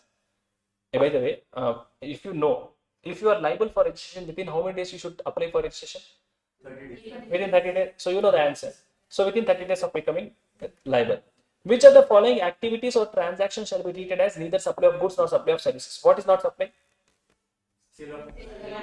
Sale of land and building, lease, rent, only sale of land and building. For which of the following goods the manufacturer is not allowed to opt for composition scheme? Ice cream, pan masala, tobacco, topical, and manufactured tobacco. This is tobacco, gube, tobacco. All of this. Under which article of Constitution GST Council was constituted? Which article? Yeah, you keep discussing. GST Council was formulated on which council? This thing, sir? 279A. And GST came into existence because of 246A. Which of the following is taxable event for importation of goods? That is, under that chapter. But I'll tell the answer. Importation of goods. What is the taxable event, sir? For importation of goods, the goods should cost customs barrier, present bill of entry. The goods should cross the customs barrier. Yeah, they should. Once they enter territorial waters, taxable event has started, but it will be completed only when they cross. Anyways, we'll see it. Okay. For the purpose of computing IGST on imported goods, one of the following should not be included. I don't include for IGST. What did I don't include? IGST on imported goods. GST compensation cess. Because GST is also GST only. Where transportation charges is not given under customs law, how much will I take transportation charges? 20%. How much will I take, sir? 20%. And this is A, this is customs barrier. Okay, anyways.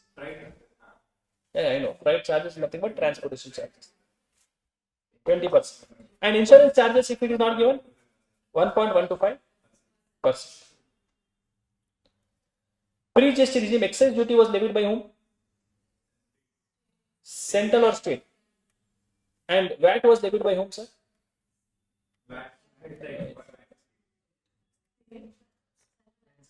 Excise duty was levied by central government and VAT was levied by state government.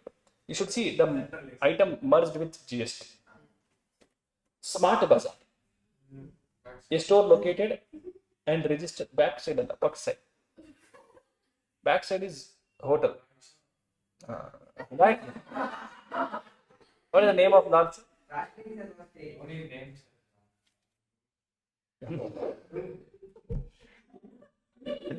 There is no need of names. Some room is sufficient.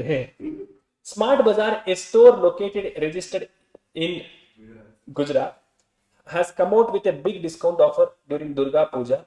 In order to attract more customers, it is giving 5 packets of biscuits, tax for 12% on pastry, ... What is the highest tax rate you see? Ding, ding, ding. 28%. Okay. So it is a mixed supply and it will be taxable at highest rate. Okay, some time pass. Why to read? Hey, but you read in exam. I know. It is time pass. Which of the following can be issued by government to exempt goods or services on which tax is leviable in exceptional cases? In exceptional cases, exemption, to give exemption, they have either notification or special order. For exceptional cases, it is special order. For general cases, it is notification. Time of supply of goods where supplier is liable to pay tax under forward charges, date of issue of invoice, last day to issue invoice to A or B, whichever is earlier. Levy of indirect taxes on goods and services leads to inflation, deflation, reflection. Inflation, no, it will increase the cost of product. RCB will win, sir. WINI for inflationary nature. A ship carries goods KLMN from Singapore to Dubai via Chennai. L and M are moved at Chennai in another vessel.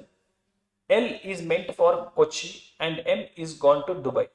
What is transship? Transship means if you are shifting goods from one vehicle to another, who is transship? A transit means you are shifting one vehicle to another vehicle.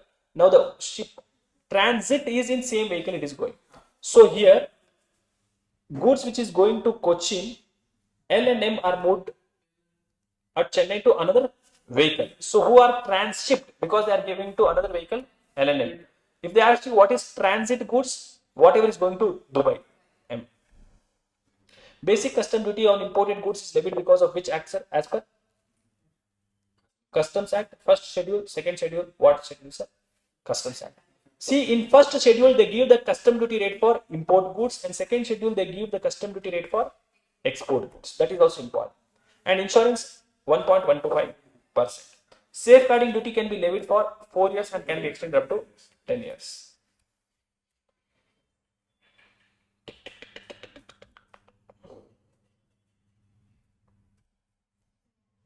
This is good. I think question paper is same. They have taken first schedule of custom. First schedule of custom duty. Import duty is given on first schedule. What they have given?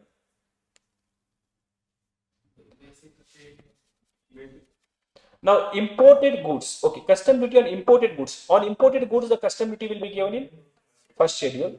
Okay, they have told custom duty on imported is first schedule, and export goods is what's second schedule. Okay, so you should take first. Now, this question is same, but they have given same question. Yeah, this is same. This is mixed supply highest rate, which is Mr. Tushar, an air travel agent, how will he discharge liability? 5% on domestic and international fares, 5% on domestic and 10% on international. Section rule number 32.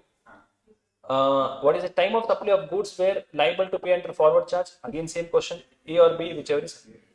If the goods are received in installment, ITC can be taken upon receipt of last installment.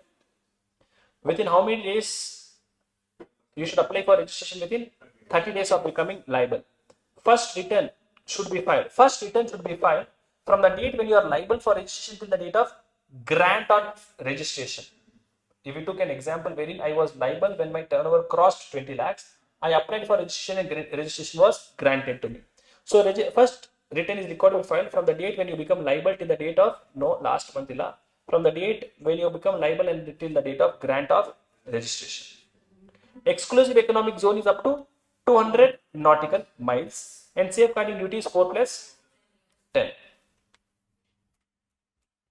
200 is provision.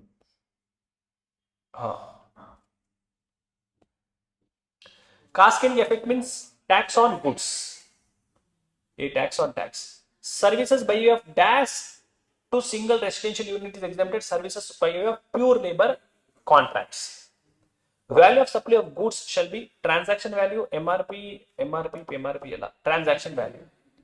Date of receipt of payment means book entry date or bank credited, whichever is earlier. To claim ITC on capital goods, it is mandated to capitalize the capital goods in the books of accounts. No, if you want to claim, no, you should not capitalize that. When can voluntary registration be cancelled? If a person does not start business within 6 months, business is discontinued, non-filing, all the above. All the liabilities of a person will go in electronic liability register. Exclusive economic zone 200 nautical miles. Safeguarding duty. All 4 attempts they have asked same question. Okay. Exam also will ask same question. Now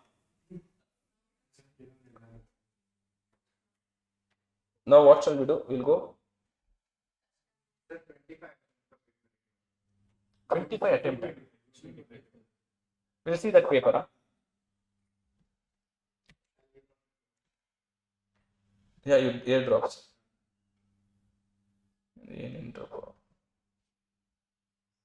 We'll see MCQ questions.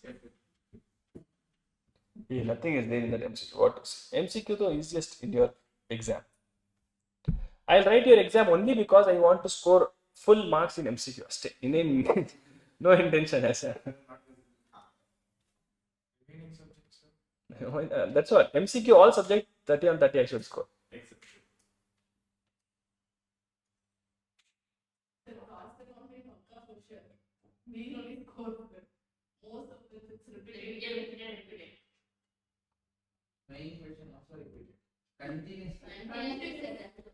That is why teacher get irritated. Teacher,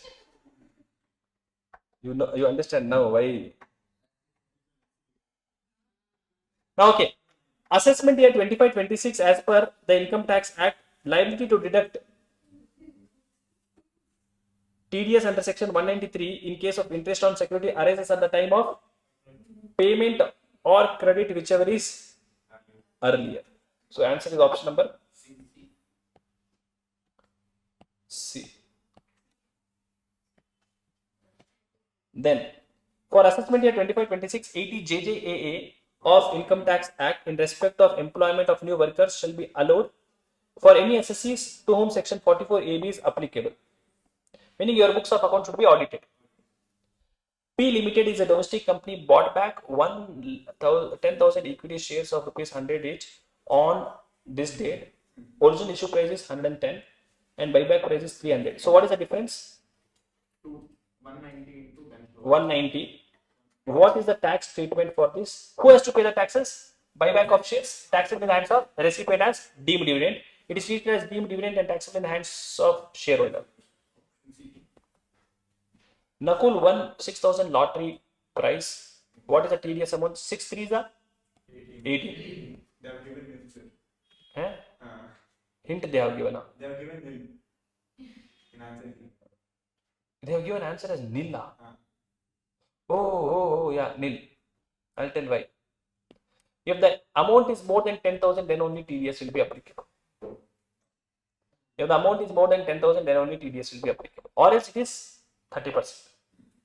Who from the following will be considered as a specified employee? Option A part-time director who employer director who has resigned. Yesterday also we saw this question. From the year 24-25 standard deduction for default regime and old regime, can I say pension is 25 and 15. If for default it is 25, for old it is 15.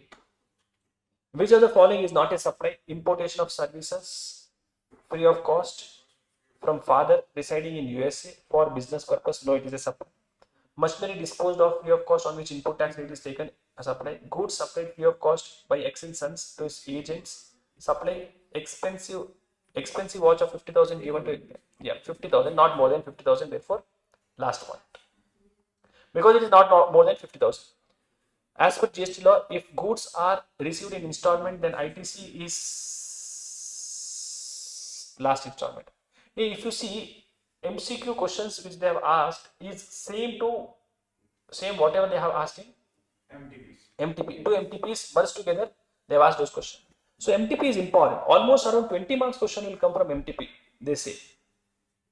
As per provisions of GST law, what will be the place of supply when food is taken on board at Mumbai for aircraft department, whatever it is. Where is the goods taken on board? Mumbai, yeah. So Mumbai. Ex-importer imported certain goods from China, set of multiple articles, product G 5%, 8% custom duty on product 1. How will this set of products be taxable under import when no separate valuation is available?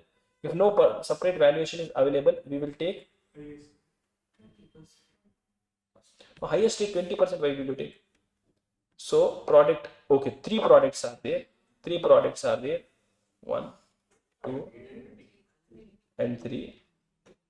Normally it should be valued when no separate valuation is available. See, normally answer is individual method.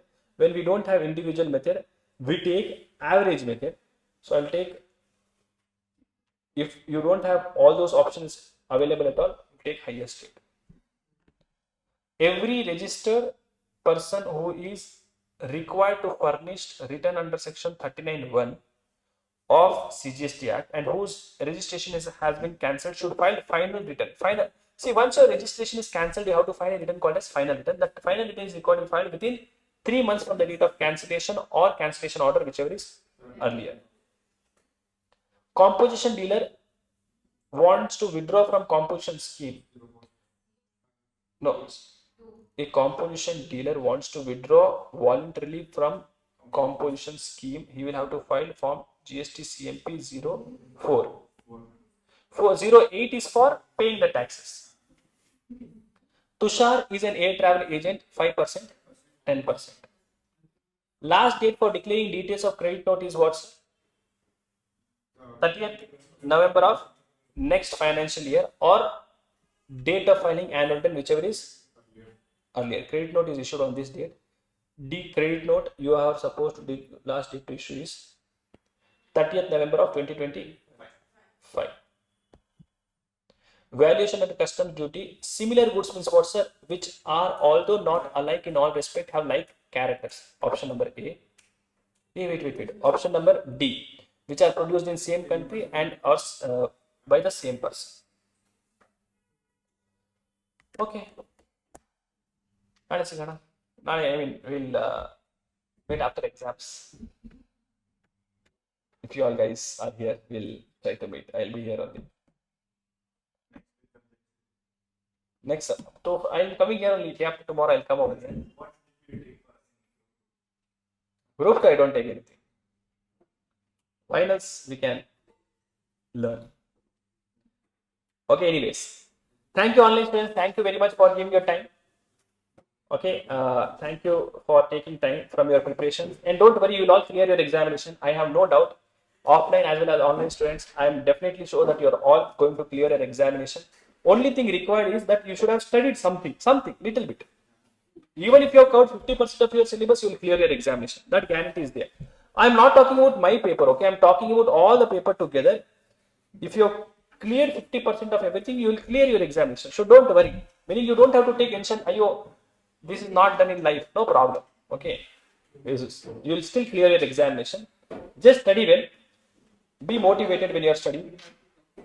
When you are studying, you may feel. When you are studying, you may feel that, ayo, so much is there. I have not studied this much. No problem. Very normal. Very normal. It is very normal. You will clear your examination. Trust me. You'll all clear your examination. And we have done some exercises. No. But close your eyes. Yeah, you have seen your results. So enjoy. Thank you for the confidence, sir. Hey, nothing. Please note. Look at yourself in the mirror and say that you are going to clear your examination. Then you will clear definitely. Sir, in one time we are person is writing paper. If you want to rank, and then you should write both the groups together.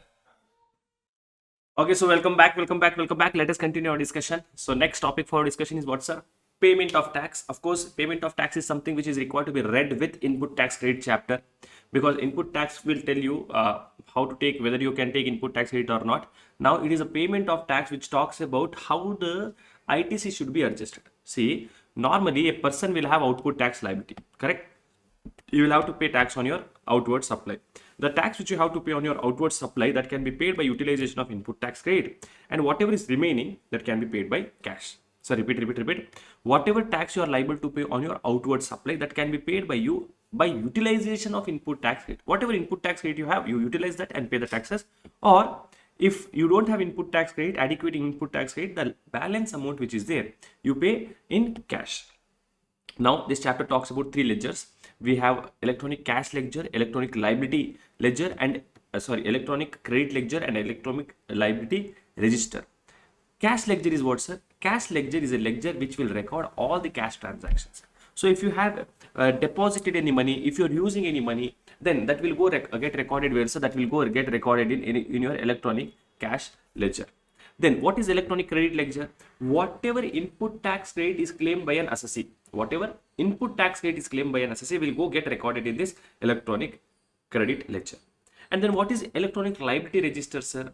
Now any type of liability which a registered person has, that liability can be because of any reason, whether it is a liability of any tax which you have to pay, any interest which you have to pay, a penalty you have to pay, late fees you have to pay, or any other sum which you are liable to pay under GST law. That liabilities will get recorded in your electronic liability register. So whatever liability a person has will get recorded in this electronic liability register. Now electronic cash ledger. Electronic cash ledger. So electronic cash ledger is maintained in a form called as form PMT 06, form GST PMT 06. Whatever, every deposit which you make, whatever amount you are depositing, whether it is a tax amount, interest amount, penalty amount, late fee, or any other sum which you are depositing in your GST account through net banking, IMPS, RTGS, NEFT, credit card, debit card, UPI, etc., deposit can be made only through online modes. So whatever amount you are going to deposit will go and sit in this electronic cash ledger. This deposit can be utilized for making, so if you're depositing the money in tax account, you can use it for making the payment of tax. If you're depositing the money in interest account, you can use it for making the payment of interest. So it can be utilized for making the payment of tax, interest, penalty, late fees. Now, how do I deposit the money in this ledger, sir? For depositing the money in your electronic cash ledger, you use a form or a challan called as payment challan called as form GST PMT 06. You use a payment challan called as what, sir? Form GST PMT 06. Okay, so this is the payment challan which is required to be used by you for depositing the money in electronic cash ledger. Then deposit in electronic cash ledger. Normally the deposit which you are supposed to do, the deposit can be done only through cash. Only through cash it is possible. Sorry, if you want to deposit any money in electronic cash ledger, then you can, that is possible only through online modes. Normally if you want to deposit any money in electronic cash ledger, how is it possible, sir? Only through online modes you can deposit the money. However, with a prior permission of the officer of the GST law, you can deposit physically over the counter.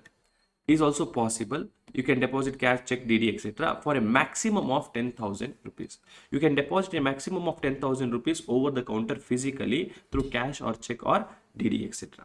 But whatever deposit you are making, for all those deposits, the payment should be generated. The payment challan should always be generated online. What is the payment challan? GST PMT 06. Now, transfer of an amount. Now, please note the amount which is there in tax. Okay. The amount which is there in IGST tax cannot be used for payment of CGST tax. If the amount is there in cash ledger, wherever you are depositing the money, only for that reason it can be used. Okay, it can be used only for that reason. You cannot make intra-head utilization from one minor head to another minor head, or inter-head utilization from one major head to another major heads. So minor heads are what, sir? Tax, interest, penalty are minor heads. Major heads are what, sir?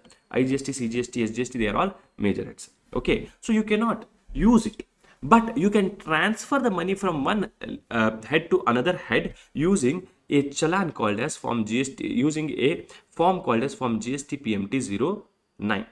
And this can be transferred from one registered person to another registered person under same PAN. So transfer of amount in electronic cash ledger of a registered person to electronic cash ledger of another registered person under same PAN is possible using a challan called as form, using a form called as form GST PMT 09. Any excess balance in electronic cash ledger should be claimed as refund under section 54. Now, we have electronic credit ledger. Electronic credit ledger is maintained in a form called as form GST PMT 02. Whatever input tax credit you are availing, whatever input tax credit you are claiming, it will availed in your GSTR 3B. How can I claim input tax credit? Input tax credit is claimed by in your GSTR 3B. So whatever input tax credit you are claiming in your GSTR 3B, that input tax credit which is there, that will go and sit in this electronic cash ledger. Whatever input tax credit is there, sorry, electronic credit ledger, whatever is claimed by you. Okay, this credit can be utilized for making the payment of output tax liability. For what purpose can I use this credit, sir? Only for making the payment of your output tax liability. Now, what is the manner of utilization of this credit? How can I utilize this credit, sir? Now, we all know that IGST credit, if you have credit of IGST, you can use it for making the payment of IGST first. Once that IGST is paid, leftover IGST balance can be used for making the payment of CGST or SGST in any proportion, meaning you can give it fully to CGST, fully to SGST, or proportionately to equally to CGST, SGST, or 60%, 40%, whatever proportion you want, you can give this. Once your IGST credit is over, you will go to your CGST. Once your IGST credit is over, you will go to your CGST. Now the CGST credit can be used for making the payment of CGST first, and then it can be used for making the payment of IGST. Similarly, SGST credit which is there, first use it for SGST, then use it for IGST. CGST can never be used for making the payment of SGST, and SGST credit can never be used for making the payment of CGST. Similarly, SGST should be used for making the payment of IGST only when CGST amount is not there. Now, if you have any extra balance available, then you can of course ask it as refund. Then we have electronic liability register. Electronic liability register talks about what are the different liability a person can have. A registered person can have following tax liabilities. You can have liability of a tax, or you can have liability of any other dues. So you can have liability of tax dues, or you can have liability of any other dues. Now, if you have liability of tax dues, then the tax dues are required to be paid. It can be paid either through utilization of input tax credit, or it can be paid through cash. So if you have any tax due, how can you pay the tax due? Either by utilization of input tax credit or through cash. And if you have any other liability like interest, late fee, penalty, etc., you should compulsorily pay these amounts in cash. You don't have any other option at all. You should compulsorily pay this money in cash. Now, there are some liabilities. These liabilities are mandatorily required to be paid in cash. Meaning, if you are liable to pay these amounts, you should compulsorily pay in cash. You cannot take the benefit of input tax credit. What are those things? If you are liable to pay other dues like interest, penalty, late fee, or any other sum, if you are liable to pay this money, then you will have to pay it through what, sir? Cash only. Tax payable under section 10. If you are a composition dealer, you have to pay taxes, correct? Whatever taxes a composition dealer has to pay, that also is required to be paid in cash only. Or a TDS or TCS under section 51 and 52. If you are liable to pay TDS, TCS, or any payment of RCM liability. If you are liable to pay the tax under river charge, the tax is required to be paid under in cash only. You cannot take the benefit of input tax credit. Now, what is the order of discharge of liability? So, if a person has a liability and if he has some money in his electronic cash ledger, how should he use the money available in his electronic cash ledger? Lawmaker says, first he is supposed to pay self-assessed tax and other dues related to previous tax period. Under GST law, you cannot file the current month return unless until you have filed your previous month return. So first you are supposed to pay self-assessed tax and other dues of previous tax period, and then self-assessed tax and other dues of current tax period, and then any other amount payable under this act or rules made thereunder, including the demand under 73 and 74. Meaning, first pay the liability of previous tax period, then pay the liability of current tax period. Meaning, file your returns first. Basically, they are telling file your returns first. First, file the returns for last month's now. Then after that, file the returns for this period. And then, if you have any other amount payable under GST law, you pay that money. You cannot use the amount which is there in GST account for paying the amount of pre-GST. I think there is some problem with camera. My lips are looking very pink, and this is also looking orange. Camera adjustment problem is there. I don't know what these Googles have. Let me check if I can.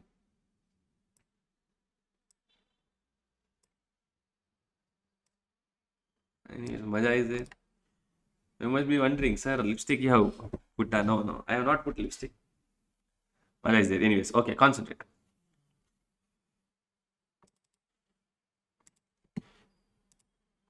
Very nice.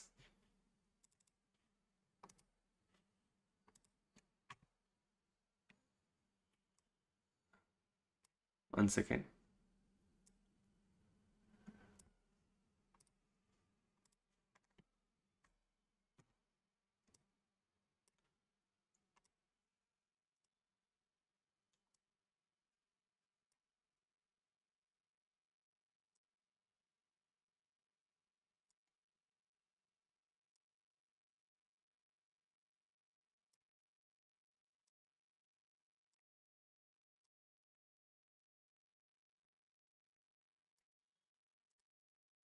Okay, anyways, ignore. Okay, order of discharge of liability. We just know, so what is the order of discharge of liability? Now, what are the liability a person can have? A person can have liability because of the return which is filed by him. Amount, okay, electronic liability register of a person shall be debited by the amount payable towards tax, interest, late fee, or any other amount payable by the return furnished by him. So you are telling in your return, whatever return you are filing, in that return you are telling that this is the amount of tax, interest, penalty which I am liable to pay. The amount of tax, interest, penalty, late fee which is amount payable as per the officers, as determined by the officer. Officer will tell you this is the amount which you have to pay, or the amount of tax, interest, penalty as a result of section 50, meaning any interest which you are liable to pay because of this section 50, which is the next section which you are going to see, or any amount of interest which accrue time to time. Now, important section is section 50. Now, under GST law, any type of late payment you are making, if you are liable to pay interest under GST law, please make sure this you remember. Under GST law, interest is always payable at 18% per annum. Whatever interest you are liable to pay, that interest always you will pay at what rates are at 18% per annum. Interest is always required to be paid at 18% per annum compulsorily. Okay. So now, if there is a delay in payment of tax, meaning I have made a delay in paying the tax. When will I make a delay in payment of tax?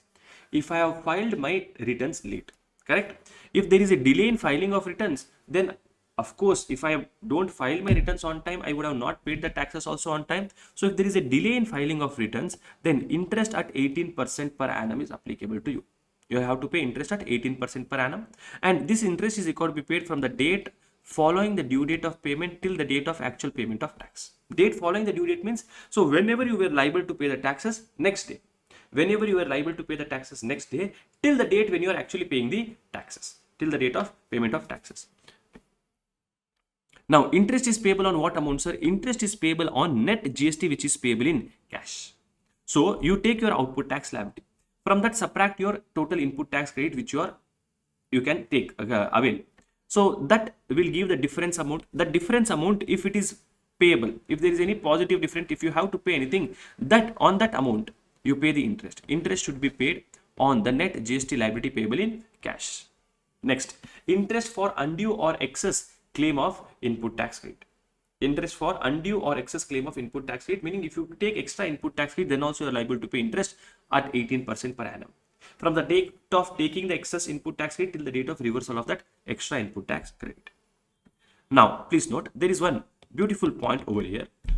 What is this point telling is, see, you are paying the tax late because of two reasons. There may be two reasons for you to pay the tax late. One, you have filed the return late. There is a belated return, meaning there is a delay in filing of return. If there is a delay in filing of return, that means you have filed the return late. Because you have filed the return late, you will have to pay interest. In such cases, because there is a delay in payment or filing of returns, the delay was for filing returns only. Now, because there is a delay in filing of returns, now whatever interest you are liable to pay should be paid only on the net GST liability payable in cash. Meaning, you pay only interest on this net amount. Because you have filed your return late, no problem, number of days delay you check and pay the interest on net GST payable. But if the delay in payment of tax is because you have not considered the amount in the return, meaning I knew that my tax liability is 1 lakh rupees, okay, but I had input tax credit only of 80,000 rupees. So what did I do? Instead of showing 1 lakh rupees, I showed my output tax liability as only 1 lakh rupees, and therefore my cash liability became 0. Meaning I purposefully did not show 20,000 rupees. I did not show. So delay is because why, and now this in future I pay. So why was the delay, sir? The delay was because I did not consider the amount only. The delay is because I have not considered the amount while filing the returns. In such cases, if the delay is for not considering the amount in the return, lawmaker says in such cases, if the delay is due to not considering the amount in the return, in such cases, you will have to pay the tax on the full amount. You will have to pay the tax on full amount whenever you, in future when you are paying, no, say I have considered only 80,000 rupees, 20,000 I have not considered because I was liable to pay in cash. Now, after 2 months in September, let us say this is for July month, in the September month, I take this 20,000. I pay the tax of this 20,000 by using utilization of input tax credit. Lawmaker says no. Even if you have taken input tax credit for making the payment of this tax, you will have to pay interest. So if the delay is for not considering the amount in the return, it can be by mistake you have not taken, meaning you had to show sale of 10 lakh rupees, but you showed a sale of 1 lakh rupees. No problem. Mistake is there. So there is a delay.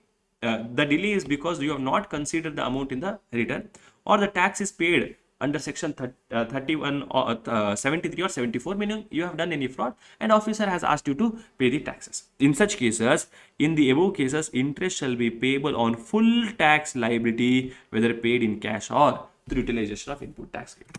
In these two situations, you will have to pay interest on what amount, sir? The full amount which is liable to be paid by you, whether it is paid by you in cash or credit. Then registration chapter, one good chapter it is, very simple chapter, very easy chapter it is, registration. Section 22 talks about person liable for registration. Who is a person who is liable for registration? They say the supplier of goods or services should obtain registration in the state or union territory in which he makes taxable supplies if his aggregate turnover exceeds 20 lakh rupees. Who should take registration, sir? If you are a supplier of goods or services or both, then you should obtain a registration. You should obtain a registration. Where should you obtain a registration? You should obtain the registration in that state or union territory from where you are making taxable supply. If your aggregate turnover is exceeding 20 lakh rupees. So if your aggregate turnover crosses 20 lakh rupees, you should take registration in that state or union territory from where you are making taxable supplies. Now, this turnover limit of 20 lakh is reduced to 10 lakhs.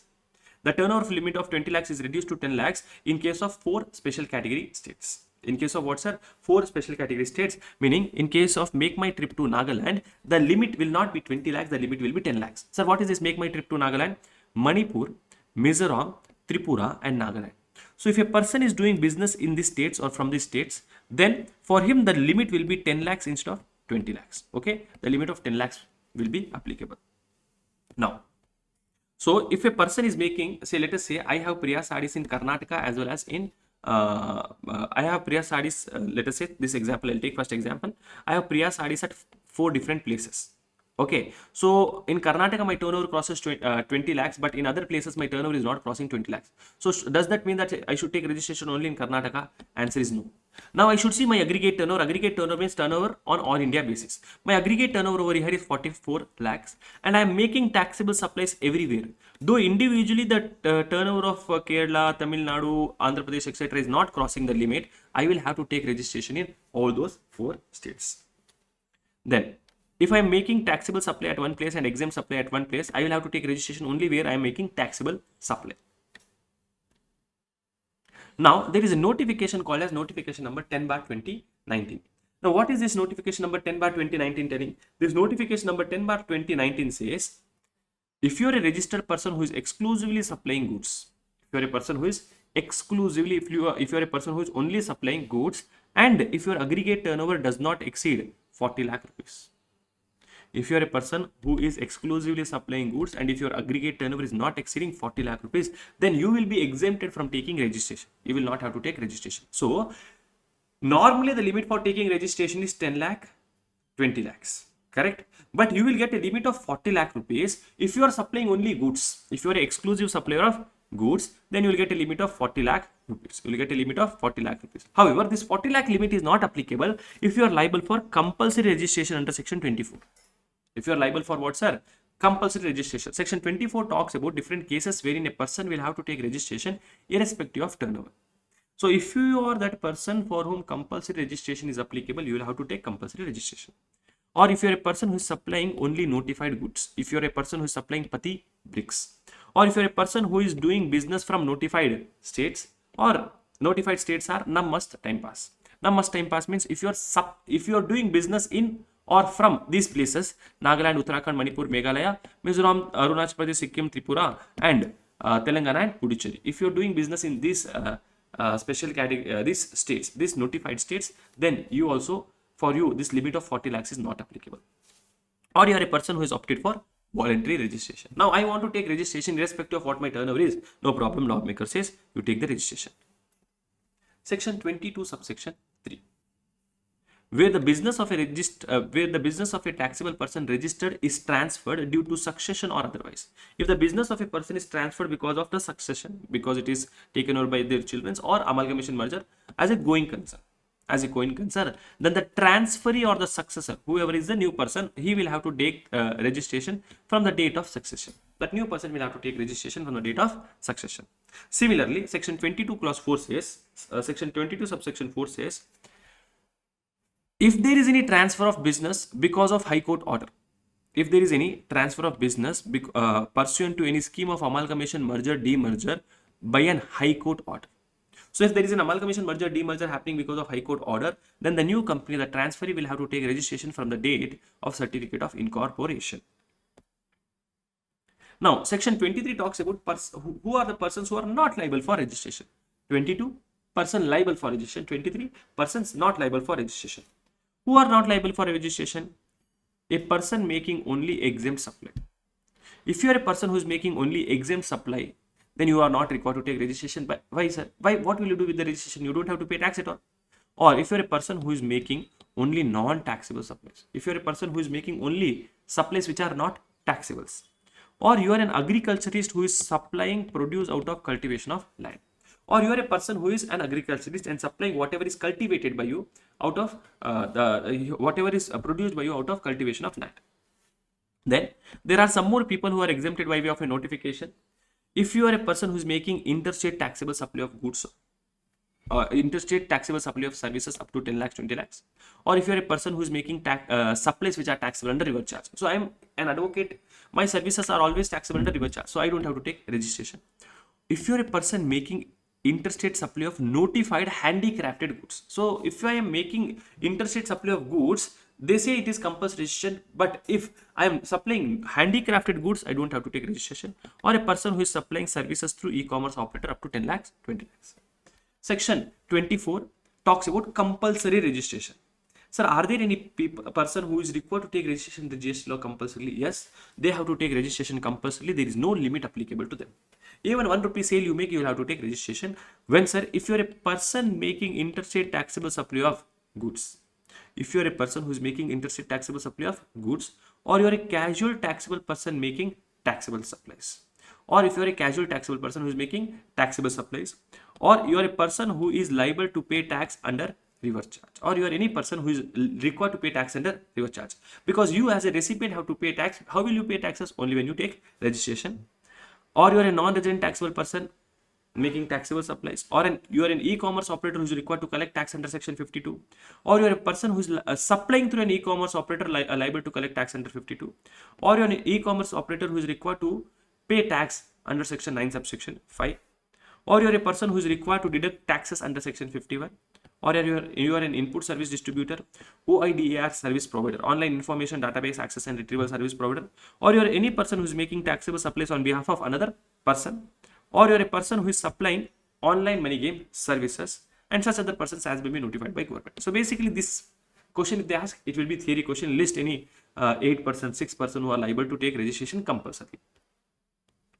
Now, what is the procedure for registration? One point which normally they ask is this point. If you are a person who is liable for registration, section 25 subsection 1 says, if you are a person who is liable for registration, you should apply for registration within 30 days of becoming liable. Within 30 days of becoming liable, you should apply for registration. Now, if you are a casual taxable person or a non-resident taxable person, you should apply for registration 5 days prior to commencement of business. So whenever you are going to going and commencing the business over there, 5 days before that, you should take the registration. And normally single registration will be granted to you for the entire state or union territory. For the entire state, how many registration will be given to you? One single registration will be given to you. But however, if you have place of business at multiple locations, then you can always apply for more than one registration. If a person has an unit at SEZ location, then he should obtain separate registration for such SEZ unit. So if you have a business at SEZ location, then for that SEZ unit you should obtain compulsory separate registration. A person can apply for registration on voluntary basis. Please note, normally single registration is given to you, correct? But if you have a place of business in SEZ, for non-SEZ location you apply one single registration, for SEZ you apply separate registration. Now sir, I am not liable at all for registration, sir, but still I want to apply for registration. Yes, you can apply. This point says, section 25 subsection 3 says, a person may apply for registration on voluntary basis even if he is not liable for registration. Then 25.4 and 25.5, deemed distinct person. Deemed distinct person we discussed in chapter number 1. Deemed distinct person. Then PAN is a document which is mandatorily required for taking registration. But if you are taking registration as a TDS or TCS person, for you instead of PAN you should give TAN. Then a non-resident taxable person, there are some other documents specified for taking registration, and registration will be granted to only after proper verification. Once the registration is granted, you will get your GSTN, and if you are a United Nations organizations, you will get UIN. Sir, what is the registration application called? Sir, registration application is called as GST REG 01, and the GST certificate will be given to you in GST REG 06.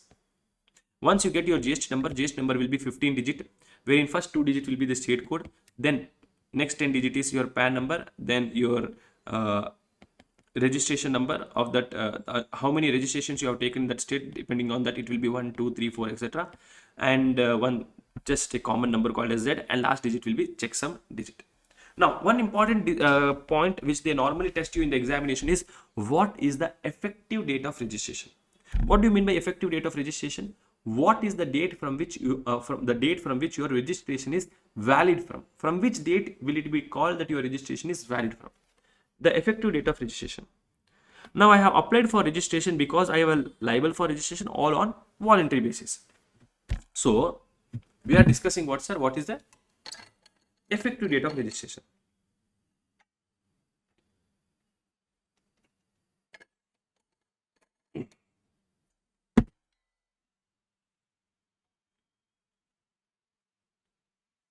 They say to check what is the effective date of registration, tell me why did you apply for registration? Lawmakers are tell me why did you apply for registration? I have applied for registration because I was liable for registration, or I applied for registration on voluntary basis.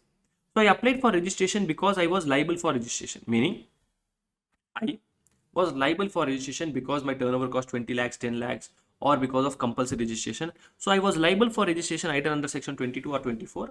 Now I have applied for registration within 30 days of becoming liable. I was liable and I applied for registration within 30 days of becoming liable. Lawmaker says in such cases, if you are liable for registration and you apply for registration within 30 days of becoming liable, your effective date of registration will be the date of grant of registration. The date on which the registration is granted to you, that will be the effective date of registration. No, sir, I have applied for, I was liable for registration by, I applied after 30 days. See, normally as per law, if you are liable for registration, you should apply within how many days? 30 days. And if you have applied within 30 days, the date when you were liable, that date will be taken as effective date of registration. Now, but if you are a person who is liable for registration and if you have applied after 30 days of becoming liable, for you the effective date of registration will be the date of grant of registration, the date when registration is granted to you. Sir, what if I am a person who has obtained registration on voluntary basis? Then for you the effective date of registration will be date of grant of registration. So if you are a person who is liable and if you apply after 30 days or you are applying for voluntary registration, for you the effective date of registration will be date of grant of registration. Sir, what do you mean by effective date of registration, sir? The date from which your registration shall be valid from. For example, on 1st of April I started my business, my turnover crossed 20 lakhs on 15th of May. I applied for registration on 26th of May. That means I applied for registration within 30 days and that registration was granted to me on 15th of June. So what is the effective date for me? For me the effective date will be the date I was liable for registration. Why? Because I applied within 30 days and that registration was granted to me. Now I was liable for registration on 15th of May. I applied for registration on 20th of June, meaning after 30 days. And the registration was granted to me on 28th of June. Lawmaker says effective date of registration shall be date of grant of registration. Section 26, they say if you are a person who has obtained registration under SGST Act or CGST Act, it is deemed that you have got registration under CGST Act also. So if you got registration under SGST or UTGST Act, by default you get registration under CGST Act. You don't have to take separate registration act wise. Then section 27, important section. Special provisions for a casual taxable person or a non-resident taxable person. So if you're a casual taxable person or a non-resident taxable person, what are the special provisions applicable to you? Who is a casual taxable person? Casual taxable person is that person who is occasionally undertaking the transaction of supply of goods or services or both at a place which is not his usual place of business. So if you occasionally go and do the business activity at that place which is not your usual place of business, then you will be called as casual taxable person at that place. Similarly, a non-resident person is a non-resident who is coming from outside India and doing business activity in India occasionally. Okay. Now, what are the special provisions applicable for them? Whether you are a casual taxable person or non-resident taxable person, you have to take registration under GST law compulsorily. You will have to take registration under GST law compulsorily and you will have to apply for registration 5 days prior to commencement of business. When should you apply for registration? 5 days before the commencement of business, you should apply for registration. Then, what is the validity of your registration? See, first you should take compulsory registration and you should apply for registration 5 days before prior to commencement of business. Now, what is the validity of registration, sir? Your registration will be valid for number of days you are applying or 90 days, whichever is earlier. Number of days you have applied for or 90 days, whichever is earlier. Sir, can I extend my registration? Yes, you can extend your registration, but extension is possible only once. You can extend your registration. Extension is possible only once, and that extended registration also shall be valid for number of days you apply or 90 days, whichever is earlier. Then, casual taxable person and non-resident taxable person. If you're a casual taxable person or non-resident taxable person. Now, a casual taxable person or non-resident taxable person has to pay taxes in advance, and he has to pay at the time of registration. A casual taxable person and non-resident taxable person has to pay taxes in advance, and he has to pay taxes at the time of registration only. Now, sir, how will I pay the taxes? On the basis of estimated turnover. You will have to estimate your turnover for that period, whatever validity period, and you will have to pay taxes on that amount. In case of extension of validity, for that extended period, also you'll have to pay the taxes in advance. Sir, what if I pay excess amount? Any excess amount paid by you will be refunded. Sir, what if I pay short amount? You will have to pay that balance amount, whatever is not paid by you, while filing your returns. Then, section 28 talks about amendment in registration. Now, I am a person who is registered. Now, I am a person who is registered. Now, I am making changes in the registration which is taken by me. So, if you are making a changes in the registration which is already taken by you, that means you are making an amendment in your registration. So, any amendment or change in the registration should be informed within 15 days of that change. So, if you are making any change in your registration, if you are making any amendment in your registration, about that change or amendment, you should make an information to the government within 15 days of that change. Now, this amendment can be of core fields or non-core fields. If the amendment is of core fields, then the application should be approved by officer. Only then amendment will be reflective. Okay, only then that amendment will be made. But if amendment is of non-core fields, then as soon as you make the changes, no approval is required, the changes will happen. Section 29 talks about cancellation of registration. When can registration of a person be cancelled? So there are 3 situations where the registration can be cancelled by the GST officer, proper officer, or legal heirs of registered person, or the registered person himself. So in 3 cases, the registered person himself can cancel, or his legal heirs can cancel, or the officer can cancel on the request made by registered person. When, sir? If the business is discontinued. If the registered person is discontinuing his business, or if there is a change in constitution of business, meaning I am closing my business, I can cancel my registration, or my business was a sole proprietorship concern, now I am converting it to partnership firm. There is a change in constitution of business, or where the taxable person is no longer liable for registration.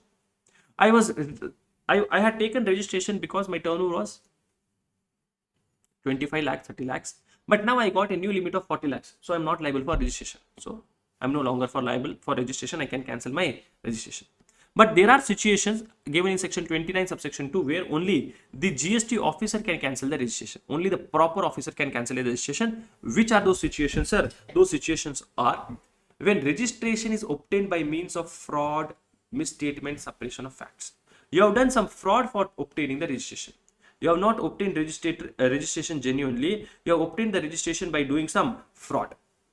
Or registration, the registered person has contravened the provisions of GST law, meaning the registered person who is there, he has contravened, he has not followed the law. He has taken input tax credit though he was not eligible. He has taken input tax credit. Or the person who has applied for voluntary registration has not started the business within 6 months from the date of taking registration. So normally, if you take a voluntary registration, you are supposed to obtain. If you are taking a voluntary registration, you are supposed to start the business within 6 months. If you don't start the business within 6 months of taking voluntary registration, then your registration will be cancelled. Or where the returns are not filed by the registered person for continuously 6 months or 2 quarters. Or such other reasons as may be given in rule number 21A. So what are the other reasons where your registration will be cancelled?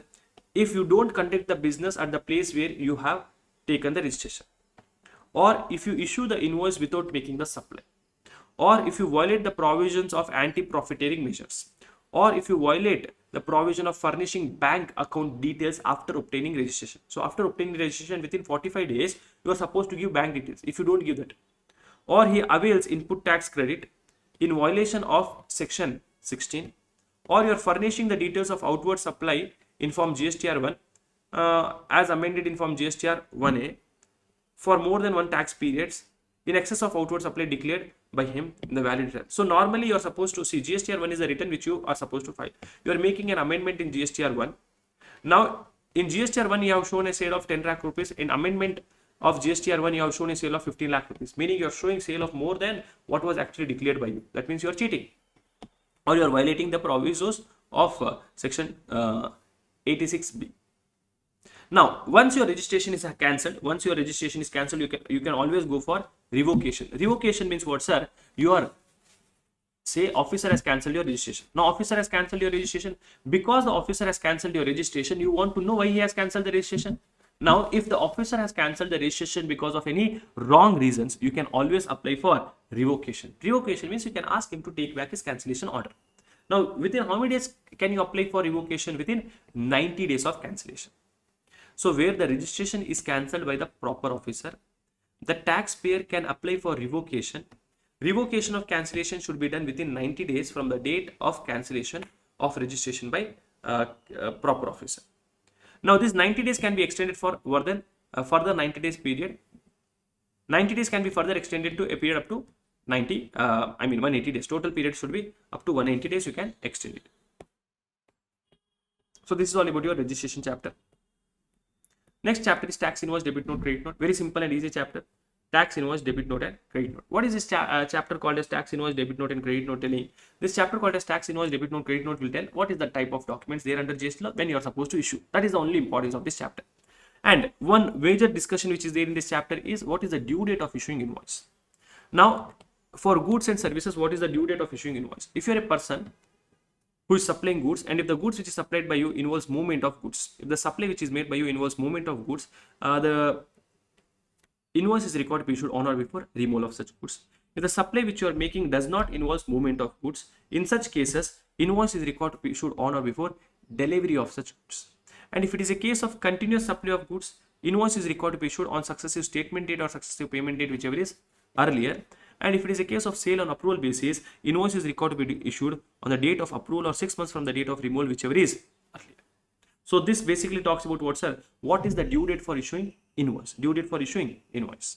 Then for services, what is the due date for issuing invoice for services, sir? The due date for issuing invoice for services is, in normal cases, you should issue on or before completion or within 30 days from the date of completion.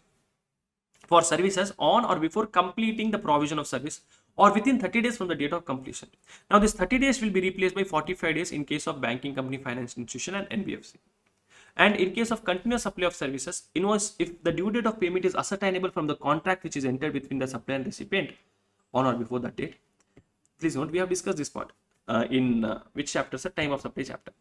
And if the due date of payment is not ascertainable on or before the date of receipt of payment, and if the payment is linked to completion on or before completion, the invoice is required to be issued. Okay.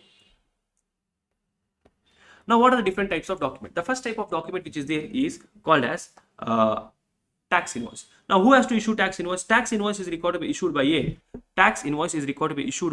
supplier who is making taxable supplies. Who has to issue tax invoice? That person who is making taxable supplies is to issue tax invoice. Now, how many copies of tax invoice is required to be issued by you? You are required to issue 3 copies of tax invoice. Number of copies of tax invoice which are required to be issued is for goods 3 copies and for services 2 copies. Goods 3 copies, supplier, recipient and transporter. Services only 2 copies. One is for the supplier, one is for the recipient. Now, what are the contents of tax invoice? One of the examination attempt they have asked what is the content of tax invoice.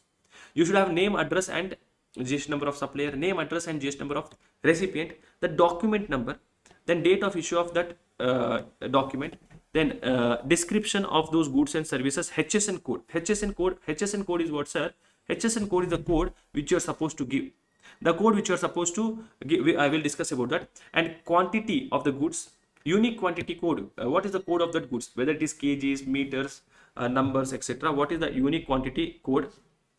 Then rate per unit, value of supply, the breakup of tax amount, total value of the invoice, etc. And signature. You have to give your signature details also. Whether tax is payable under reverse charge or not, and QR code details is also required to be given. Now, some important points are invoice number and HSN code. In that content list, 2 points are very important. One is invoice number and HSN code. Sir, what is this invoice number, sir? The invoice number, they say, invoice number should be unique for every financial year. For every year, the invoice number which you are giving should be unique. It should not be same. And they should be consecutively serially numbered and should not have more than 16 characteristics. This invoice number which is there, they should be consecutively serially numbered and it should not have more than 15 characteristics. It can contain alphabets or it can be alphanumeric, and it should not contain any special characteristics except forward slash and hyphen. It should not have any special characteristics in the invoice number which is there. Whatever invoice number you are having, it should not have any special characteristics except forward slash and hyphen dash. Then HSN code details. See, HSN is what, sir? HSN is a system of system of identification or classification of different goods and services. So it is a system which is adopted for classifying the goods and services. What is the full form of HSN? Harmonized system of nomenclature. HSN means what, sir? Harmonized system of nomenclature. It is an 8-digit code which is used for classification of goods and services. If you want to classify the different goods and services, you use this. And HSN code you are supposed to give in your tax invoice. Now, how many digits am I supposed to give? It depends on, see, there are totally 8 digits, but you are not supposed to give total 8 digits. Depends on what is your aggregate turnover. If your aggregate turnover is up to, if your aggregate turnover is up to 5 crore rupees, you have to give 4-digit HSN code. And if your aggregate turnover for B2B supplies, and if your aggregate turnover is up to 5 crores, then you have to give 4-digit HSN code for B2C. But for B2C, it is completely optional. Sir, repeat. See, HSN code is an 8-digit code. You have to give how many digits, sir? You have to give only 4-digit code. You have to give only 4-digit code. When should I give 4-digit code? If my turnover is up to 5 crore rupees. So if I am a person who is registered under the GST law, I should compulsorily give 4-digit code for B2B supplies. If my turnover is more than 5 crores, sir, that will become 6-digit. Now for B2C, it is optional in case your turnover is up to 5 crores. If your turnover is more than 5 crores, you have to compulsorily give for B2C supplies also. So basically for B2B supplies, 4-digit, and for B2C supplies also 4-digit if the turnover is up to 5 crores. But for B2C, it is optional. And if the turnover is more than 5 crores, whether it is B2B or B2C, it does not matter. Always give 5-digit code.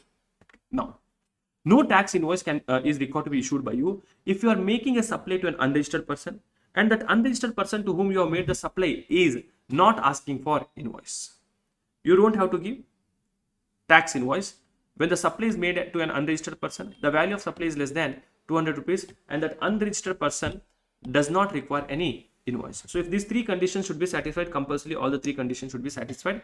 What are these 3 conditions which are required to be satisfied, sir? First condition is the supply should be to an unregistered person.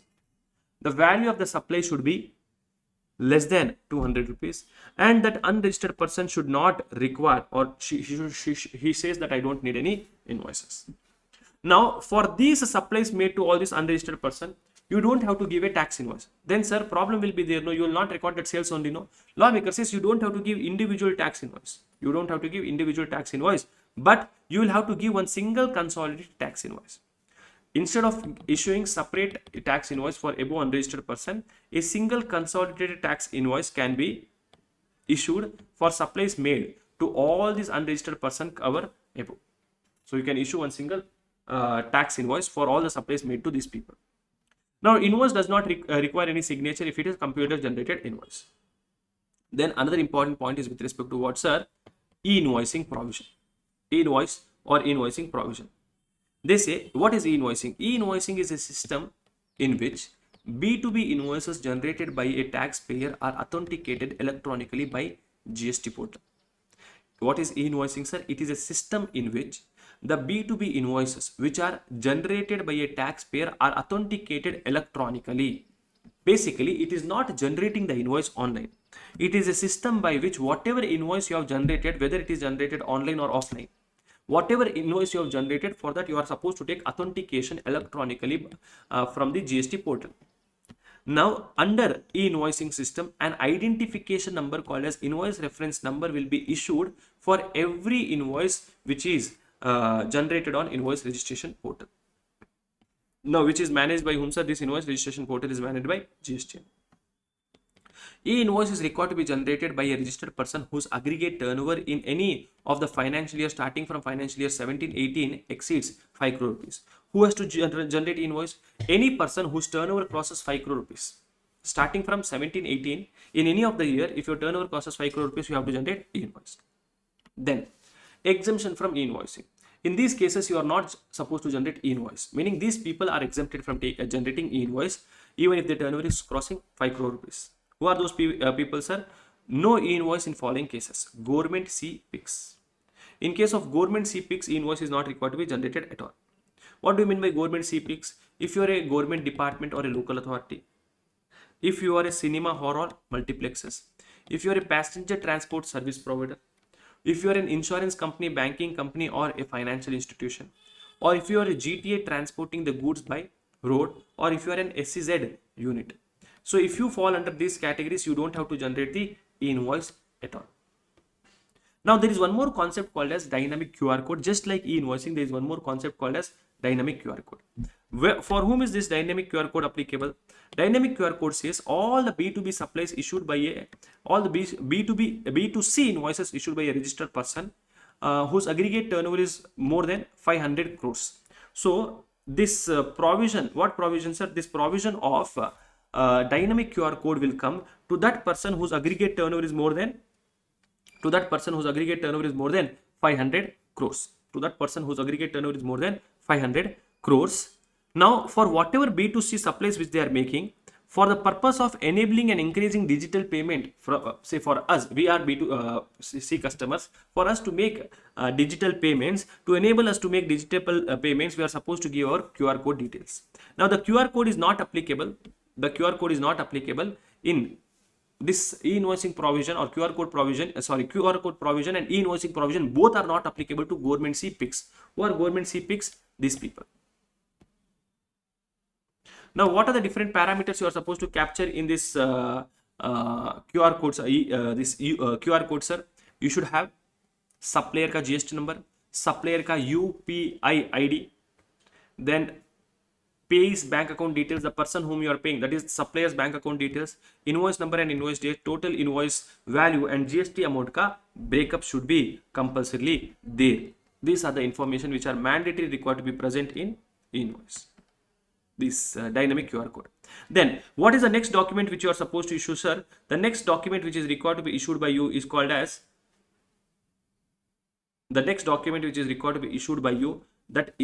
what, sir? Revised tax invoice. The next document which you are required to be issued by you is called as what, sir? Revised tax invoice. Sir, what is revised tax invoice? See, basically, if you are a person who is liable for registration, from the date you are liable for registration till the date of grant of registration, you have made some supply. So for that supply made by you from the date you are liable for registration till the date of grant of registration, you are supposed to issue a document called as revised tax invoice. So revised tax invoice is a document which is required to be issued by a person for the supply made by him from the date when he is liable for registration till the date of grant of registration. Then bill of supply. Bill of supply is now this revised tax invoice is required to be issued within 1 month from the date of grant of registration.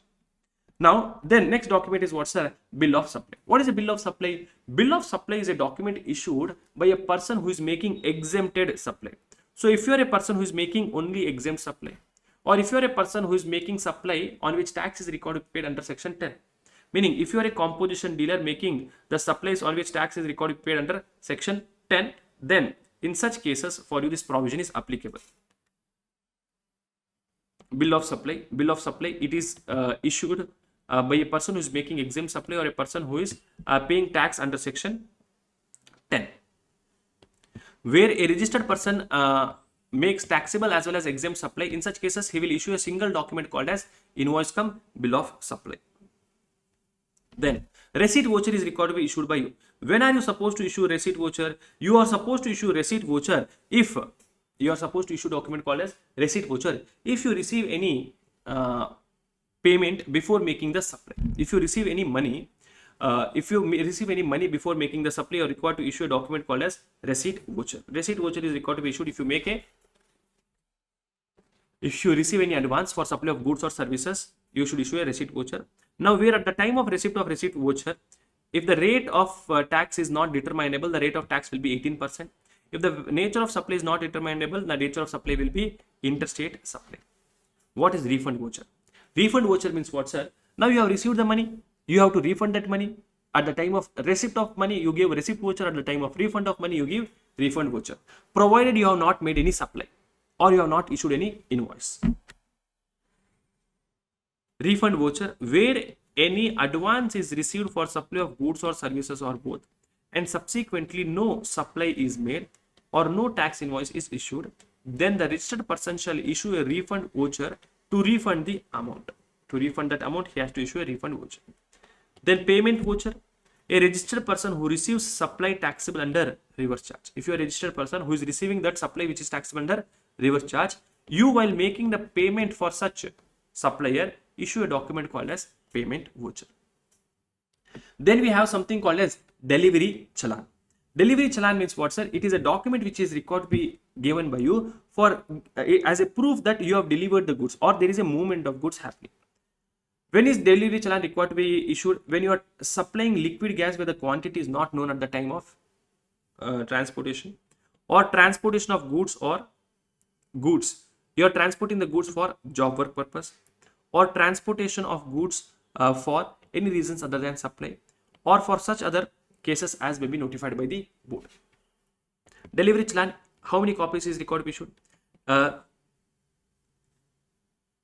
Serial number to be declared in delivery challan. You should declare 16-digit number, same like invoice, not more than 16-digit number, and it should be in multiple series, and it should be issued at the time of removal of goods. Now, goods transported in semi-knocked down condition and completely knocked down condition. Sometimes what happens is goods are transported in parts, semi-knocked down conditions and completely knocked down conditions. In case the goods are transported in parts or lots or installment, what is the procedure you are supposed to follow? Then the supplier shall issue a complete tax invoice before the dispatch of first consignment. Before the first consignment is going, the supplier should issue or generate the delivery challan, and the supplier shall issue a delivery challan for each and every subsequent consignment giving reference to the invoice. For each and every subsequent supply which is happening, you are supposed to attached with that whatever delivery challan is required to be given by you. So first issue the invoice for complete value. For every consignment which is going, give a delivery challan, and copies of delivery challan should be accompanied with the copy of certified invoice. Now every delivery challan which is going, with that you should attach the copy of invoice, and original copy of invoice should be given only at the time of when the last consignment is sent. Only when last consignment is sent. Next, what, sir? See, a GTA is required to issue a document called as consignment note. Now, what are the contents of consignment note? Good question. Examination, it is asked, so it is good question. What are the contents of consignment note? Gross vehicle weight of consignment should be there. Name of the consignor and name of the consignee should be there. Registration number of goods carriage, the vehicle in which goods are going, that registration number. Details of goods transported, details of place of supply and place of origin and place of destination. Then GST number of the person who is liable to pay tax, whether it is consignor or consignee, or any other information as may be prescribed under Rule 46. Then credit.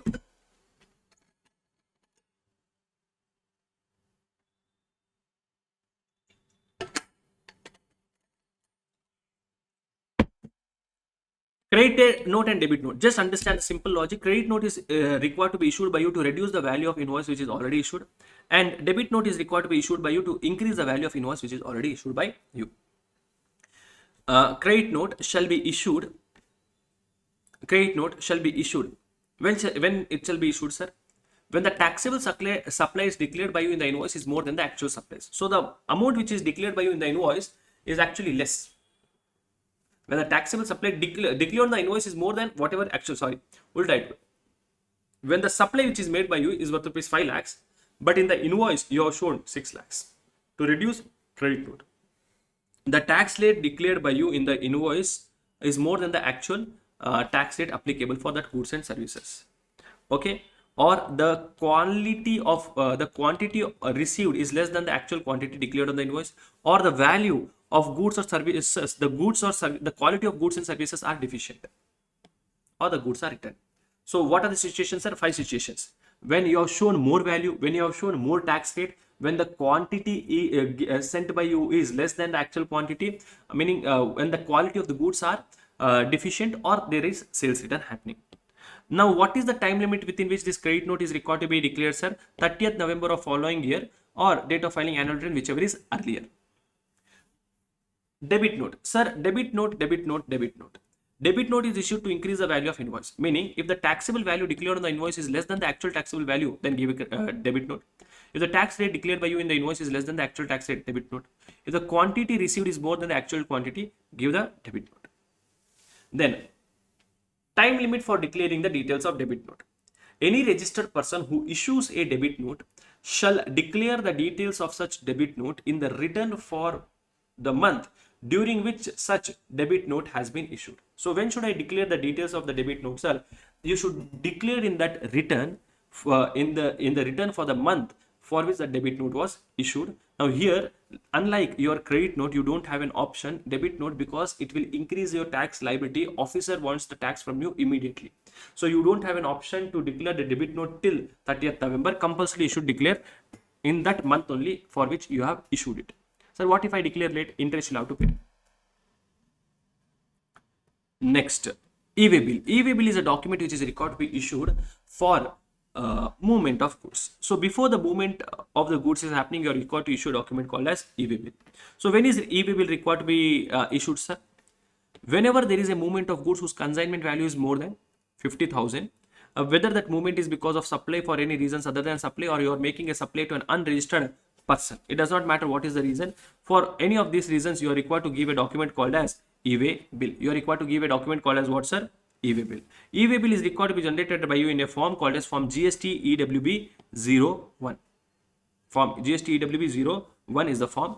Now, who will cause the movement of goods? Please note, when the consignment value is more than 50,000, then only e-way bill is required to be given by you. Now, what do you mean by consignment value, sir? Consignment value means the value of the goods declared. Consignment value of the goods shall be the value determined as per section 15, which is mentioned by you in the invoice, bill of supply, delivery challan, etc. So whatever value is there, and also includes GST. So value as per section 15, including GST amount, but it shall not include the value of exempt supply. Now, who causes the movement? Who should generate, sir? The person who is causing the movement of goods should generate e-way bill. Who causes the movement of goods? If supplier is registered and undertakes the movement of goods, the movement is caused by supplier. If the recipient is registered and he says that I will move the goods, then the movement is caused by recipient. And if the goods are supplied by an unregistered supplier to a registered recipient, then the movement will be caused by such registered recipient. Then in case of bill to ship to concept, only one e-way bill is required to be generated. Now, information, see, e-way bill has two parts. E-way bill GST EWB 01 has two parts, part A and part B. Part A comprises about your sale car related details such as GST number of supplier, GST number of recipient, place of supply, place of delivery, document number, then document number, document date, value of goods, HSN codes, etc. Reason why you are supplying. And part B will contain your transport car related details. Who is the transporter? What is the vehicle number, etc. When is it mandatory to furnish the details of a conveyance in part B? E-way bill is valid for, this point is not required. And okay, when you transfer the goods from one conveyance to another conveyance, what is the procedure which you have to follow?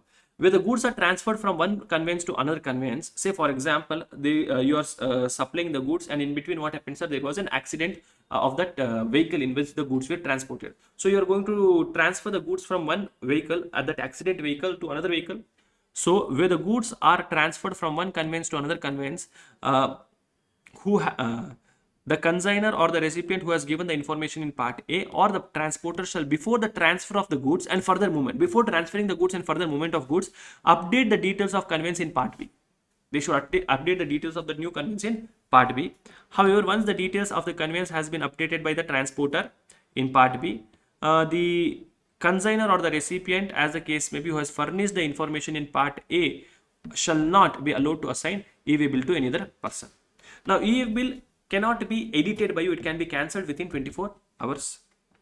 Then you are, if you want to generate, if more than one goods are going in a same vehicle, you can generate a consolidated e-way bill.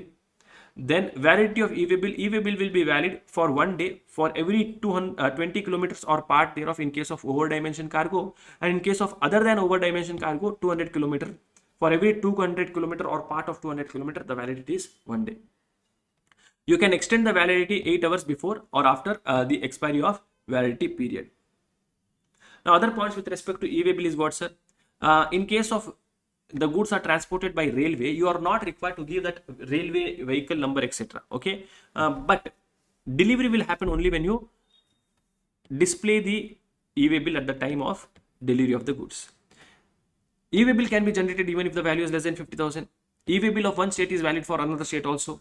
Once e-way bill is generated, it cannot be edited for any mistakes. Now, you will be blocked from generating e-way bill if e-way bill cannot be generated in following cases: if composition dealer has not paid taxes for 2 consecutive quarters, regular registered person has not filed the return for 2 consecutive tax period, regular registered person has not filed GSTR1 for 2 consecutive quarters, or you are a person whose registration has been suspended because of any reason.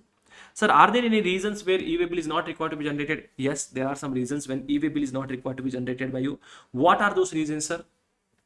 Where the goods are transported are LPG, kerosene, or jewelry, currency you are transporting, where you are transporting goods in non-motorized vehicle, where the goods being transported by you are going to customs port to inland container depot, and the goods transported by you are alcoholic liquor for human consumption or HP man, etc.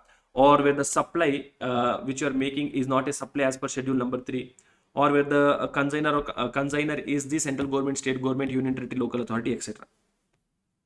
Then returns under GST. Returns under GST basically talks about what are the different types of returns under GST, who has to file it. Now, normally for regular dealer, whatever return is there, that return is important.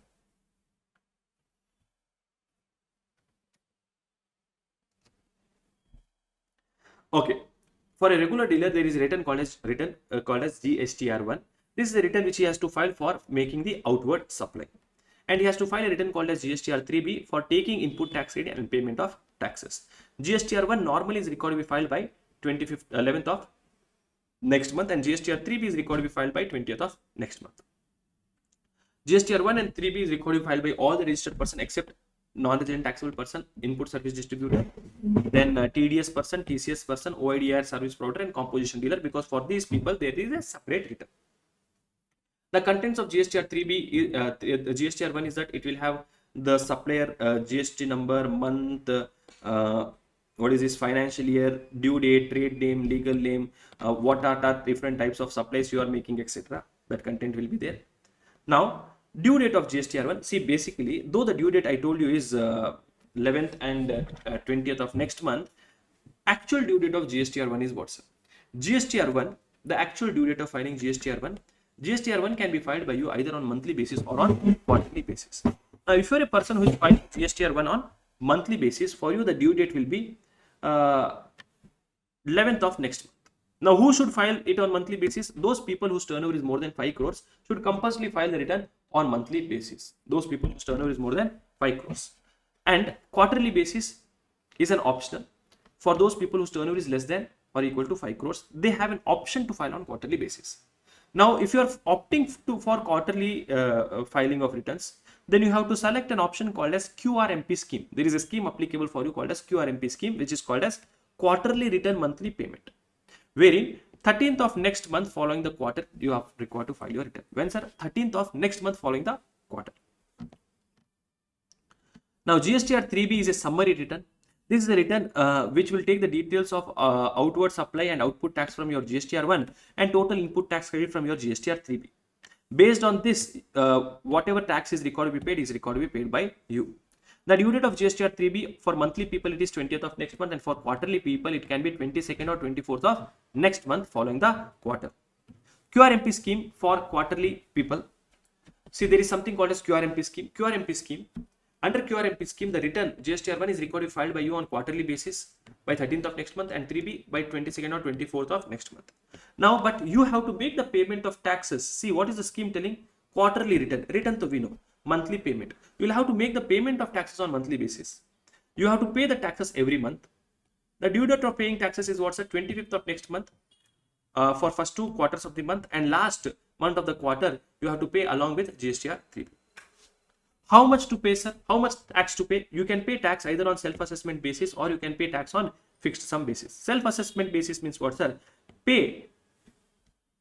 Compute your tax liability and check how much you are required to pay in cash. That amount you have to pay. So pay the tax liability in cash for that month. The tax liability in cash will be output tax minus input tax difference amount. Or pay a fixed sum. Fixed sum is what, sir? 35% of taxes paid by you in last quarter. Whatever tax is paid by you in last quarter, 35% of that is required to be paid for first 2 quarters. Now, for those people who are opting for QRMP scheme, because they are required to file the return once in 3 months, for them there is a facility which they have given called as IFF, Invoice Furnishing Facility. IFF, it is not an invoice, it is just a facility. It is just a facility given to quarterly filers to upload the details of B2B supplies which is made by them on monthly basis. So it is a facility which is given by them to upload all those B2B supplies which is made by them on monthly basis. The due date is 13th of next month, every month 13th. Now this is not a return, okay, it is just a facility. All the invoices, debit note and credit note, the details of which is uploaded in Invoice Furnishing Facility IFF, they will automatically be imported to GSTR1. You don't have to re-upload everything in GSTR1. Now, amendment and rectification of returns, that amendment and rectification is required to be made by 30th November of next year. Then what are the other types of return? If you're a composition dealer, you have to file a return called as GSTR4. And if you're a non-resident taxable person, you have to file a return called as GSTR5. Due date of filing GSTR5 is 20th of next month or within 7 days of expiry of validity. Or if you are an input service distributor, GSTR6, TDS person GSTR7, and TCS person GSTR8. Annual return is there called as GSTR9. And then final return is recorded filed by you. This is important. Final return is recorded filed by you called as GSTR10. This final return is recorded filed within 3 months from the date of cancellation or from the date of order of cancellation, whichever is later. And first return is a return which is recorded filed by you if you are a person for the supplies made by you from the date you are liable for registration till the date of grant of registration.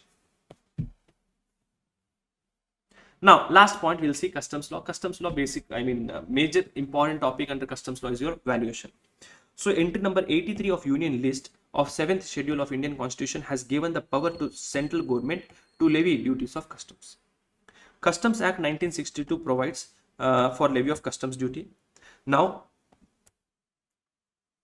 the customs, I'll complete discuss this point on brief only, okay. So, territorial jurisdiction and applicability. The Customs Act applies to whole of India. India includes what's the territorial waters of India, meaning Customs Act applies not only to Indian part but also up to 12 nautical miles from India, and up to 200 nautical miles area is called as exclusive economic zone. Now, what do you mean by goods? Goods includes vessel, vehicle, aircraft, baggage, currency and negotiable instrument, currency and other movable property. Import means bringing goods into India from a place outside India. Imported goods means goods which are brought into India from a place outside India but which are not cleared for home consumption, meaning you have not taken delivery of that goods. Dutiable goods means those goods on which custom duty is applicable. Then importer is the person who is calling himself to be an importer. Export is taking goods out of India to any country outside India. Export goods means goods that are intended for export. Exporter means same, a person who calls himself to be exporter. Prohibited goods means the import or export of which cannot be done at all. Stores is the goods which are used in vessel, vehicle, including the fuel, spare parts, etc. Now, charging section is section 12 of Customs Act. Custom duty is levied on goods imported into India or exported from India at the rate prescribed in Custom Tariff Act, and the duties of customs will be levied on goods and not on the person. There is something which is important point, something called as transit goods and transship goods. Transit goods means goods which pass through India to another country. meaning the goods are coming, they're passing through India. Meaning, for example, you're going from one place to another place. Let us say I'm going from Bangalore to Delhi. So from Karnataka, I'll have to go to Delhi. I will have to pass through different states like Maharashtra, Madhya Pradesh, Uttar Pradesh, etc. So this is called as what? Transit goods. Meaning in the same vehicle I am going. With me there is one more person. My friend is there. He got down in Maharashtra and from there he took a bus to Hyderabad. That is called as transship. Transship goods arrive at Indian port and are transferred to another vessel or aircraft. Movement happens through Indian territory. Here, movement remains within the same port, but it is shifted to another carrier. Dutiability, no custom duty is required to be paid on transit goods and transship goods. Monitoring goods are transported under customer supervision and goods are remain in customs controlled area.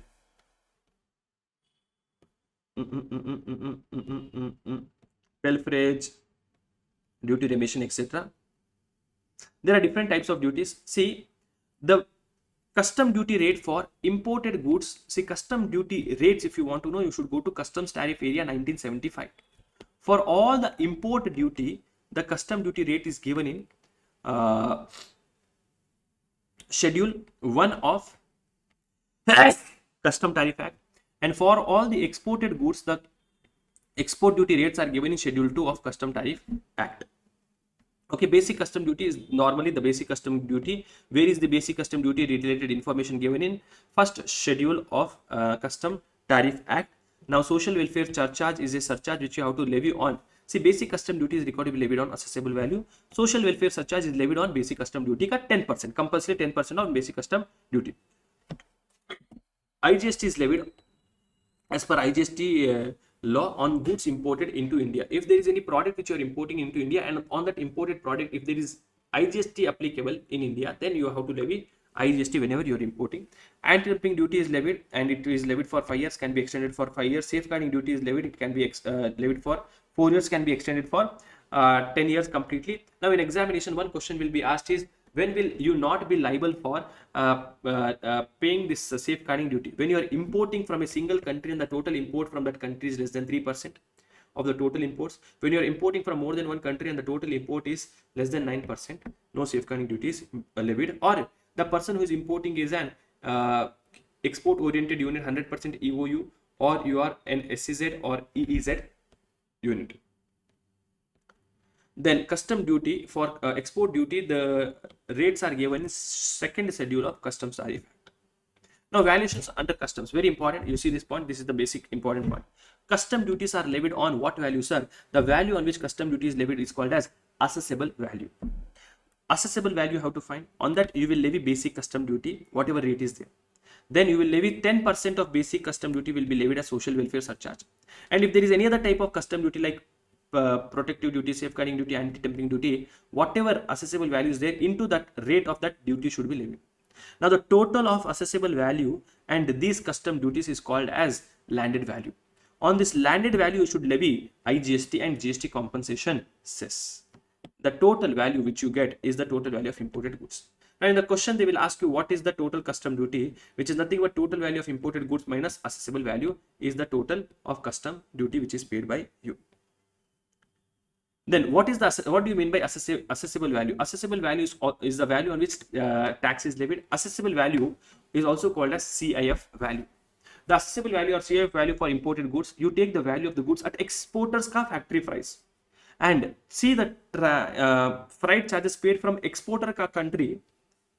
See at exporter ka factory what is the value, from that factory to that port, whatever transportation you have paid, then it will be loaded in the ship, loading and unloading charges you add, then that goods will be moving to India. Now after adding all these things, you take value of the goods at exporter ka factory price, freight and insurance from exporter ka factory to exporter ka port, then handling and loading charges, that will give you FOB value. Please note, FOB value is not important. FOB value for customs is important. Sometimes FOB value for customs and FOB value may be same if these additions are not there. Okay. Now to this FOB value, what are you supposed to do, sir? To this FOB value, you will have to make some Rule 10(1) additions. You will have to add commission, except buying commission. You will have to add packing charges, except cost of durable and returnable packing. meaning you will have to add commission, whatever commission is paid by you to any person, except buying commission. In the question, if they say it is a buying commission, don't add. Whatever type of packing charges you are paying, that also should be added, except durable and returnable packing. In the question, if they say that this is the packing for this packing is durable and it is required to be returned, then don't add it. Design and engineering charges should be added if it is undertaken outside India.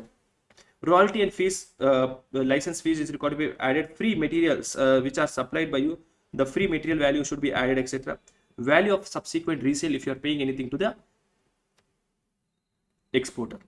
Now the total of these things will be called as FOB for customs. On this, you should add actual freight charges and actual insurance charges that will give you assessable value, also called as cost insurance freight. Sometimes what may happen is actual freight charges and actual insurance charges may not be available. So if cost of freight, if the goods are imported through sea route, normally take the freight charges to be actual freight charges, whatever is given in the question. And if the goods are imported through air route, then for freight charges, what will you do, sir? If the goods are imported through air route, you take the actual freight charges or take 20% of FOB for customs, whichever is less. Meaning for goods coming through air route, the freight charges should not be more than 20% of FOB for, value for customs. Sir, freight information is not given at all. Then freight charges should be taken. If the freight charges are not ascertainable, freight charges will be 20% of FOB value for customs. Now, insurance cost. Insurance cost, normally take your actual insurance cost. Sir, actual insurance cost is not given, sir. Then take insurance cost to be equal to 1.125% of FOB value for customs. Now, the major question which is asked is, sir, what is the exchange rate which I have to take? What is the exchange rate which I have to take whenever I am importing any goods? What is the exchange rate I have to take for converting the foreign currency into Indian rupees? The exchange rate which is notified by CBIC only should be taken. Exchange rate notified by whom, sir? Exchange rate notified by CBIC should be taken. CBIC, exchange rate notified by CBIC should be taken. For imported goods, you take the exchange rate as on the date of submission of bill of entry. Whenever you are submitting the bill of entry, that exchange rate you should take. And for exported goods, the exchange rate as on the date of submission of shipping bill, or also called as bill of export, should be taken. Then, sir, exchange rate I understood, sir. My question to you is, what is the custom duty rate which I should take? The custom duty rate which you are supposed to take is, for imported goods, the custom duty rate which should be taken by you should be the rate mentioned, custom duty rate as on the date of bill of entry or as on the date of grant of entry inwards, whichever is later. Whenever you are submitting bill of entry or whenever the officer has given entry inwards, now in that whatever is late, that date ka custom duty rate should be taken. And for exported goods, custom duty rate as on the date of grant of let export order, that date ka custom duty rate should be taken. Now, assessable value for exported goods. For exported goods, you should take FOB value. What is FOB value, sir? FOB value is FOB value is what, sir?